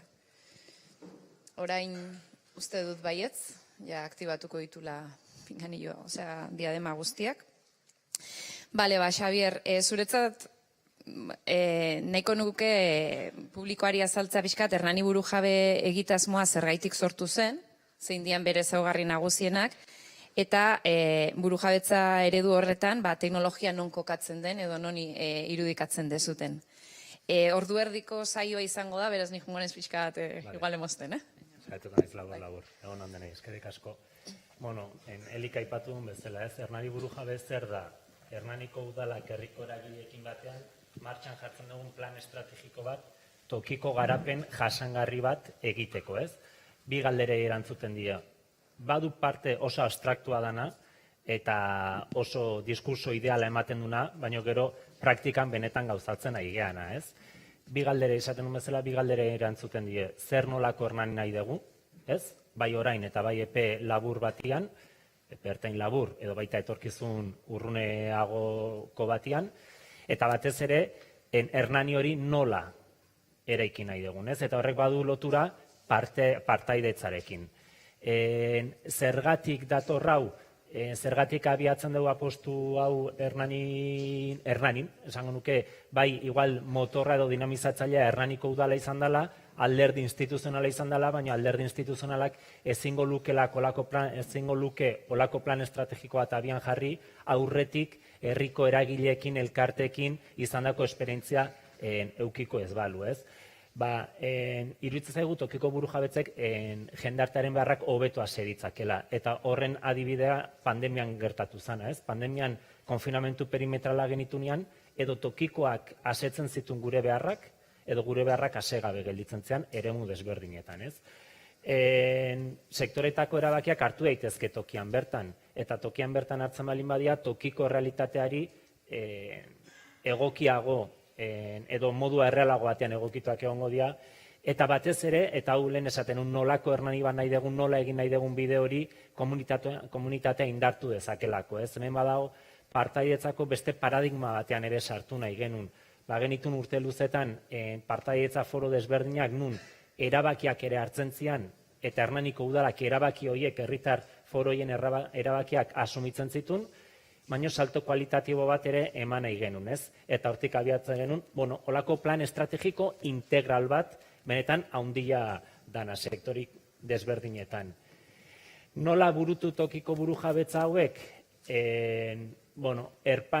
Hiru erpinetako egitura batekin, ez? Herria, esaten duguna, modu antolatu batian bere beharrak identifikatuko dituna eta zer behar ditun esango ditugunak, udala herritarren onduan egongo dana behar hoiei asetzeko baliabideak emateko, baina ez baliabide ekonomikoak bakarrik, baita baliabide tekniko edo ezagutzak edo almenak izan daitekena, ez? Guk, Simonak aipatzen horren arira, saiatzen gabentzat 110 hortan kokatzen, eta administraziotik ere beste modu batea egiten gauzak, ez? Eta igual herritar talde batek gauza bat modu berritzaile batean egin nahi badu, eta udalak balin baditu baliabideak hori egiteko, zergatik ez lagundu hori abiatzen, ez? Eta hola gabiltza. Eta zergatik ez ehun ekonomikoa integratu sare hortan, ez? Bai, ekonomia soziale eraldatzailean inguruan dabiltzan esperientzak Hernanin ugariak diala, baina zergatik ez enpresa traktoreak ere Hernanin daudenak, zergatik ez ditugu sartuko hontan, ez? Eta gobernantza eredu berri baten abia puntuan ero bagaude, ez? Hiru erpin horiek, aipatzen dituna herritarra udala eta ehun ekonomikoarena nola antolatzen dugu, ez? Benetan nola egiten dugu real hiruki hori, ez? Udala, lehen esan dugun bezala horrengo litzateke, eta guk sektore estrategiko desberdinak dauzkagu identifikatuak, ez? Elikaide hasieran aipatu ditunak. Ez naiz banan sartuko, zeikeragarri luzatuko nitzake. Sektore estrategiko bakoitzak badu burujabetza mahai bat. Burujabetza mahai hortan, sektore hortako erabaki estrategikoak hartzen dira. Eta burujabetza mahai hortan dago udaleko ordezkari bat, herritar talde edo erpin herritarraren ordezkari bat, eta kasu hortan sektore ekonomikorik edo egongo balitz ere hor dago integratua. Eta mahai hortan hartzen dira sektore hori dagozkion erabakiak. Adibidez jarriko elikadura mahai badaukagu, nun herritar talde batek sortuzun kontsumo kooperatibat, herri lurri zena duna, eta sektore ekonomikoak lehenengo aldiz sortu zuten 2021 batean Hernaniko abeltzainen eta nekazarien elkartea. Eta udala beraiekin batea, aida plan estrategikoak eta burutzen. Eta gero, mahai sektorial bakoitzetik haratago, Hernani burujaberen estrategia oso alantzeko burujabetzen foroa hango litzateke, ez? Zorrere badago herritar hanka bat, sektore bakoitzaz aparte, arduratzen dena edo arduratuko dana, hontaz guztiaz ez den, ez? Hasieran Elik goizan egin duen aurkezpena aipatzen nun, ez? Aipatzen zuen belaunaldi berriak ez tearenak, baina ez bakarri belaunaldi berriak, ze importantea den, gaur egungo belaunaldiak ere kontzientziatuak egotea burujabetzen inguru hauetan, ez? Nola antolatzen gean, 4 puntutan, udalgintza herrigilea, udalak beste modu batea antolatu nahi badu herritarrekin ikasi egin beharko dugu, eta hori landu egin beharko dugu. Ze orain arteko struktura administratiboak ez daude prestatuta hortarak. Alderantziz, herrigintza udalgilea, herritarrek beste modu batea antolatu nahi badeu udalakin harremandu nahi badeu, hori ere landu egin behar da, ez? Eta hortan gabiltza. Tokiko garapen buru jabean hor proiektu zehatzak lantzen ditugu, Eta beste puntu bat oso garrantzitsua komunikazioarena da. Eta erronka bat da, nola burujabetzen gai hauek, inguruan gabiltzan pertsonaz haratago poblazio edo jendartearen gana orokorrean nola lortu irista jendea kontzientziatzeko eta benetan ulertzeko. Eta hori bada benetako erronka potoloak daukaguna, ez? Bueno, esaten una beste eskema batean, sektore estrategikoak nola uztartzen dira bata besteakin, lotuta daudela, eta gero hor sartuko ginake sektore bakoitzan egin ditugun ekimenetan, baino asko luzatuko nitzake. Bai, eta gero norbaiten nahiko balu burujabe.hernani.eus helbide hortan informazio. Eta demorik ez da purtzagatik horri. Teknologiak nola sartu. Hemen badauzkagu, batetik igual sakananeteko proiektua zehatzago aurkeztuko da, baina burujabetzea teknologikoaren bila ere bagoaz, sare neutroak nola sortu Hernanin eta internet eta telefonia zerbitzu hori modu burujabe batean ematen eta hori aztertzen ari gara. Badauzkagu erraminta teknologikoak, bai tokiko moneta bultzatzen hasteko, ja proiektuan martxan daukaguna, ordainketa sistema digital bat herrikoa dana, Ekilur kooperatibakin batea igana, eta gaur egun Euskal Herrian baditugu adibide desberdinak, Euskaren pareko izan nahi duen egitasmo bat bada, Hernaniz gain Bilboko 7 kaletan martxan jartzen ari dana. Eta hori importantena, datu horiek guztiak irabazi asmoik gabeko kooperatiba horrek ditula, ez? Gure mugimendu guztik nola dian.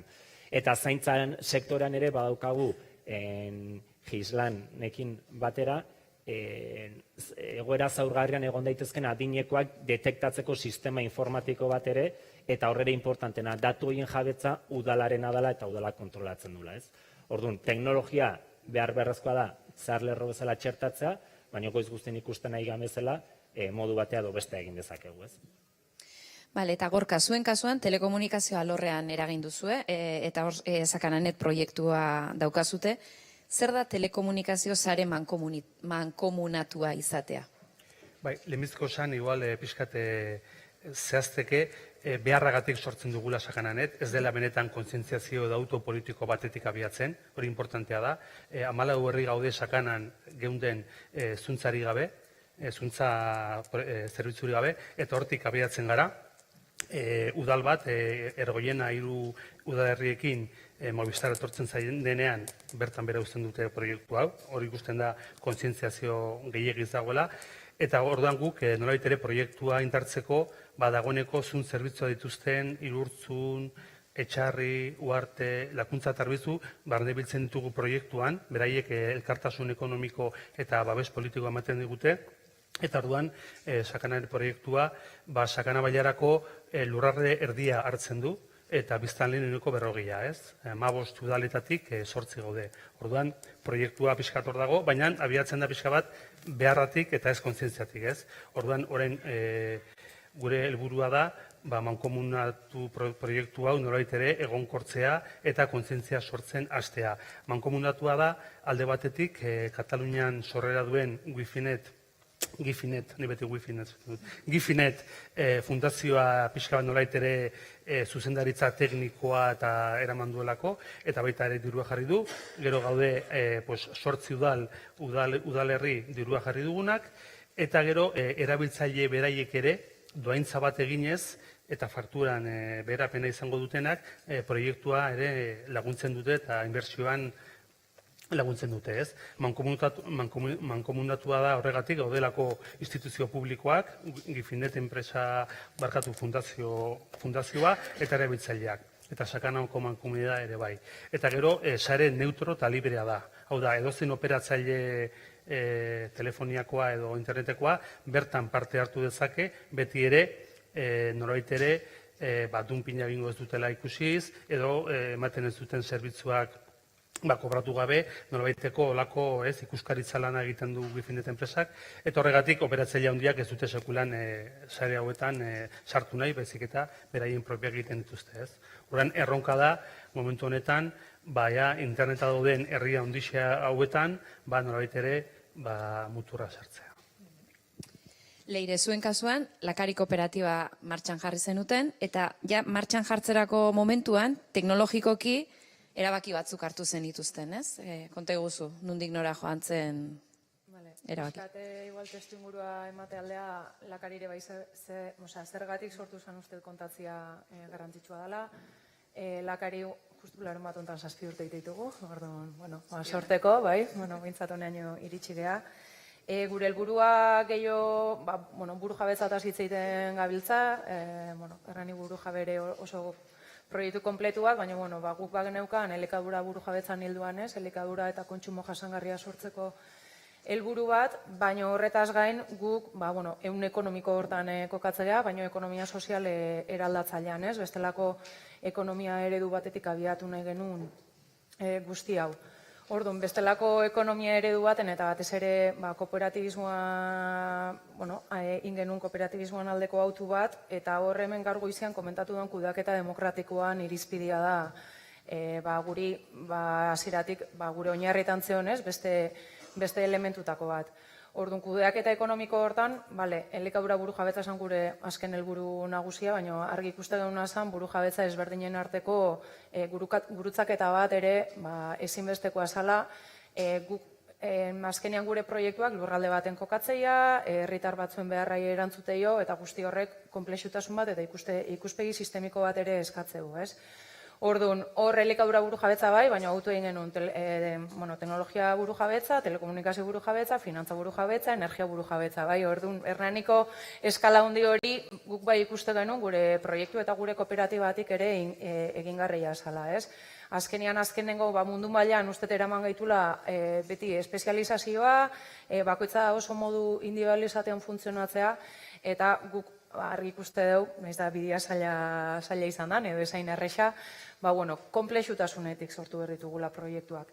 Eta teknologia buru jabetzai dagokionez, gu olatuko sareko kide ere bagea, hor daude hemen Talaioseko konspiratzaileak, gaztelera esatean bezala oso konejillo de indias bai izan geha, egia da ganean, baina baneukala kontzientzia minimo bat edo gutxieneko bat bageneukan teknologia buru jabetzan edo nik bintzat bai. Eta orduan, hortik tiraka, gure arteko olako ezagutzan partekatze bat inagero eta hausnarketa bat inagero, esan genuen, teknologia buru jabetzan ere, gure pausoak emango ditugu, ez? Horren baitan izan zan batetik, gure ordenagailu guztietan, sistema operatibo guztia, software librean izatea, kasu honetan Ubuntun dakau, horren baitan, Thunderbird, eta, oinarrizko elementu guztiak dana hola funtzionatze dugu. Gure kasuan, denda bat izanik, azkenian kobrantza, eta, bestelako kudeak eta ezberdinak iteko ere bai, azkenian software bat bergenun, eta kasu honetan odukin gabiltza. Gaur egun ustez eta jende gehiago da bilela gaina odu, baina guen dela 7 urte hasi ginean, nahiko bakarrak izan ginean, eta horrek bere konplexutasunare ekarrizun. TPV hori funtzionatzeko ere bai, azkenian hardwarea Raspberry Pi batekin funtzionatzea ere bai erabaki genuen, horrek ekarri dugun guztiakin batez ere guain tiket bai zikin horregatik, gauzak ez dituelako errez jartzen software librean, funtzionatzen gabiltzan eragile hontzat, batez ere denboretan, beti azkena gehalako eta ez gaudelako lehentasunetan, baina, kontzientziazio bateke bai horta bultzatu gaitu, eta hori bai izan zen, guandala 7 urte hartutako erabakitan, baina gero denborakin, bai Nextcloud jartzea erabaki genuen, eta gero, gure elikadura eta elikadura osasungarrian inguruan bai, diru laguntza baten bitartez software bat garatzeko aukera eduki dugu, eta Talaiosekin elkarlanean Laravel sistema bidez, sortu deure bai, kode ireki batean, programa bate bai, ez? Orduan, gure ibilbidea pixkat hortik junda. Eskerrik asko, zuen esperientzia kontatza ditik. Eta Josu azkenik, zuek Lau Haizetara elkartean ere, digitalizazioaren eremuan urratsak ematea erabaki dezute. Eta digitalizazio hori ez izatea edo nolakoa, baizik eta buru jabea izatea. Konta eguzu, nondik nora datorren erabaki hori, zerra izaten ikusten? 2020-2021 urteetan parte hartzaile prozesu baten ondorioz, elkartea euskalgintzatik erregintzarako bidea egitea pentsatu zuen, ez? Parte hartzaile prozesu horretan ere ikusi izan komunikazioa hobetu behar genula, ez? Eta komunikazio hobetzeko edo batera eraldaketa digital baten beharra genula, ez? Ikusi genuen ere. eraldaketa digital hori aurrera eramateko Talaiosekin egin genuen bideo horri bat. Eta han lehenengo bileretan agertu zen teknologia burujabetzaren kontzeptua. Gutako askontzako berria edo nahiko ez ezaguna, ez? Eta, bueno, kontzeptu hori guretzako azkenian da tresna eta baliabideen ezagutza, ez?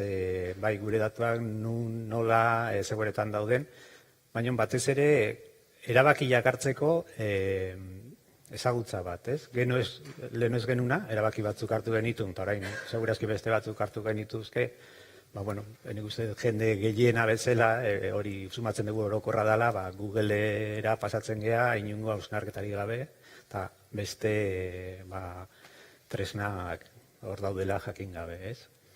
Hori alde batetik, ez? Eta, bueno, azkenian guk gai honetara hurbildu behar bat asetzeko, eta informazio egokia eukidegulako momentu zehatz horretan, eta horretan eskertu nahiko nioke bai Beñat Irazuegiri eta Igor Leturiari eman diguten laguntzagatik, eta horrela izan da gure hurbilketa. Esango genuke prozesu horretan ere nolaiteko alduntze bat paraleloki ere eukidezutela, ez? Gai teknologikoetan. Bale, bueno, zuentzat ondoren neukan nitun zenbait galdera ingoitut pixkat batu, denbora konprimitza aldera. Azken finean, hemen ordezkatu zaituztegu instituzio publikoetako ordezkariak, eta esango genuke eremu sozioekonomiko eta elkarte eta kooperatiba bateko ordezkariak, ez? Azken finean, izaten ari geralako ere, tokiko burujabetzak lantzeari dagokionez, eta horre barruan teknologia burujabetza, beharrezkoa dela edo sortzen ari dien ereduak behintzat, publiko-pribatu eta herrigintzako lotura hori daukatela, eta Xabierrek esplikatu digu Hernani Burujaberen kasua ere.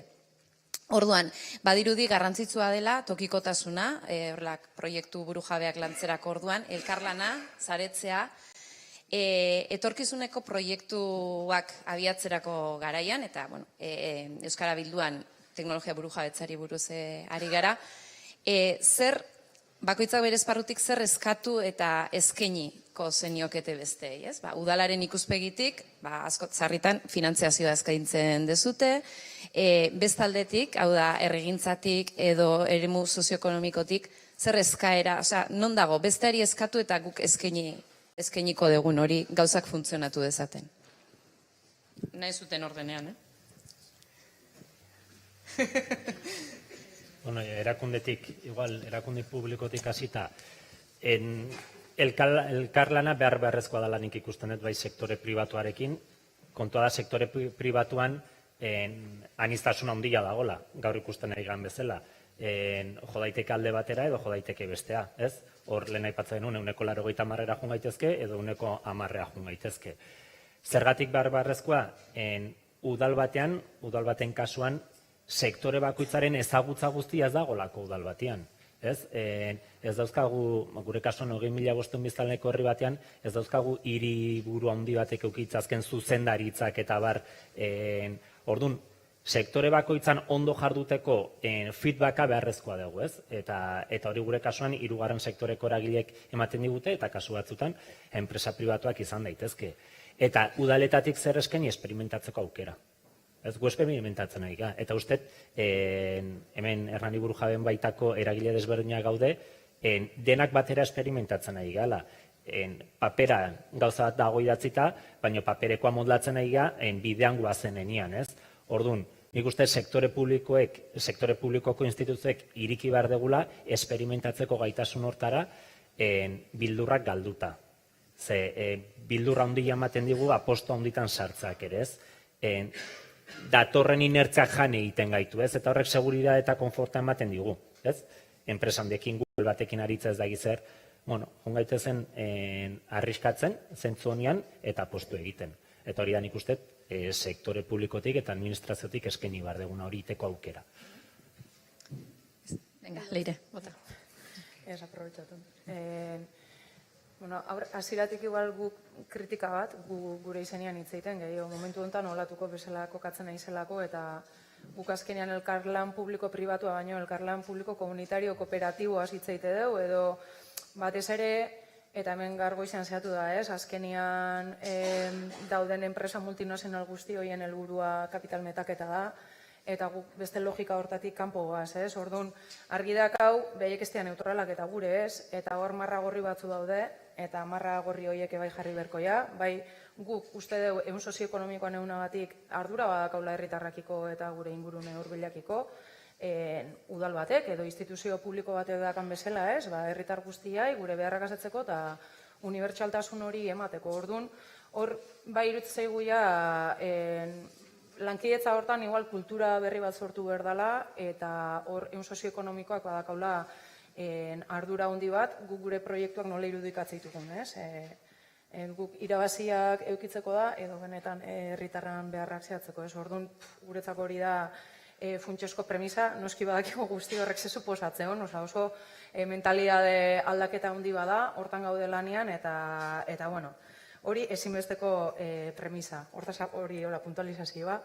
Eta gero horre ze eskatu, ni kooperatiba txiki batetik, esango dugu enpresa txiki ertaineko multzo hortan gaudela, uste Euskal Herrian gaina uneko handi bat izango gehala, orduan bakoitzak bai dakau helburu nagusi bat, orduan guk teknologia buru jabetzakiko autu horitia oso kontzientzia maila altu batetik ari gaiten, baina badakigu errealitatea ez dela gola, orduan guk irisgarritasuneako errestasunak egon berko lukete, arlo publikoan hor, ikuste dugu arlo publikoak zeregin handia bakala, batez ere unibertsaltasun hortan edo irisgarritasun hortan baliabide desberdinak eskaintzen, ze azkenean gu egunerokoan, eta denbora faktoria hor dago, oso zaila da gauza guztitan, gauza ondo itea, Orduan hor, guk askotan pentsatu izan dut, azken aldian ez da behiatzen airea, zuek zuntzan kontuakin edo telekomunikazioakin dezuen bezala, teknologian orokorrean mankomunizazio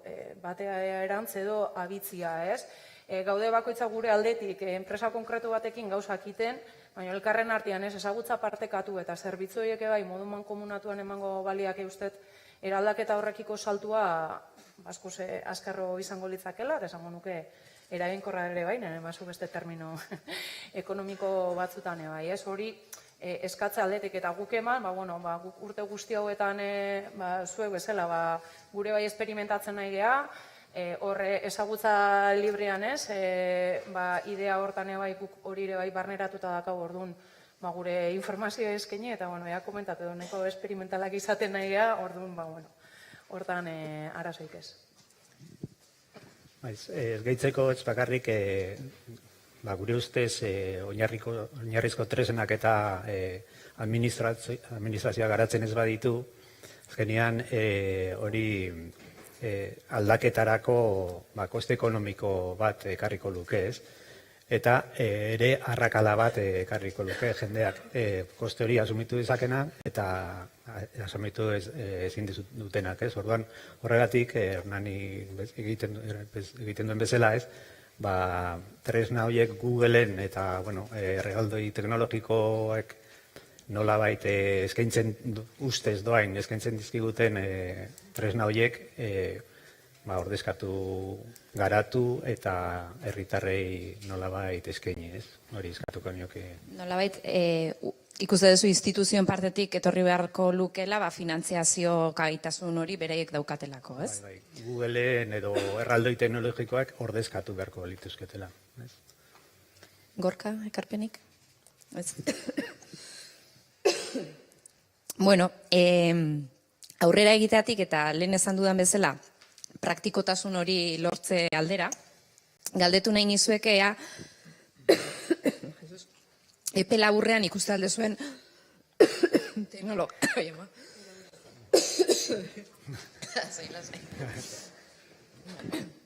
teknologia burujabetzaren ikuspegitik proiekturik. Ea irudikatza alde zuten proiekturik.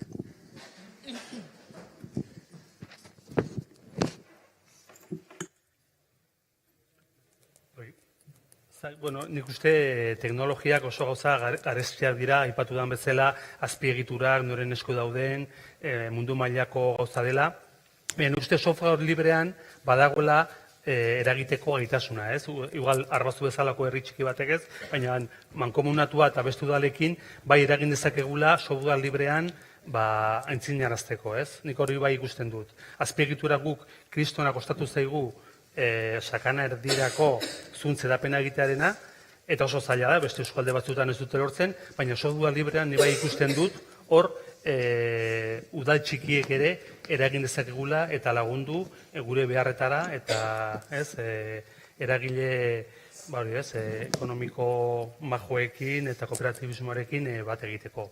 Hor bai badugula esku hartzerik. Proiektu zehatza hautatu beharrik izan gabe. Nire terrenoan joa pixkat, nahiko nuke igual elikadura burujabetzai eman bere espazioa uste eta azken aldian nahiko astuta da kaula gaina, energia burujabetza desente indarra hartzen. Baina, herri bezala guzti horrek ze impactu dukileikene bai, ez? Lurralde antolamendu bate bai, lehen esan dako ikuspegi komplexu edo sistemiko batetik antolatzen, eta ikusten haste balien bagea, elikadura burujabetzan arluan erronka asko digu dazkau Euskal Herrian lurralde bezala, nazio bezala.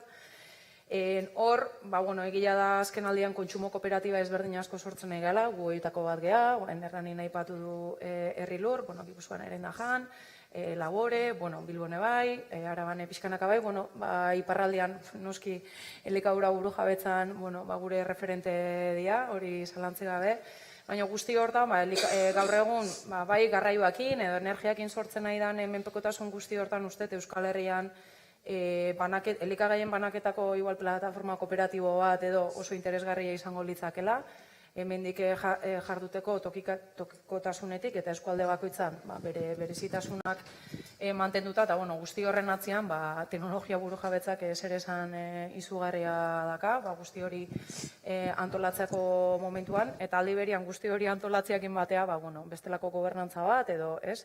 Ipatu den elkarlan publiko kooperatibo komunitario hori erabat praktikan jarriko litzake eta hori.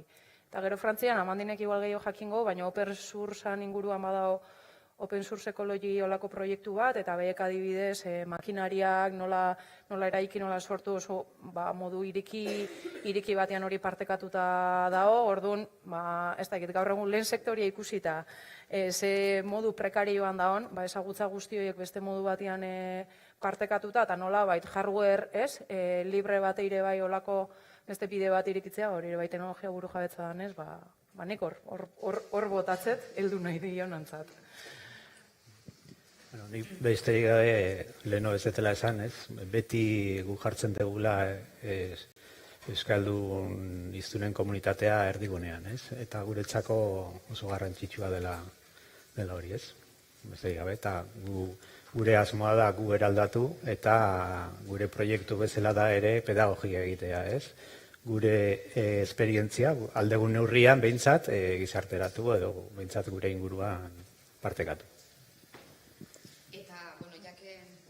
Esperientzia konkretu ekarri dugun gaurko euskara bilduara, Xnet bezalako egitasmo bat adibidez, da teknologia, da hezkuntza, nola irudikatzen dezute ekarri daitekela kode irekian egon arren, ekosistema bat behar da, hori aplikatu izateko hemen, ez dakit, ze egitura, ze bide horri eraiki daiteken, horrelako zerbait aplikatzeko. Eskola kontseiluak tartean sartu behar diren, jaurlaritzak hartu behar duen eta ez dagoen beste biderik.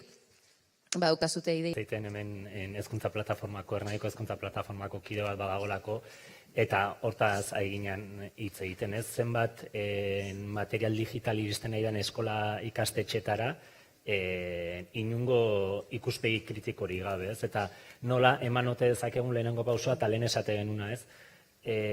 Bildurroiek puskatzen hasi. Segurazki 800 ikasleko, 1000 ikasleko zentru bat batean hortan hastea kosta egingo zaio, baina igual txikitasunetik hasi barko genuke, justu kafean hortaz zaitu gaitzaiten. Nik uste bai teknologia burujabetzan izan, beste elikadura burujabetzan izan, sektore bat beste, bildurrak haustearena eta txikitik praktikan jartzearenak. ni oso praktikoa naiz, eta gu Hernani Burujaben hasi ginean sozializatu aurretik, bai, hezkuntza komunitatearekin dudari gabe, eta hor nik uste hezkuntza komunitate hortan akulu lana ingo dutenak gurasoak izan daitezkela, gehienak irakasleak ere, ze erakunde publikotatik, hezkuntza sailetik bai Jaurlaritzatik edo Nafar gobernutik zaila ikusten dut etortzea, uste betiko erajun behar dula akulu lan horrek. Eta, bai. Besterik gabe, erabat ados tokitik hasi behar garela, baina gero saiatu behar garela saretzen, ez da? Ez dugu nazio egiturarik, baina egin ditzagun, hori ez, askotan, Euskal Herrian azkeneko urteetan gauza anitzak sortu dira, baina irreletan gelditzen dira, ez? Gure lerronka izan behar da, nolait ere, saretzea tokian egiten diren hauek aurrera emateko. Azken puntualizazio horrek, jaketorre zait. Ados, eta hor, lagun kataluniar batzuk, gu ekosistema kooperatiboan olako, sustatze lanetan ebagabiltza, eta behaiek beti izateko ez lurralde batean gauzak akumulatzeagatik ez da sortzen eraldaketa, ez? Orduan, hor edo lankidetza edo interkooperazio kultura batea pasatzea, horrek esan nahi du iraunkortasun batetik inberko dula lana, eta ez, zuk esan dezuna, ez, akabanatuta, bakoitza beria, eta hori ez, orduan, hor da, bakoitza beria bai, baina gero euki behar dugu ez, beste olako konpromiso bat lankidetzan aritzeko, eta hori da bigarren helburu euki beharko genukena guztiok, ez? Eta, bukatzen juteko, eta baita ere, jardunaldi hauetan aipatu den beste proiektu ideia zehatz bat izan daitekelako, data center burujabe baten ideia, ez?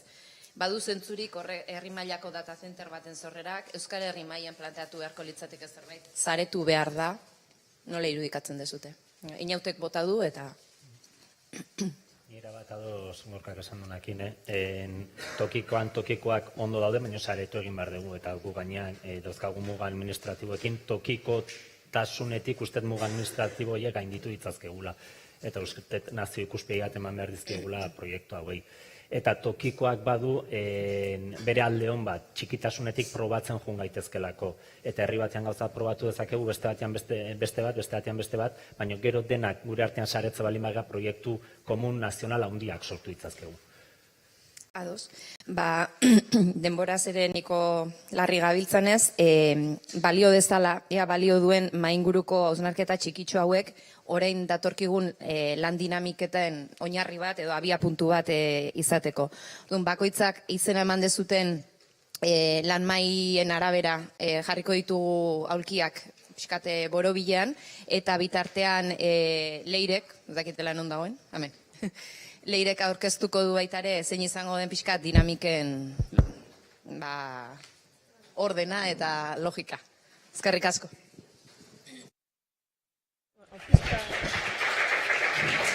Eli, hau piztuta dago. Bai. A ber, kaixo. Bai. Bale, Elik esan duen bezala, orain taldetan banatuko zarete izena eman zenuten atalorretan. Lehenengo izango dugu hezkuntzaren mahaia, Sandra Perezek dinamizatzaile gisa egongo dena. Aipatu den bezala, erraldoi teknologikoek monopolizazioa dute hezkuntzan, izan Google, Microsoft eta horrek eragina zuzena dauka ikasleen pribatutasunean, gaitazu digitaletan eta baita hizkuntzan, adibidez euskararen presentzia eremu digitalean enpresa teknologiko hauen menpe geratzen delako. Bigarren taldea telekomunikazioarena izango da, baina tirazuegirekin, talabezekoa, eta bertan konektibitaterako eskubidea aipatuko da, nola informazioa eta komunikazioarako askatasunerako almena izatea den interneterako sarbidea demokratizazioa lortzea, eta arazo hau batez ere herri txikietan ematen da, izolatuta baitaude, ara ertzen ez badin bada konektibitate hau. Hirugarrenik, informazioa eta komunikabideen taldea edukiko dugu, Jon Tornerrekin, Argiakoa, eta egun komunikazio eskaintzaren ehuneko handi bat eskugutzitan dago, eta batez ere botere politiko, ekonomiko eta publizitatearen menpe dago, honek ezin du prentza askatasuna bermatu, eta gainera ere egun bizi dugun aro digitalean sare sozialen paradigma dugun, non desinformazioa den nagusi, eta azkenik laugarren taldean gobernantzarena izango da, Hernaniko udalako Andoniegiarekin, eta bertan gobernu irekia esan dezakegula dela gardentasuna, parte hartzea eta lankidetza, eta parte hartze prozesu horietan, hain zuzen ere, teknologiaren laguntza oso handia izan daiteke, baina ere arriskua, izan ere hemen aipatu den bezala, egun datuen jabetza enpresa handiek dute, beraz, parte hartze prozesu horietan sortzen den informazioa ere, enpresa hori hemen pedago, beraz, orain, izkina honetan, gobernantzaren taldea egongo da, hemen hezkuntzarena, atzean telekomunikazioa eta ezkerrean informazioa eta komunikabideak. Orduan, eman buelta aulkiei eta azadia.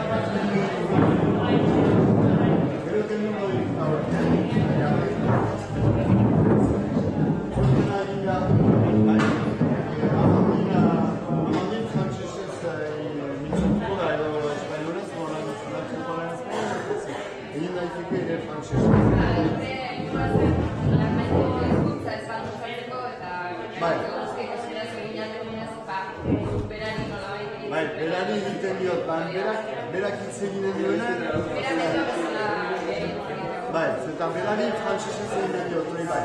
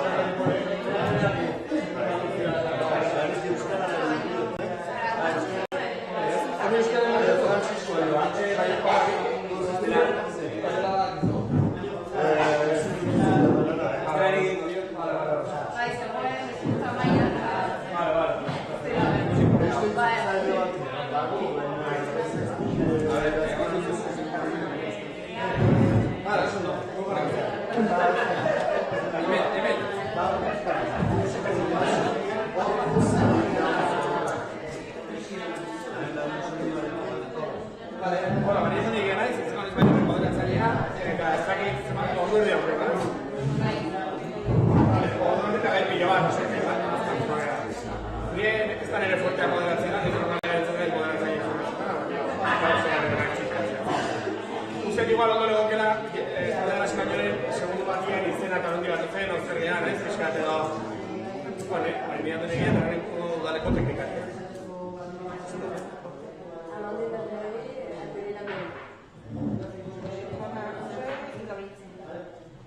Ikotegi baranaz eta Madrileko udaleko teknikari.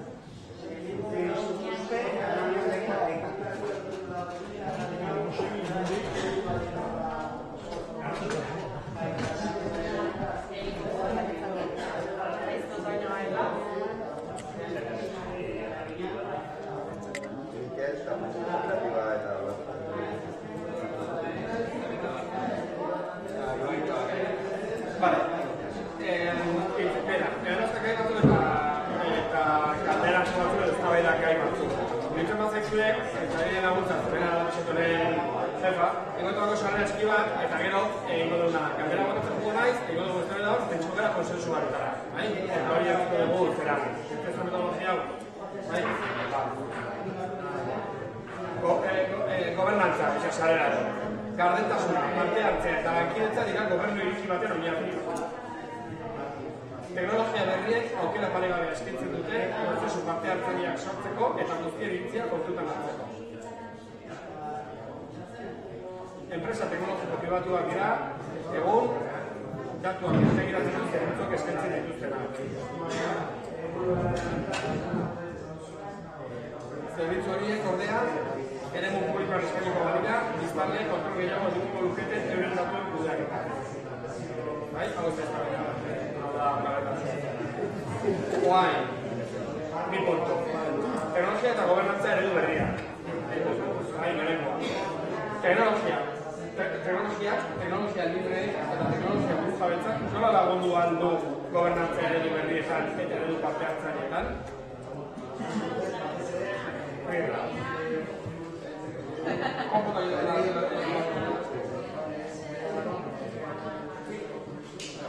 Horri, izan ronda bat, edo ez orlanzatu gabe eta gero iztekea zeitzea konsensu bat egitea, nahi ikirazte gara gero.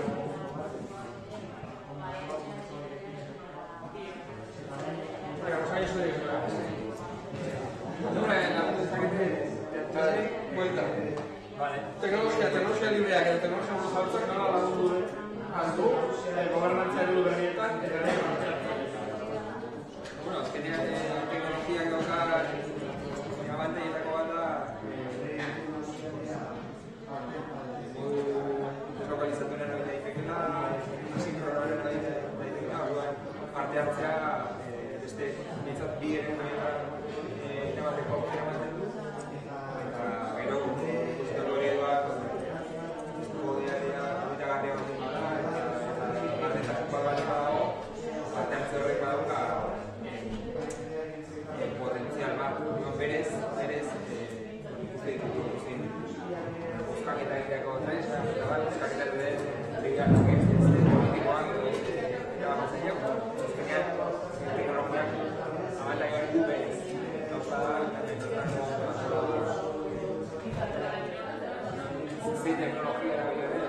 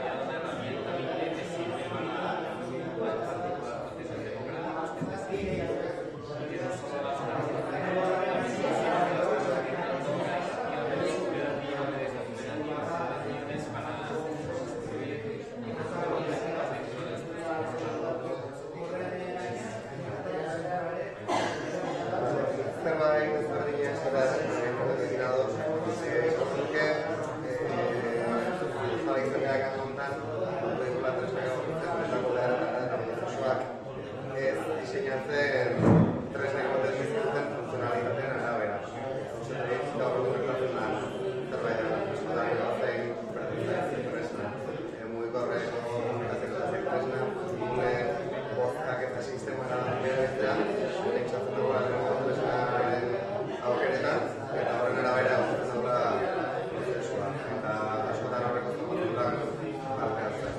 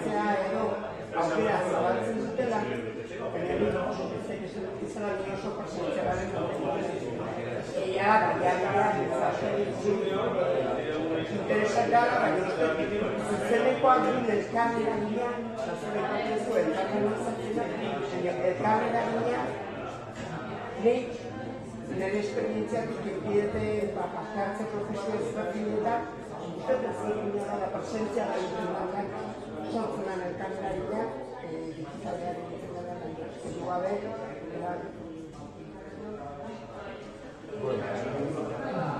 Buruja betetik egunez, ez dakit orain horretia horretzen duzetaz ari.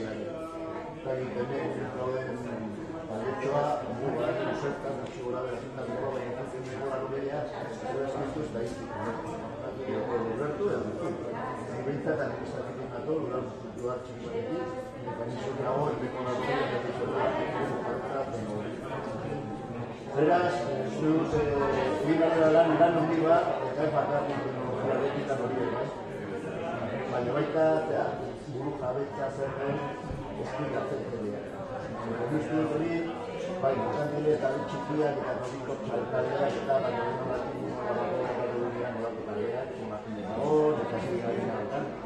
baina importantea dela goizko. Bai, bai, nazioak eta bat, egin behar zutela. Kampaina ez dira, berriz esatzen arlo guztietan, hori da, zerbait aipatzen da, baina uste arlo teknologikoan oso jende gutxi da.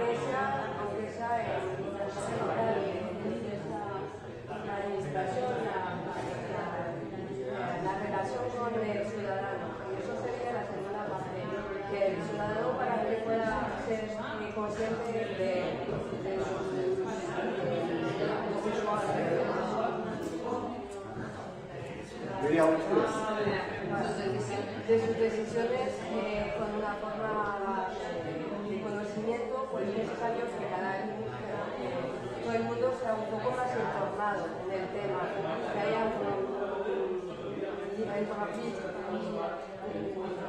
un libre arbitrio más allá de solo cuál teléfono voy a comprar. Un libre arbitrio,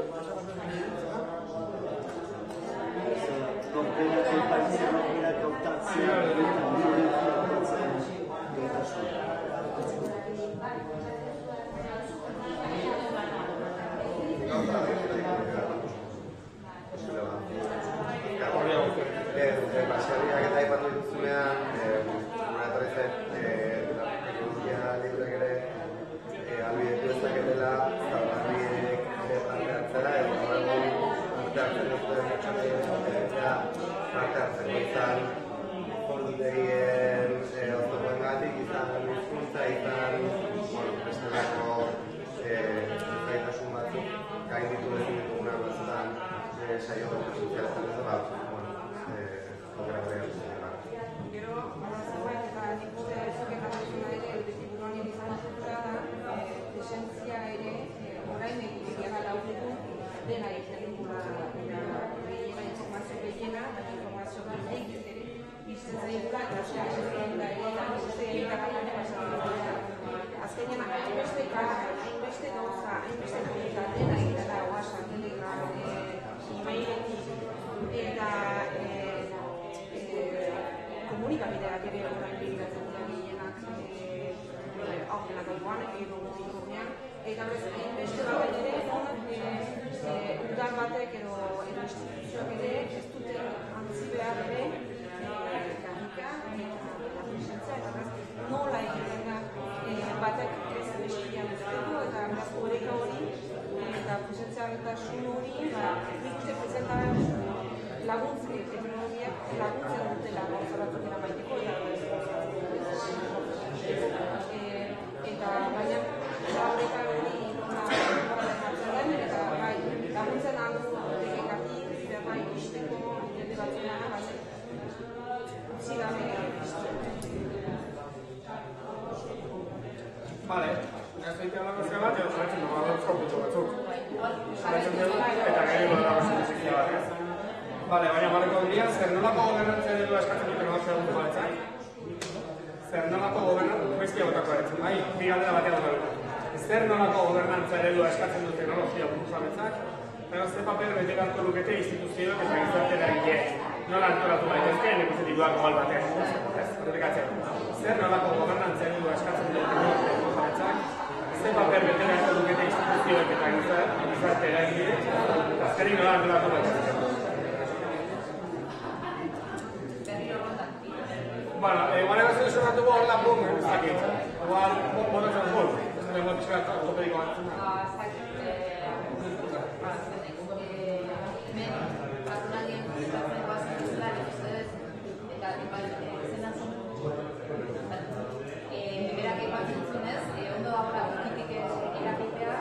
baina behar dela zerbait zabalagoa. Egia da, gai honetan, agintzea behar dela, sozializazioa behar dela, eta gizarteratzea behar dela, incluso jardunaldi hauen publizidadea egiterako garaian, ezin dezuna YouTubea egiteratu ez, jardunaldea da honi buru, ez dakizu nola esplikatu, ja badako zeikusten da. Hori, esan nahi dena da, txikitik edo tokitik eragitearen behar dator, inakzio bat dagoelako, baina eta bezalako proiektuak hemen txertatzea, edo gaude jaurlaritza ezabentzuren zain jakizan zalezutzeko, edo beste soluzioa da, proiektuaren zaiatzea ez, beste ekosistema bat eta uste dut demostratzen ari dela, Euskal Herria sortzen ari baldin beste eredu batzuk dela, zaiatze publiko bat eta beste erabiletza mota batetik abiatzea eta hori ari da. Nik uste ze gobernantza eredu behar duen teknologia burujabetza, leheno aipatzen egian nik uste demostratzen egela horiek erabiletzea. Kontua, eski, izantzea eta edo ez da instituzioa. Lehen esan dugu, hemen maiak esan diana.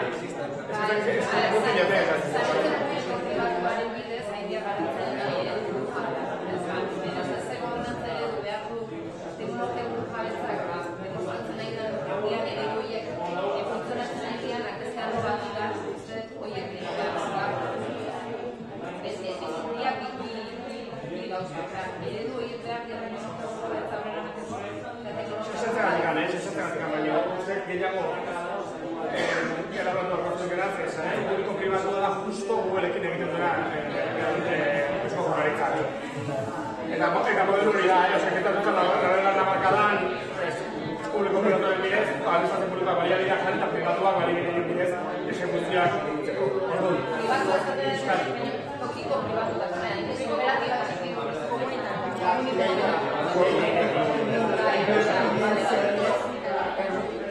administrazioa eta publikoa beharrak zer ematen herritarrek berdinbide basorretakoa berotik zehezak herritarrek edo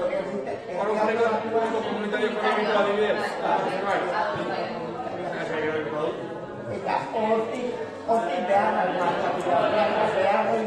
erantzuteko dago ehun ekonomiko elkarte kooperativismo hori erantzuteko administrazioa, izan esan bezala, baliabideak jartzeko. Eta baliabideak, dena dirua da, diruaz, bakarrik da horre kontu bat. Baliabideak diazpira, normazioa, gauza asko. Eskatzen nagusiek baliabideak hartzat gain,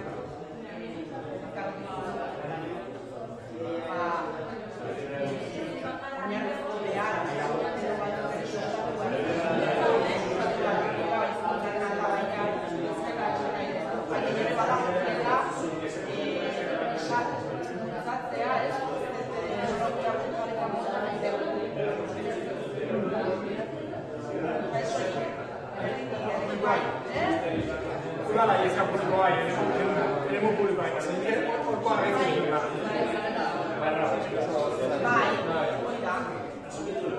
Ikulertzen dut, izkuntzaren irizpidea,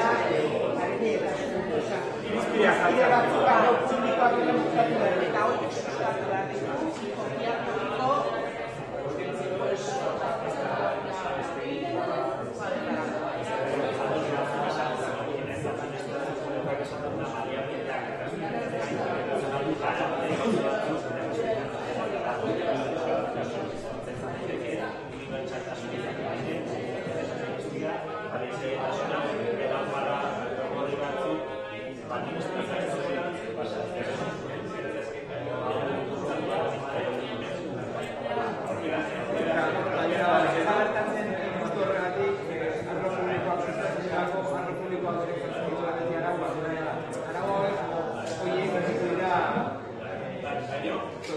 Teknikoak dira, hau da, burokraziaren bete beharra,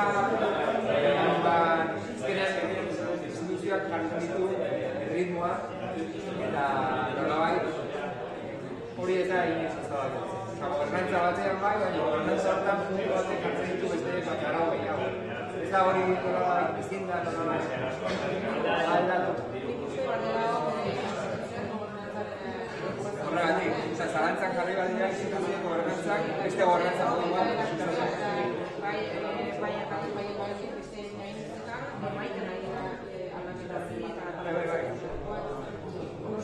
Instituzioan gaude ez gure arauak dira beste entzat arazoa. Ditugu gain ditu, eguneko 10 horrek gainditzen ditu agian, dela kanpotik behar da norbaitek tira egitea. Nik lehen ipatzen dut, papereria zutana eta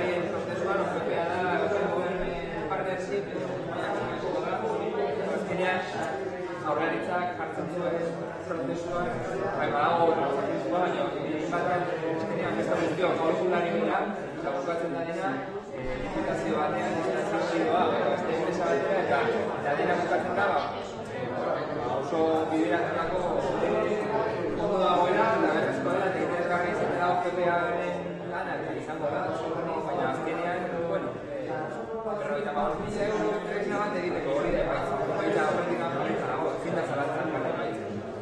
Ezin da esan, bueno, lan egin dugu boste eta txikirekin, perspektibo bat, lan asko da,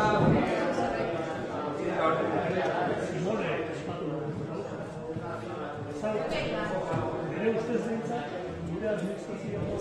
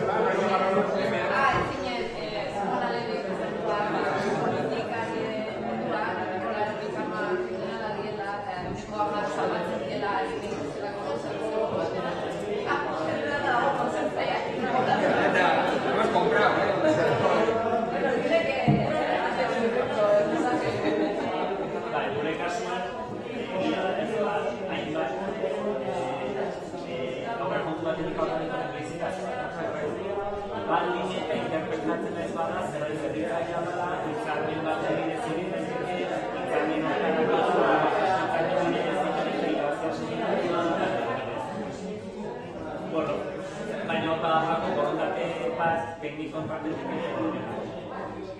saiatuko gara eta zoritxak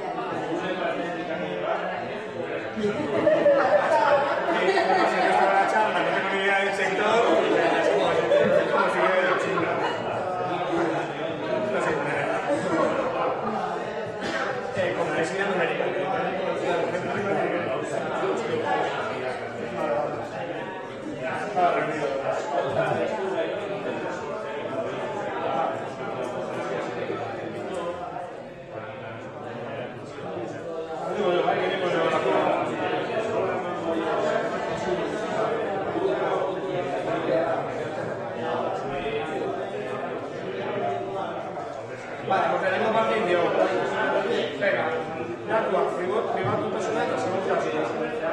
Nor kontrolatu behar du informazioa, nor bermatzen du datu horien pribatutasuna eta segurtasuna, zer nolako egiturak behar ditugu?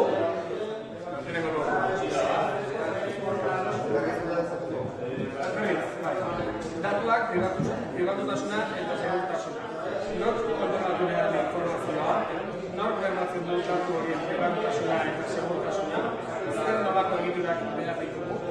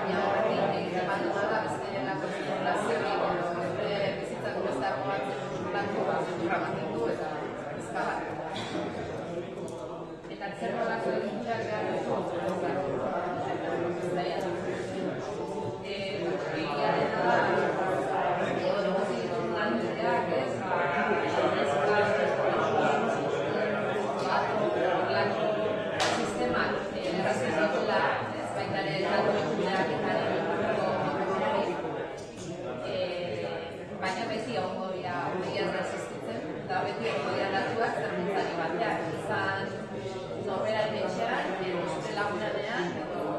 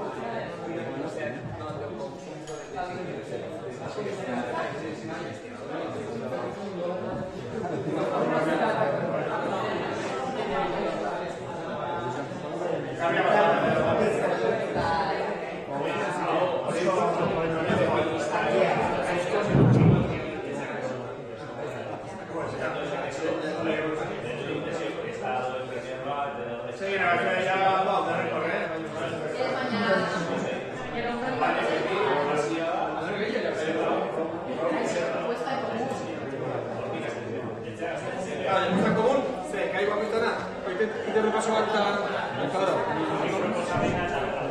kontua da, bakoitzeko bat ziren dago, saiatzen gaten, digo de nada, puntu bakoitzen esan dugunak, eta saiatuko gara ateratzen, es que... Baina, pentsatu ondorioak ikusura horiek izatea zipatzen. Nola autorizatzen, bakoitzak. Claro, ya no estoy escuchando.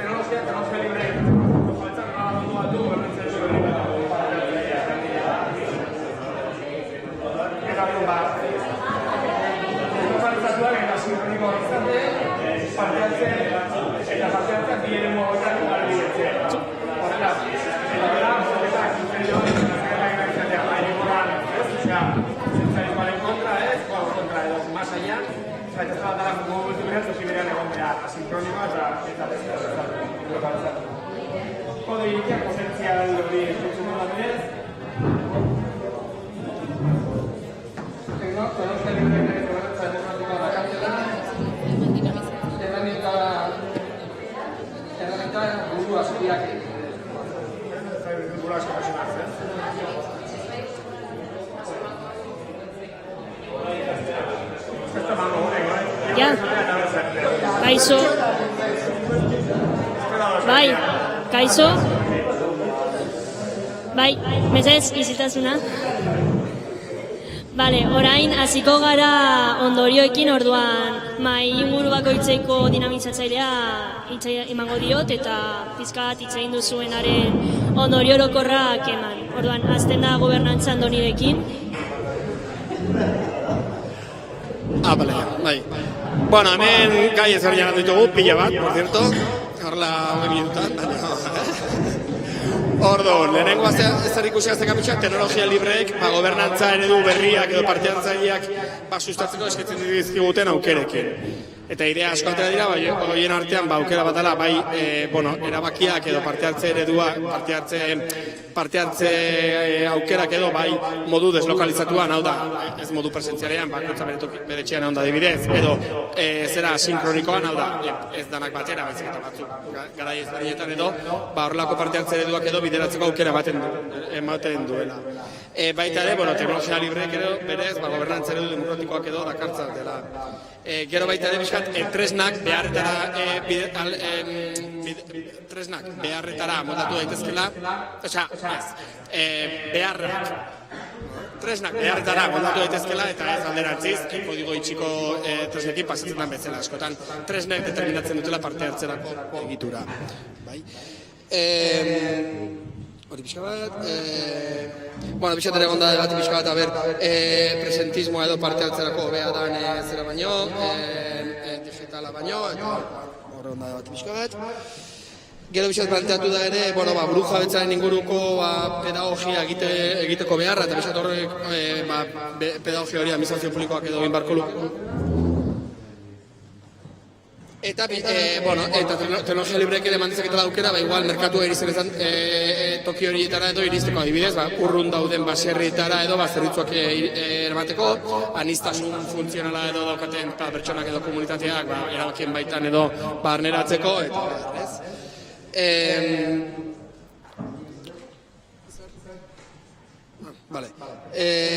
Bigarren galdera edo bazan, honek ze antolaketa eredu edo albidetu edo behar dituen. Eta hor, pixkate mailean edo hemen debatean plantatu den saretze edo gobernantza publiko ekonomiko kooperatibo esan duleirek komunitarioa edo izan lehikela oinarria, zeitan administrazioak baliabideak jarri, herritarrek beharrak identifikatu eta erpin ekonomikoak edo hauek asetu ditzazken. Horre pixat debatea gondu da, udalaren rola, pixat gero datorren galdera ere, hor ze paper bete beharko lukete instituzioak eta gizarte eragileek, hor pixat egon da debatea ere, administrazio publikoaren zeregina zer da, marra gorria jartzea, edo inklusibotasuna, edo genero irizpideak eta euskara irizpideak bezalakoak bermatzea. Eta hor gondu da pixka bat ere, debatea askotan administrazio publikoek edo agenda markatu eta egoten diren debateak edo parte hartze prozesuak bere agenda propiora edo bideratzen dituzela, eta Eusko Jaurlaritzaren kasu konkretu bat jarri da, zeretan parte hartze prozesu guztiak azkenean lizitazio batean bukatu zuen edo hor gauzatu zen. Pixkat, hasieratikan markatu ziren helburu horiek edo premisa horiek bete zituela parte hartze eredu horrek. Eta hor pixkat hitz egin da ere, parte hartutugun hiru erpin edo gobernantza marko ontako hiru erpinoek dauzkaten, ezberdintasunak, bai baliabide dagokionez, bai gaitasunei dagokionez, bai erritmoi dagokionez, eta bai mugei dagokionez. Administrazio publikoak berezko mugak dauzka, adibidez, kontratazio legea bat izan litekela, eta hortaz ere hitz egin da, eta horri kudeatzeko dauden aukera ezberdinetaz. Gero pixkate beste ze batera izan da datuen datuak nor kudeatu behar ditun, nor kontrolatu, nor bermatzen duen datu horien pribatutasuna, zer nolako egiturak behar ditugun, eta hemen pixkat, oinarri komuna edo zoro komuna zen, bat erabiltzaileak berak kontrolatu edo jakin barko lukela nork dituen eta datu horiek zertarako erabiltzen diran. Enpresa pribatuek, Google eta hauek ulertuta, ez dituzela ezin dituzela inora ere gure datuak eduki, eta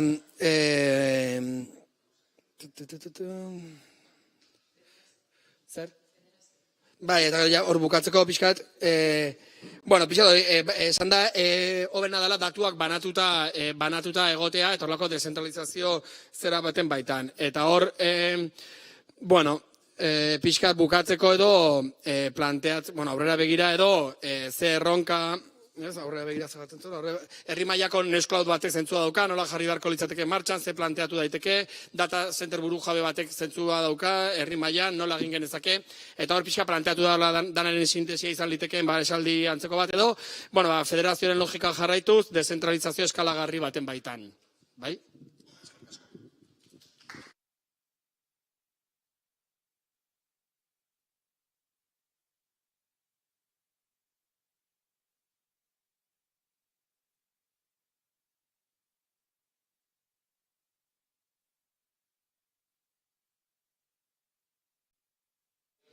Oain bai, ez? Vale.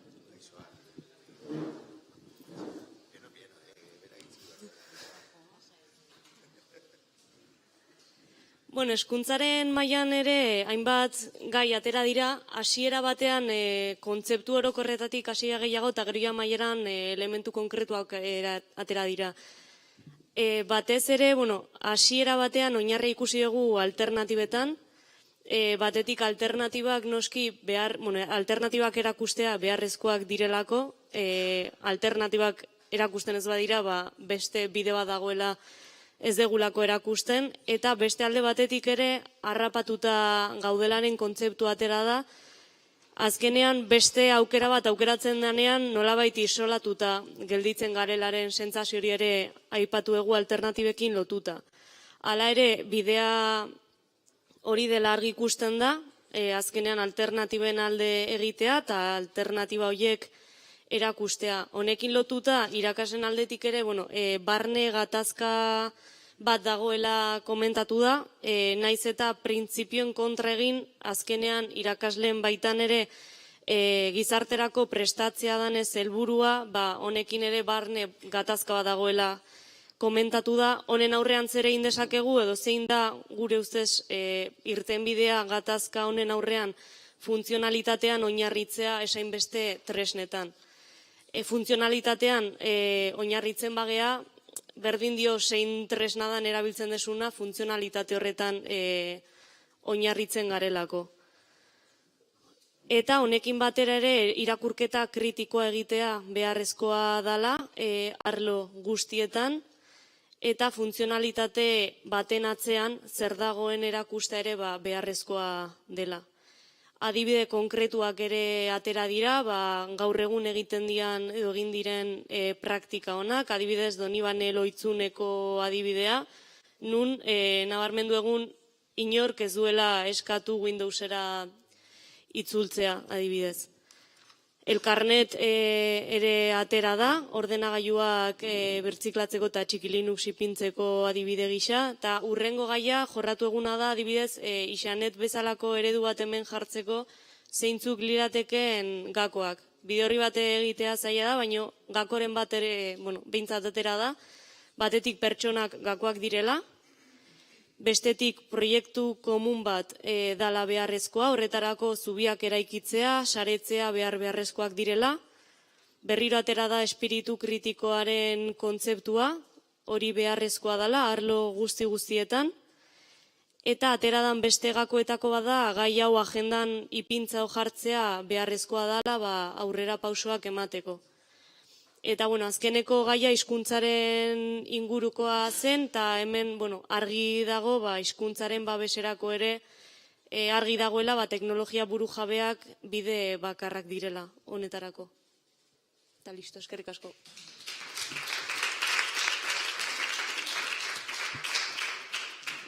Orain informazioa eta komunikabideak. Ezakit jendek nola egiten duen dinamika hauek hain ondo laburtzeko, postit hauetan gainera.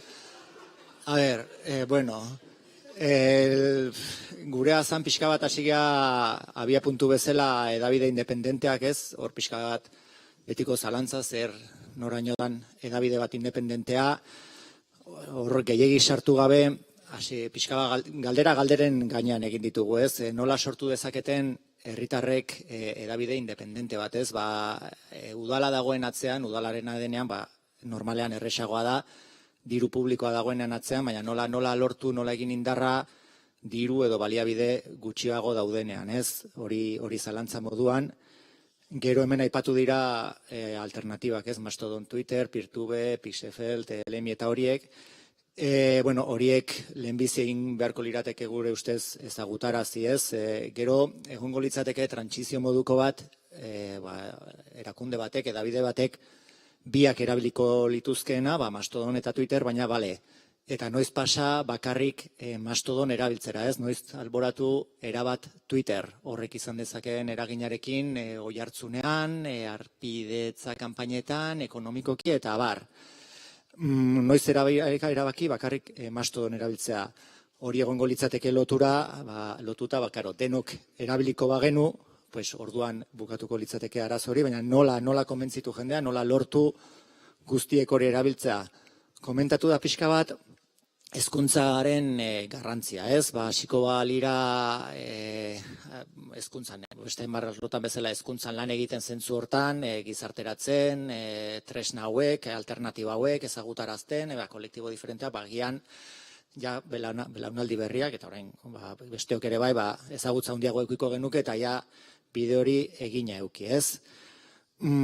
Hezkuntzarena, hau salta bingo ez eto ondo zehatu. Gero ere bat ideia galdera horietatik aparte, tokiko edabidez hitz egin da, ez? Tokiko edabide eta nazionalen arteko loturaz, nola egin lotura hori, nola saretu tokikoak, ez? Izaera independenteari eutxita, tokiko edabideek elkar elikatu beharko luketela komentatu da, tokikoek balio handiagoa hartuko lukete horrela, balio nolabait esan nazionala, ez? Zergatik irakurri behar ditu Barakaldoko batek Iruneko albisteak, haizu, igual Barakaldoko albiste horrek garrantzia dauka Irunen, edo Irunen bada jende interesatzen zaiona Barakaldon lantzen ari diren egitasmo hori, ez? Pixka bat ehundura horrez hitz egin da, eta pixka bat Irungo kasuaz hitz egiten, hor bada ekarriko datu praktikoa, ze oso argia da, bada udalak kontrolatzen duen aldizkaria Irunero Euskara Hutsean doakoa, praktika zentsura hitza lasai erabiltzeko esan didate, beraz erabiliko dugu, zentsura kasuak eta eramaten dituena, orduan nola eraiki alternatiba bat, ez? Komentatu da, bagian jende voluntarioak, herritarren diruarekin, baina nola eutxi gero denboran voluntarioki sortu den lan horri egin beharko zen ehundura erdi profesional bat, gero profesionala, hor zalantzak ez, eta gero Kataluniako kasuan uste bakarren bate galdetu diola, Arnauri zer pasatzen den udal batean, gobernu batean, kolorez aldatzen danean agintean dagoen alderdia ez, bai, 110 hori aipatu da, noiz, 110 hori dagoenean agintean, pues bai, agian erresagoa izan daiteke gauzak sortzea, baina gero gauzak aldatzen badira, zer? Eta hori da guztia.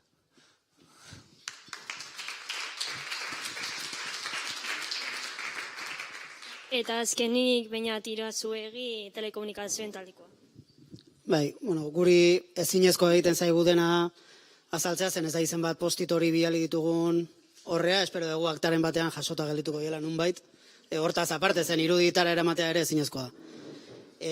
Azkenean markoarekin hasieratik oso ados edo ginen bueltan, hau da, arrakala digitalarekin bukatzeko moduetakoa da, konektibidadea aseguratzea, eta horren atzean dauden oztopoak ere oso argi agertzen ziren, lege oztopoak, oso liberalizatutako sektorea izanik ere, nolait, proiektu alternatiboak ere egiteak, dauzkan zailtasunak sektore horretan, eta saiatu geana da, hor zentratu baino, guazen ideiak botatzea, proiektuak botatzera eta saldo bat bota dugu.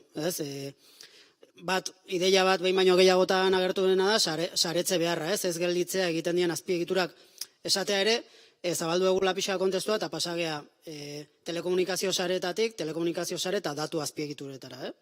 Data centerrak edo ere, nolait, hausnarketan sartu ditu lehenengoa hori, sortzen dien proiektuak ez izatea irla, saretuak egotea, eta hori ezinbesteko baldintza bezala, baino sortzen dien proiektuak ere amankomunatuak izatea bertan, hau da, sortzen dien tokietan, jabetza, horren garapena eta mankomunatua izatea, eta aldela publiko komunitarioki babestuak izateko proiektuak izatea. Hau da, aldaketa politikoen aurrean komunitarioki babestuak, edo ez izatea ere bakarri publikoa, baizik eta nolait ardura ere herritarrengan eta eragileengan zabaltzea, bize horiek. Eta gero nolait, saretze horretan ere, nolait, Euskal Herri mailako ikuspegi bat edo ere garatzen hastea, data center azpiegitura burujabe bat izan nahi bada, zentralizatua edo distribuitua den, afera garrantzitsua da, baino distribuitua egiten bada ere, izatea, gaitasun bat, Euskal Herri mailan ere pentsatzeko nolakoa izan beharko lukeen horrek. Gero hezkuntzari ere garrantzia eman zaio, bi aspektutan, bat, justo sektore honetan ezagutza falta, ezagutza praktiko eta lanerako ezagutza eskasia handia dago, orduan formazioan eta hezkuntzaren ikuspegitik jendea formatu behar da, gai honetan profesionala izan dadin etorkizunean, eta beste alde batetik erabileraren ikuspegitik hezkuntzari nolaiteko zentralidadea ematen zaio, ulertzen degulako, bai telekomunikazioak, bai data centerren gaiak, nolabait herritarren gandik oso urrun, edo gelditzen diela askotan arlo egunerokoan. Naizta egunerokoan erabili, horren ulermena eta urrun gelditzen da. Ikusten da garrantzitsua dela hezkuntzan, burujabeak dien tresnak erabiltzea, hezkuntzan ere datuen burujabetza zentralidadean izatea, baino erabileraren aldetik, hori tresna, erabileraren bitartez, nolabait zabaltzeko tresna hauen gaitasuna eta zabalpena eta ez hainbeste kontzientziazioaren bitartez. Mailan ginenak konbentzitu talde bat ginen, gu konbentzituta gaude, baino erabilera zabaldu nahi bada konbentzituak edo inoiz konbentzituko ez dien hoiei ere erabileran murgildu behar ditugu. Orduan, pixkat, horretarako pentsatzen dugu adiez, Xnet bezalako proiektuak gakoa diela zen. Xnet bezalako proiektu batean, herri batean dagoen iaia komunitate osoak parte hartzen du, hezkuntza dagolako zentroan eta hezkuntzan dagoen eragile guztiek ere parte hartzen dutelako, orduan, horrelako kontuan izatea, eta gero jatea die ideiak, legeetan aldaketak, udalek ematea e-mail publiko zerbitzuak, horrelako gauza mordo bat atera die, hor jungo dienak, postit horietan. Ondo?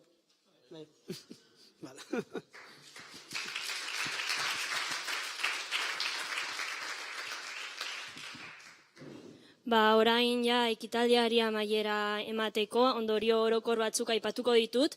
Eta orokorrean saioan zehar agertun diren gaiak izan dira saretzearena, nola herritarrek euren beharrak helarazi behar dituzten administrazio publikoari eta honek baliabideak eta bidea erraztu, ala nola badaukagu Talaiozen adibidea agertu dela hainbaten islarien kasuetan, hori da tokian tokiko burujabetza. Gero, apustu politiko firmea Amandinek aipatu du estrategia bat abiatu dela Frantzian, eta hori ere hemen egiten aldela, ze ez bakarrik herritar txikitik ekitea, baitzik eta ere politikotik bultzatu behar da. Baita ere, heziketaren kontua, pedagogia Andonik aipatzen zuen bezala behar da, jendea hezitu eta baita hezitzaileak beraiek ere hezitu behar dira, nola etorkizuneko ikasleak eta pertsona burujabeak sortuko dituzten. Era berean, kontra edo alternatibak sortzen direnean, pizkat isolatuta sentitzen alzarela aipatu da. Baina, Xabierrek esan duen bezala aldu behar dugu, eta beraz, izan gaitezen kontra egiten dugunok, edo alternatibak sortzen dugunok gehiago. Eta azkenik, baliteke alternatibak askotan motelagoa jutea, baina Leirek esan du, konplexutasunetik eraiki behar dugula, eta baita ere, egun bainatek esan du, azpiegituraren hausnarketa batu dugu eztabaidara, beraz, konplexutasunetik abiatzen gara, eta amaitzeko esan dezagun utopiarantz juten garen bitartean 110 izatetik 190 pasa gaitezen. Eta eskerrik asko etortzeagatik.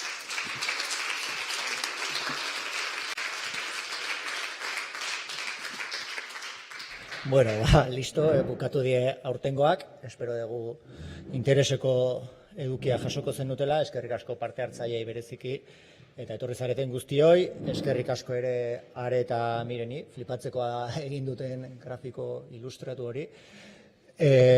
Jakin, bestetikan, edukiak aurki jarriko ditugu Euskara Bilduaren webgunean, eta era berean azaroko odeia ez desistitzen podcastean ere edukien berri emango dugu. Eta inork pasadan edizioetako maiinguruak eta ikusi nahi baditu, Pertube Euskara Bildua helbidean dauzka bideo guztiak, eta beste gabe, espero dugu datorren urtean ere hemen izango zatela. Hon izan.